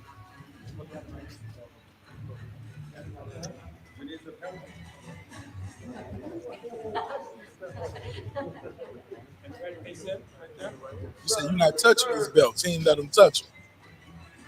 Yeah, this was afterwards, Mark. Okay. All right, let me see. Yes, sir. Yes, sir. Hear a lot of people saying Devin's too big. No, you could tell the size difference is big, but I mean Lomachenko's beat bigger. I mean like guys that tall or a little bit taller. So I mean, you know, I don't think that could be an excuse for anybody. Also, too, right. But also, too, one guy could just be closer to the weight that he's gonna fight at right now than the other. Like Devin, like Loma's probably closer to the fight weight than Devin. That doesn't mean anything. You get what I'm saying? Some people blow up. I hear you. And then Loma's a little short dude too. I mean, he's not big. Yeah, but he's shorter and his face is smaller. This guy's taller and bigger. They look like they 2 or 3 weight classes apart, bro. They kind of do, huh? Just looking at their face, their head, the height. Yeah, it just looked like they 2 or 3 divisions apart. Yeah, Dev's a little butterball between fights, bro. That's what I've noticed. So what? I said Dev's a little butterball between fights. That's what I've noticed. Yeah, it be looking like that, man. But when you see him though, but when you see him like when he go back in that gym, like the first picture or video we see of him right after this, we're gonna be like, oh, this nigga still chiseled up though. Yep. Maybe he's just wearing baggy clothes. Yeah, I think that's the new hustle right there, huh? Yeah, probably, huh? Right? Oh, I'm fat. You know, it's kind of get him a false sense of security. Let them know how big or how small you really are. You know what I'm saying? All they can judge about your face. Because look, one guy got on a t-shirt, one guy got on a jacket and a t-shirt. You know what I'm saying? And some shorts. Right. You don't know how big he really is right there. And some shades. Yep, you can't see my eyes. And my eye. Who you got winning this shit? I got Lomachenko, but it's a 50-50 fight. But yeah, I got Loma. You got Loma? Okay. Yes, sir. Yeah, I got Loma. Actually got a bet with right side. Oh, really? Yes, sir. How you got that? Let me ask you this. Yes, bro. How do you see that fight playing out to make you pick Loma? I'm going Loma with the experience and also you know, like he's been this is like a goal, so you know, I think he's gonna be a little bit motivated, especially since he, you know, the last time he went up to unify, like he lost the title. So but the thing is like it's a 50-50 fight because like because the so yeah, I'm just going with experience, to be honest, Mark, and also Devin hasn't really like, to me the key for this fight for Devin is he's got to throw in combination, which I haven't seen him throw as many since the Linares fight, and then the key for Lomachenko is to fire over his jab, you know, like to neutralize Devin Haney's jab and also use his angles to, you know, to get in there and you know, go to work. So, but it's a truly 50-50 fight in my opinion. You know, I'm really looking forward to the fight. Yeah, I look forward to this one too. I got Haney beating on Loma, bro. I ain't mad at you. By unanimous or either majority decision. ain't mad at you. But I think that majority is gonna have people mad because people gonna be like, nah, he beat him easy.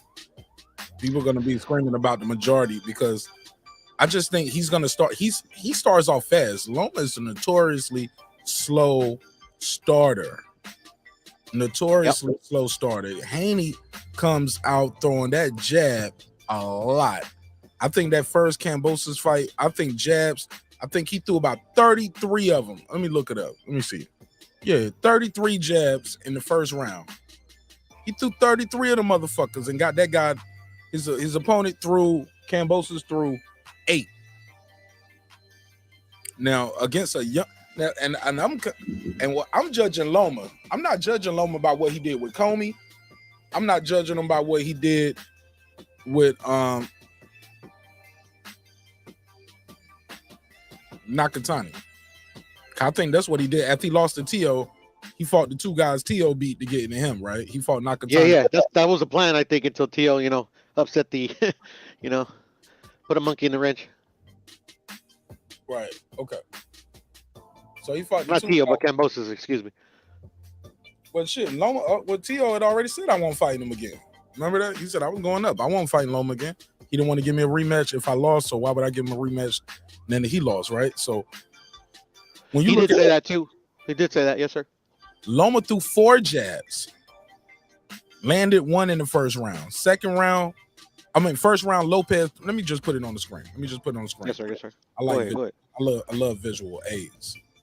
Yeah, I like him too. That's what I'm judging him by. Him fighting a young, undefeated champion.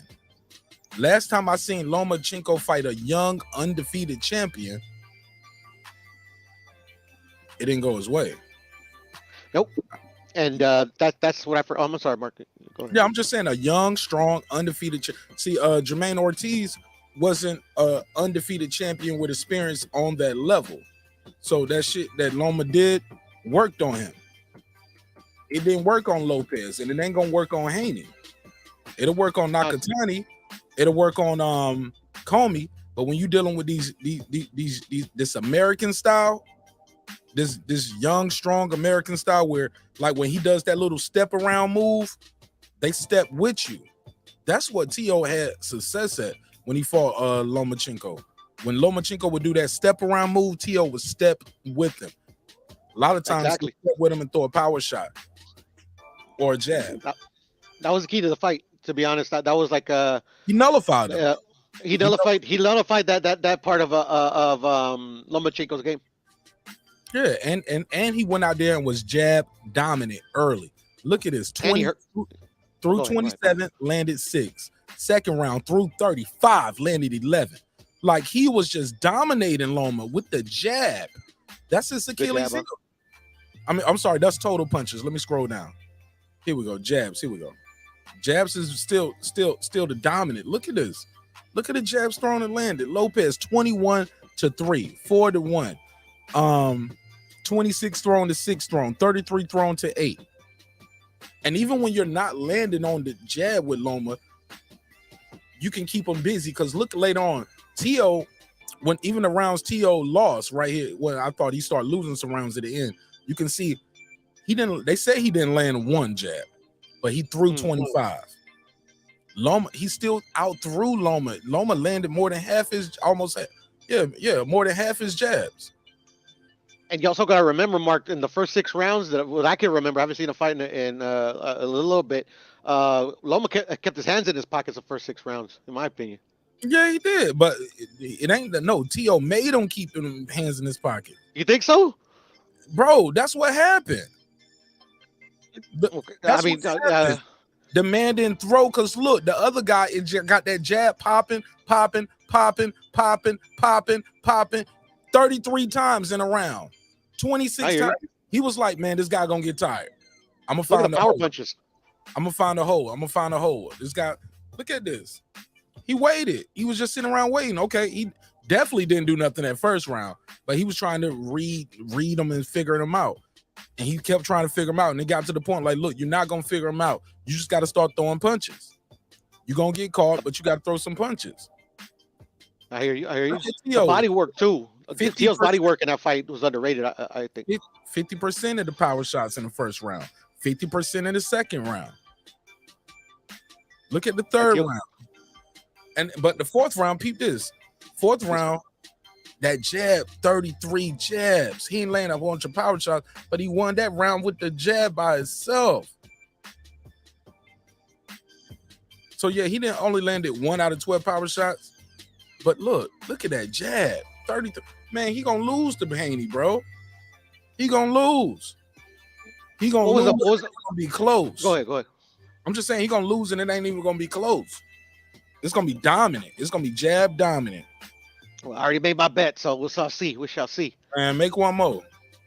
I bet you $5. I bet you $5. Okay, I ain't know it was free money out here. Shit, let me get some of that free money off of my boy Porto. No. I don't know. I just got Lomachenko on this one. Yeah, man, bet a little more. Fuck it. What was I gonna say? Can you show the body work? Because I thought Tio's body work was on point in this fight. It'll be under the total punches. You don't see that final at the bottom? It's the one in the parentheses. Yeah, you see it? Yeah, I see it. And 34 to the body. How much power? Let me see. You scroll a little bit more. To the power. Almost there. All right, there you go. Yeah, he landed. Yeah, most of the power punches for the body were power. Yeah, that's what I remember. It's saying Loma landed no jabs to the body. He couldn't get the T.O. body with the jab, dog. You think he's gonna get the Devin Haney's body with the jab? A taller? I would say no. I would say no. Because when I say strength, I ain't talking about knockout power. I'm talking about strength like physical. Like moving the man around in the ring. I'm just saying, bro. I got Devin Haney beating this guy. And it's going to be easier than a lot of people think. It's gonna. We won't have to speculate soon, bro. I'm telling you, he ain't even. I'm telling you, he gonna beat Loma, and he ain't gonna get credit for it. I think he ain't even gonna get credit for it, man. People gonna still be like, oh, it was an old Lomachenko. Hell no, man. I'm telling you, bro. This guy Devin is the goods, man. Man, this to me, he beats Lomachenko. I mean, like, there's nothing you could say about Devin. I mean, like, they're gonna say he was an old Loma. That's what they're gonna say. Old or not, bro, the guy's an elite fighter, man. In my humble opinion. My man, Felipe, stop that shit, man. Stop that, bro. Don't do that, my G. Don't do that. Why you think they're gonna steal it to give it to him for? He said, Mark. He said, initially I thought that too, Mark Nash, but I changed it to being a close victory for Haney, or maybe even a controversial win for Loma, due to that war on America showing support. I don't know, bro. You can't steal it from him. Like, people said that before about other people too. You can't. Sometimes, man, you beat the guy so easy. You can't take it from him. They couldn't take that from. They couldn't take it from him fighting Kambosos in his hometown. You think they're gonna take it from him fighting Lomachenko in America? He fighting him in America, dog. He's an American. They're gonna rob the American in America. In his hometown, like where his backyard, because he's fighting out of Vegas. No, man, if he lost, he lost. But I think Loma's name is gonna let some people give him some leeway on some rounds. But I think in my heart of hearts, bro, it's not. They ain't gonna be able to rob this dude. That jab gonna be too active. He gonna hit him. He gonna step with him. Gonna tag him. Gonna spin him. Gonna clinch him up when he try to get too rowdy. But he ain't even got to do that because Loma ain't even that type of fighter where he going to be bulldozing in. He can beat Loma with the jab. And just, it's going to be some of y'all going to say it's a boring fight. He's going to lower the energy. He going to suck all the energy out the room. And he going to slow the fight down. We going to fight at my pace. I'm a jab, pop. Jab, stiff arm, pop. All right, you trying to step around, I'm going to step with you, jab. Trying to come in to do some crazy shit. Hold on, let me clinch you up real quick. Let's reset. Here we go. Jab. It's gonna be a jab jamboree. I'm telling you, and y'all gonna be mad. This boring. He's not my favorite fighter. I don't think he should be on the pound for pound list. But he gonna beat Loma and he gonna make it look easy. Because he gonna work behind that jab, that distance, the spacing, the foot control, not to mention the youth, the agility. The kid is just good, man. He gonna beat this guy easy, dog. He gonna beat him easy. What's the odds on this fight? I need to bet on this shit. I'm on it. Let me see. Put me up, put on. We can close it out after this. Cool. Yeah, I don't think he could beat him on the jab alone, Mark. I don't. Why not? Why not, Puto? Because he's a lefty, and the last time he faced a lefty, his jab was rendered like almost versus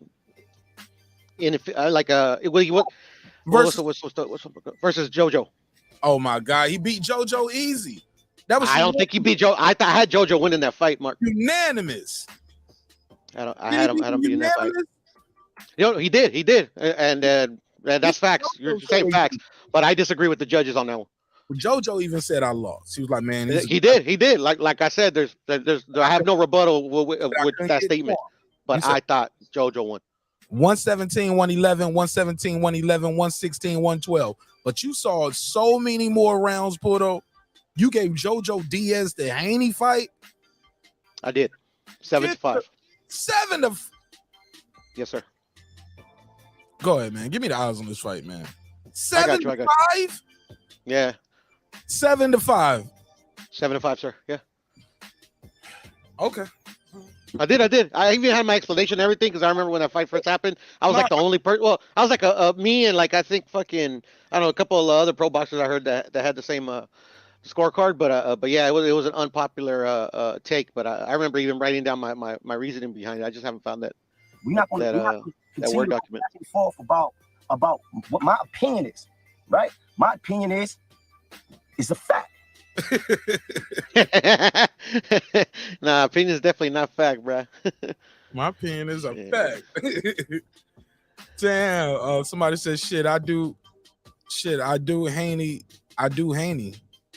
Is what you say? Shit. Haney is super good, but I gotta show my pessimism for the sport, Mark Nash, on your critique of my opinion justified. Bro, you gotta retype that. You kind of you ain't even talking about the sport. You gotta bro, you ain't even talking about X's and O's and boxing, Philip H. You're talking about a conspiracy theory that you think that he's gonna get robbed because of the Ukrainian war. He's an American fighting a Ukrainian in America, and you think they're gonna rob him. Like you ain't giving like those are conspiracy theories. With all due respect, Toby Bartlett, what up? Yeah, Puto, you bugged out on that one. Bugged out. Man, that's what I saw, brother. That's what I saw. Reggie Owens said, Puro is just a pure Devin Haney hater. That's what they call me, bro. But like, actually, I got nothing against Devin, to be honest. But I just thought he lost that fight. And I'll tell you this though, Mark. If Haney, oh my God, no matter what, you thought he lost that fight. No matter what he do in Loma fight, you definitely gonna think he lost. If you thought he lost that fight, hell yeah. If you thought JoJo beat him 7-5, you thought he beat him 7-5, not a draw, not close. 7-5. Yeah, that is a close fight, by the way. 7-5. No, I'm talking about no. I'm talking about, but all the judges got like no judge even gave him a fight. Like, I understand that, Mark. But I ain't the first one to disagree with judges. Yeah, but you study scoring. You study. I do. And the way I scored the fight, by the way, I learned how to score the fight. That's how I scored it. But y'all disagreed on 17-11, 117-11, 116-112. But you saw the fight totally different for the other guy. I did, bro. That's why obviously it's an unpopular opinion. That's why, like, I rewatched that fight a few times, because just like, am I tripping? But no, back and forth about what my opinion is, right? My opinion is a fact. Okay, all right, you're right, Puto. Yeah, but at the end of the day, to me, like, I didn't think it was a robbery by any stretch of the imagination. I just thought it was a close fight, and I thought JoJo won. But like, literally, like, I wasn't mad at the decision. Like, it was that close of a fight. Yeah, man. Yeah, I gotta critique your opinion on that, Philip H. I'm sorry, bro. It's all love. I just don't think it's a conspiracy theory, dog. I don't. I don't think they're gonna be able to rob him. And Porto, what was the last thing you said? I got the odds for you. What's the odds, bro? So the best odds you can get on Lomachenko, he is the underdog according to this, according to these betting parlors or whatever. Plus 230 for Lomachenko. The best odds you could get for Devin Haney is minus 305. So Devin is definitely the favorite. You got to spend $305 to win $100. Exactly. Yeah. They got it right. That's about right. I just think no matter what he do, bro, if you thought he lost that fight, you definitely look. If you thought he lost to JoJo, you definitely think he lost to Kambosos, right? No, of course not. Okay. Marco, I was trying to tell you, bro. I try to keep it as what's the word? Objective as possible when it comes to scoring. Man, you didn't even know what word to say. You ain't objective. No, I forget. You know, it's like, you know, which word is the one subjective, objective? I forget. All right. I'm an idiot sometimes, bro. What can I say, bro? I'm a savant, bro. I just don't box. You do? You don't know scoring though, man. 7-5. Bro, I don't know, bro. I usually get them right, bro. So I don't know. I like boxing scholar, bro. I'm always right. Who? It never hurt. Not always right. That nigga's not always right. Bro, we gotta rewatch that one day, bro. Yeah, no, for sure. I did a bunch of rewatches back when it first happened. Yeah, I bet you did, because everybody thought you was on that. Oh, yeah, man. But everybody cried robbery with Castaño, and I didn't think it was a robbery. And what happened in the second fight? I called it to the round, bruh. How much you make off of it? Like $100. You ain't believing yourself. No, it's just because to me, even though because I thought they called it the first fight, like I thought the judges were spot on, a draw. I thought that fight was a draw. So like literally they were just the two, Castaño and Jermell, they're just very evenly matched in the first fight. But now with all the data that Jermall got in the first fight, I just in my opinion, in my experience, bro, I mean, like usually the guy that hurts the other dude, probably going to do it again, and he's going to make the little small adjustments to actually get him out of there this time. Yeah, that first fight though, with I didn't think it was a robbery with Charlo. I thought it was a good scrap. I thought it could have really went either way. Castaño and Charlo could have went. A draw usually works that way, yeah. Yeah, it was a good scrap. I don't think it was. Yeah, I liked it. I thought it was good. I thought it was a real good fight. But JoJo versus Haney, I knew who won that shit before they even tallied up the cards, dog. Okay. All right. I mean, at the end of the day, like I always say, my opinion don't matter, bro. It's to win on Devin Haney's record. I know that's right. Say that again. Yes, sir. Don't even matter. You know what I'm saying? It's just an opinion. Yeah. But shit, you got anything else, man? I'm gonna try to get some rest because we got a fight to later on today in a couple hours. Yeah. Early, like around 3 or something like that. Oh shit! No, I got a would you rather. Hello, go ahead. Yeah, it's around 3. Yeah, it's around 3. I think Pacific time or maybe Eastern. I'm not sure, but it's usually early because it's over in England, right? Yeah, it's early. It's around. I think the main card might start around 2. The main event might be like around 4. We got Robesi and Dogbe too, bruh. That's tomorrow night, right? Yeah, yes sir. Who you got in that fight? I don't think I asked you. I don't know, bro. I don't know, man. I like Dogbe. Me too. Yeah, so yeah, I'm gonna go Dogbe. I'm going with the Ghanaian in that one, bro. Yeah, I might go with Dogbe, man. I like Dogbe. I'm familiar with him. I feel like I've seen more of his fights too. You know what I'm saying? So that might be. Yeah. Facts. I think I've seen more too. I'm sorry. Yeah, no, you ain't got problems. Hey, look, got a couple of would you rather for you. Ready? Handle it.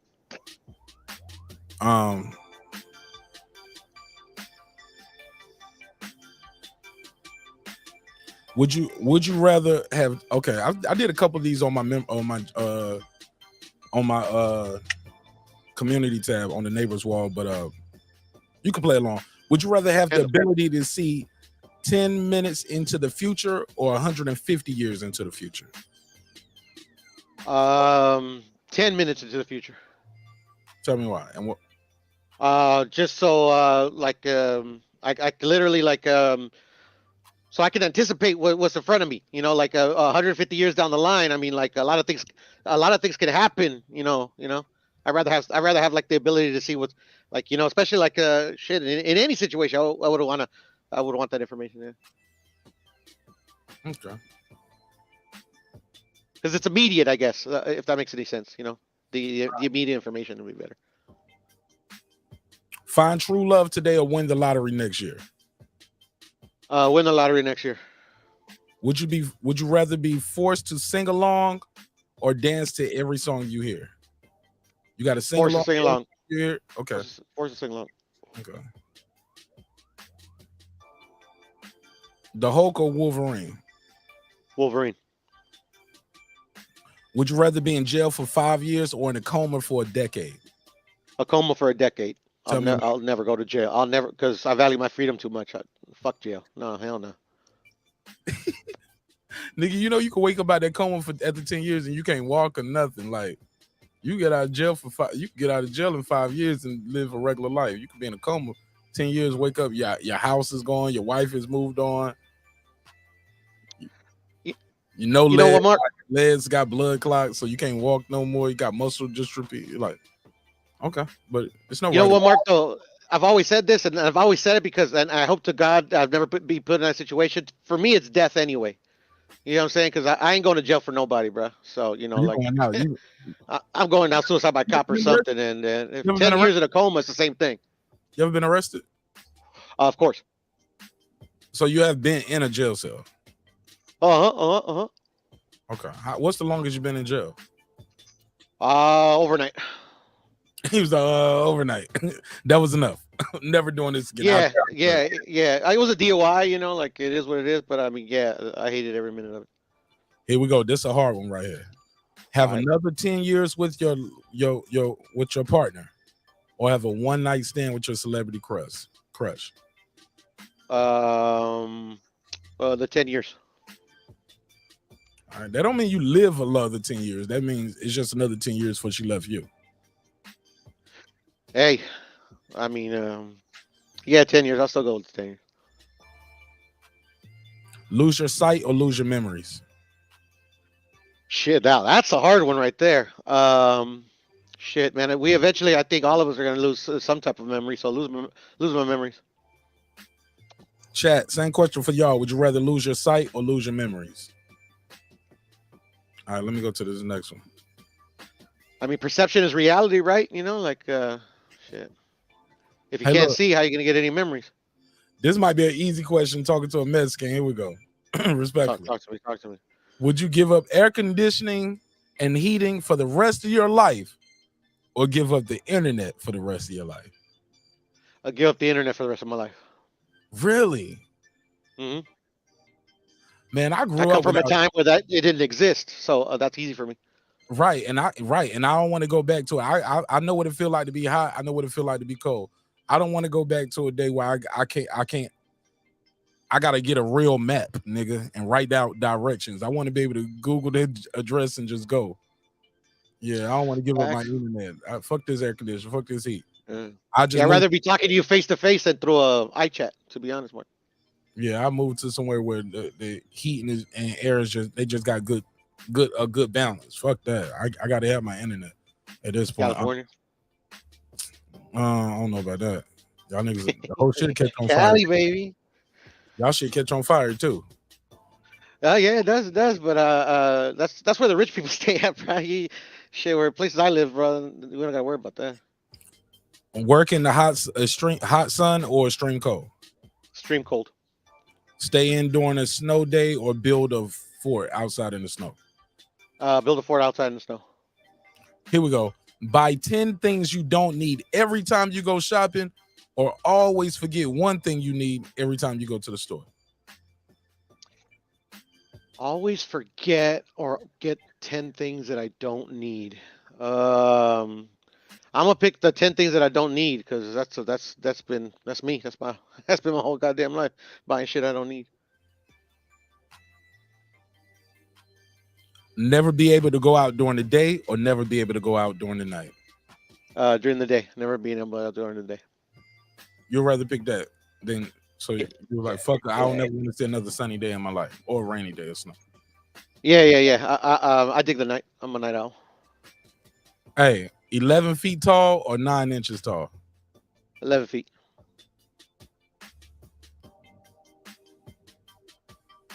Have a personal maid or a personal chef? Personal chef.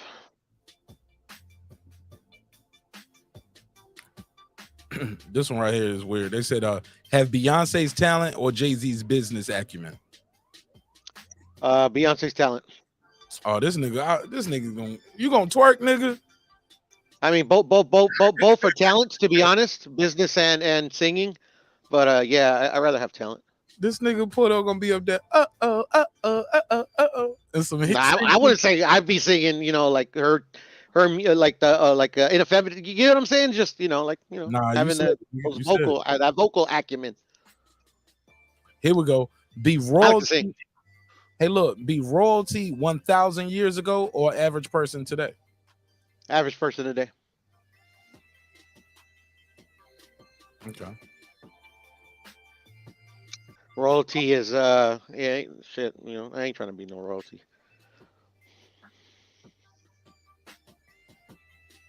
Hey, look, wear the same socks for a month or the same underwear for a week? Same socks for a month. Man, them feet gonna be itching like a motherfucker. Yeah, I know. It's just a catch-22 on that one. Work an overtime shift with your annoying boss or spend a full day with your mother-in-law? Mother-in-law. I don't know that overtime shift, man. You gonna get paid for being with your boss though. You'll get paid. That's true. That is true. But my mother-in-law cool though. I can kick it with her. We be. Yeah, I like my mother-in-law too. But yeah. To be honest, yeah. My mother-in-law be out there cashing out too. She be like, "So what we gonna eat at next?" I got it. It's on me. I'm like, "All right, come on, Cent." She cool as fuck. Shit, my mother-in-law brought me over some salmon croquettes today, man. My mother-in-law could cook too. Man, brought me over a whole bunch of shit to eat while my wife out of town. That's her way of making sure I don't cheat off on her daughter, but also shit, maybe mama-in-law wanted to give me some too. Hold up. It was like, baby gone, you know what I'm saying? Maybe me and you can eat some of these salmon croquettes. The best way to a man is through a stomach, bruh. That's what they say, shit. Right. Give me some head. Give me some Chinese food. We'll be good. Feed me, fuck me, shut the fuck up. Right. Would you rather have what is it?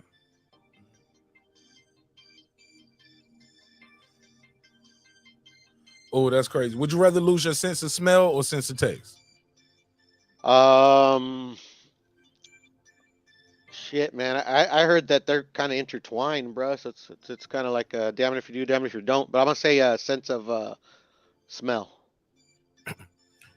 You only got 2 channels on this TV. Once you watch one, the other one's gonna disappear. One is gonna be all Christmas movies, and one is gonna be all horror movies. All Christmas movies. For the rest of your life. Yes, sir. Yeah, me too, man. I ain't gonna be sitting there watching niggas get murdered for the rest of my life. I've seen enough of that shit. Right? Hey, Die Hard is a Christmas movie, bruh. So right. A lot of people don't know that. That's a fun fact. It is. It is. So there you go. And that movie was slept on. They did not want to make that movie. That movie, it's a whole little documentary on Netflix about movies. It's called Movies We Love, and they talk about all these movies that blew up to be big movies, but really they was like they weren't supposed to make it. Like Back to the Future, Forrest Gump, Die Hard, Halloween, Coming to America. Like these movies, it was a lot of shit that went into making these movies where people was like, I don't know. And these shits end up being mega hits. Elf. I like Elf. Damn, it was something I'm about to say to you. Damn. Oh. Have a pause button or a rewind button for your life? Pause button. Why is that? I don't believe in rewind buttons, bro. I believe in just keep pushing. Whatever I did, I did. You know what I'm saying? I ain't trying to rewind it. Lose all of your teeth or lose a day of your life for every time you've kissed someone? Every time I've kicked someone? Kissed. Kissed someone. Every woman you kissed, Oh. you lost time off your life. You lost a day of your life. Or all my teeth. Or all your teeth. All my teeth. Life is precious. Hell yeah, nigga. You get some veneers, nigga. Yeah, man. Tell the doc slap me in some fake chompers. Drink from the toilet or pee in drink from the hold on. Drink from the toilet after someone used it, or drink from the bathtub after someone used it? Bathtub. Okay. But damn if you do, damn if you don't on that one. Shit, this is nasty. Be forced to live the same day over and over again for a full year, or take 3 years off the end of your life. To spend the same day, bro. Like I said, life is precious, man. I ain't trying to lose no time. Everything that's lost can be found except for time wasted, bro. What if your schedule, like, what if you were scheduled to die anyway in a year? Like damn. Like, hold It up. still depends on the day, I guess. I don't know, man. It's a good question right there, actually. Never eat watermelon again, or be forced to eat watermelon with every meal. Never eat watermelon again. See, that's racist, man. I knew you was gonna say that. But you mean that like I you gotta eat it. You gotta eat the watermelon. I gotta eat it, right? Because I love watermelon. So like, so did I pick the one where I can't eat it ever? Nah, that wasn't up there. Okay. I want to keep eating watermelon. I want to keep eating watermelon, if that makes any sense. Okay, oversleep every day for a week, or never get any sleep at all for 4 days a week. Never get any sleep at all. Man, I'm gonna oversleep every day, man. I'm not gonna go up 4 days in a row with no sleep. I'm definitely gonna oversleep every day for a week. Oh, die in 20 years with no regrets, or live 100 years with a lot of regrets. Live 100 years, because the first option is doesn't exist. Die in 20 years.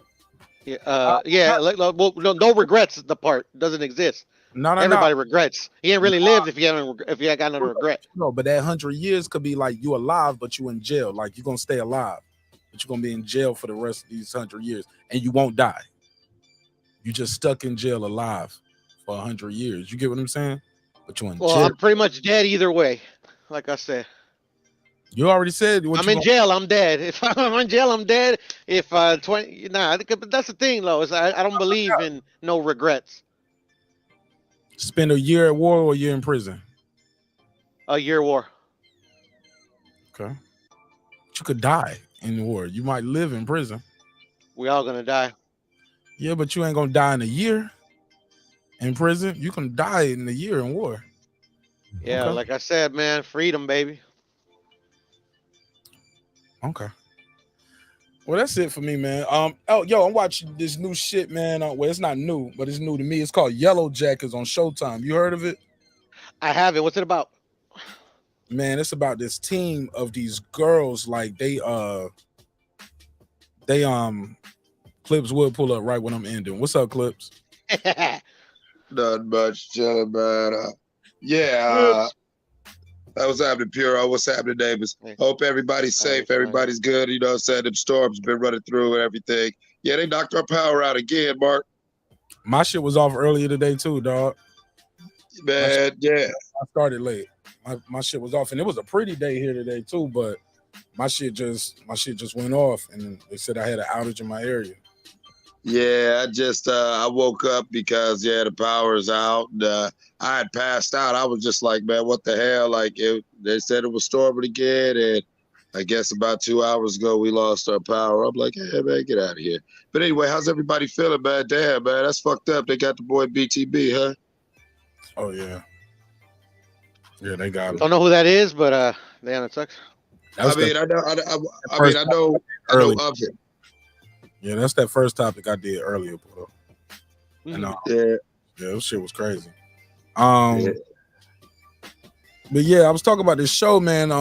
Pudo, to answer your question, it's called Yellow Jackets. This is about this. You know what it reminds me of? It reminds me of I've only seen the first episode. They on season 2. I've seen one episode of season 1, the first episode, the pilot, and it reminds me of Lord of the Flies. That's what I heard. Okay. That's what I heard. That's what it's supposed to be a spoof of. And this basically it's these girls, but it's like it picks up where the Lord of the Flies just kind of leave off. And these girls, they on a soccer team together. Their plane crashed. They're stuck somewhere. Things happen where things start wilding out, but they're found like 19 months later, and the story picks up like years later. And so people are having flashbacks, what happened to certain people and what did they have to do to survive. It's gonna be some cannibalism. There's all kind of shit that's happening. But the plane crashed, and but it's called Yellow Jackets. It's on Showtime, so I'm gonna check that shit out. I'm on season 1, episode 1. But I'm on episode 2 now. Matt Wade, what up? What up, Clips? What's happening?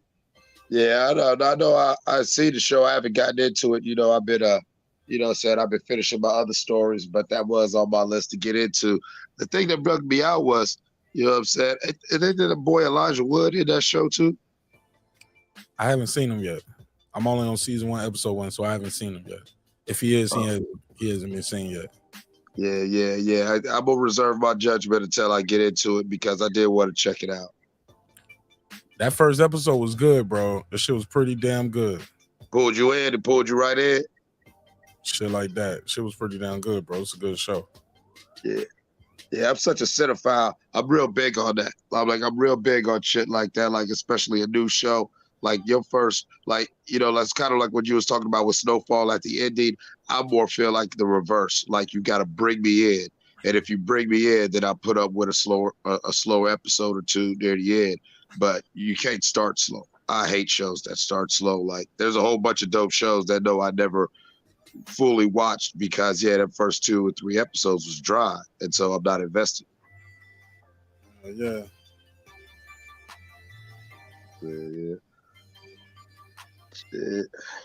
So what else is good, fellas? What else is good? I know you trying to wrap it up. I just seen you was on. I was listening. I'm like, man, let me jump on the pedal, man. Holla at my nigga real quick. Yeah, man. I was just about to wrap that shit too. You got anything you want to say about anything we talked about tonight?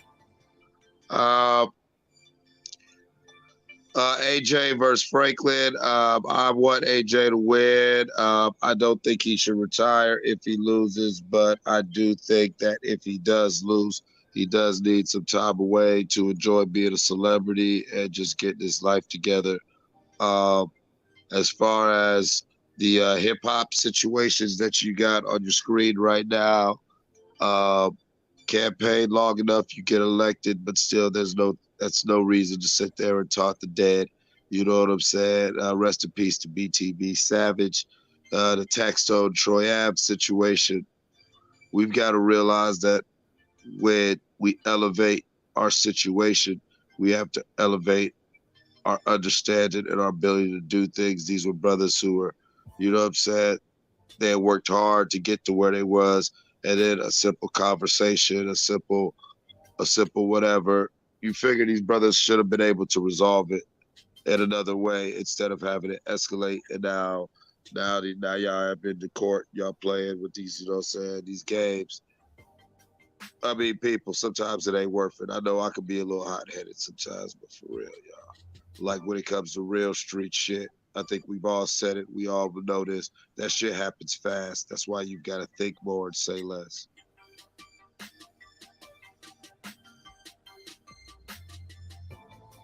Facts. That's all.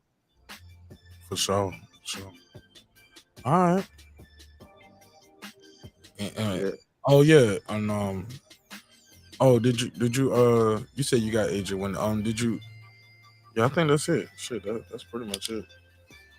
Okay, yeah, man. Peace to everybody, man. I'll be back tomorrow early. Yeah. Early show.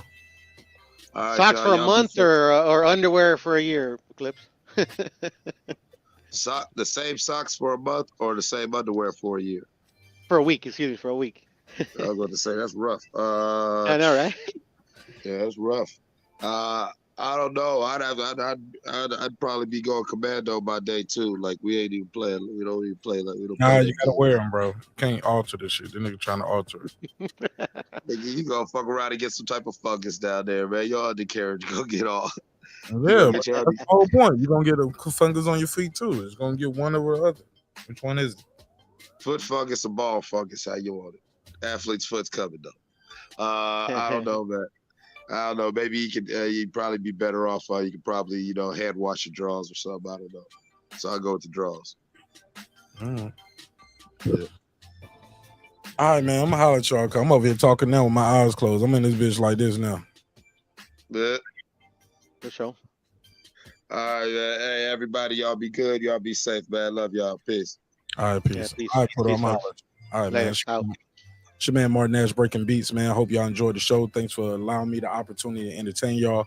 Hey, look, holler at me on the next one, man. Drinks require your sleep, goals require your effort. Shit, I'm gonna be right back here tomorrow talking to y'all about some boxing. All right, with that said, I'll see you on the next one. Peace.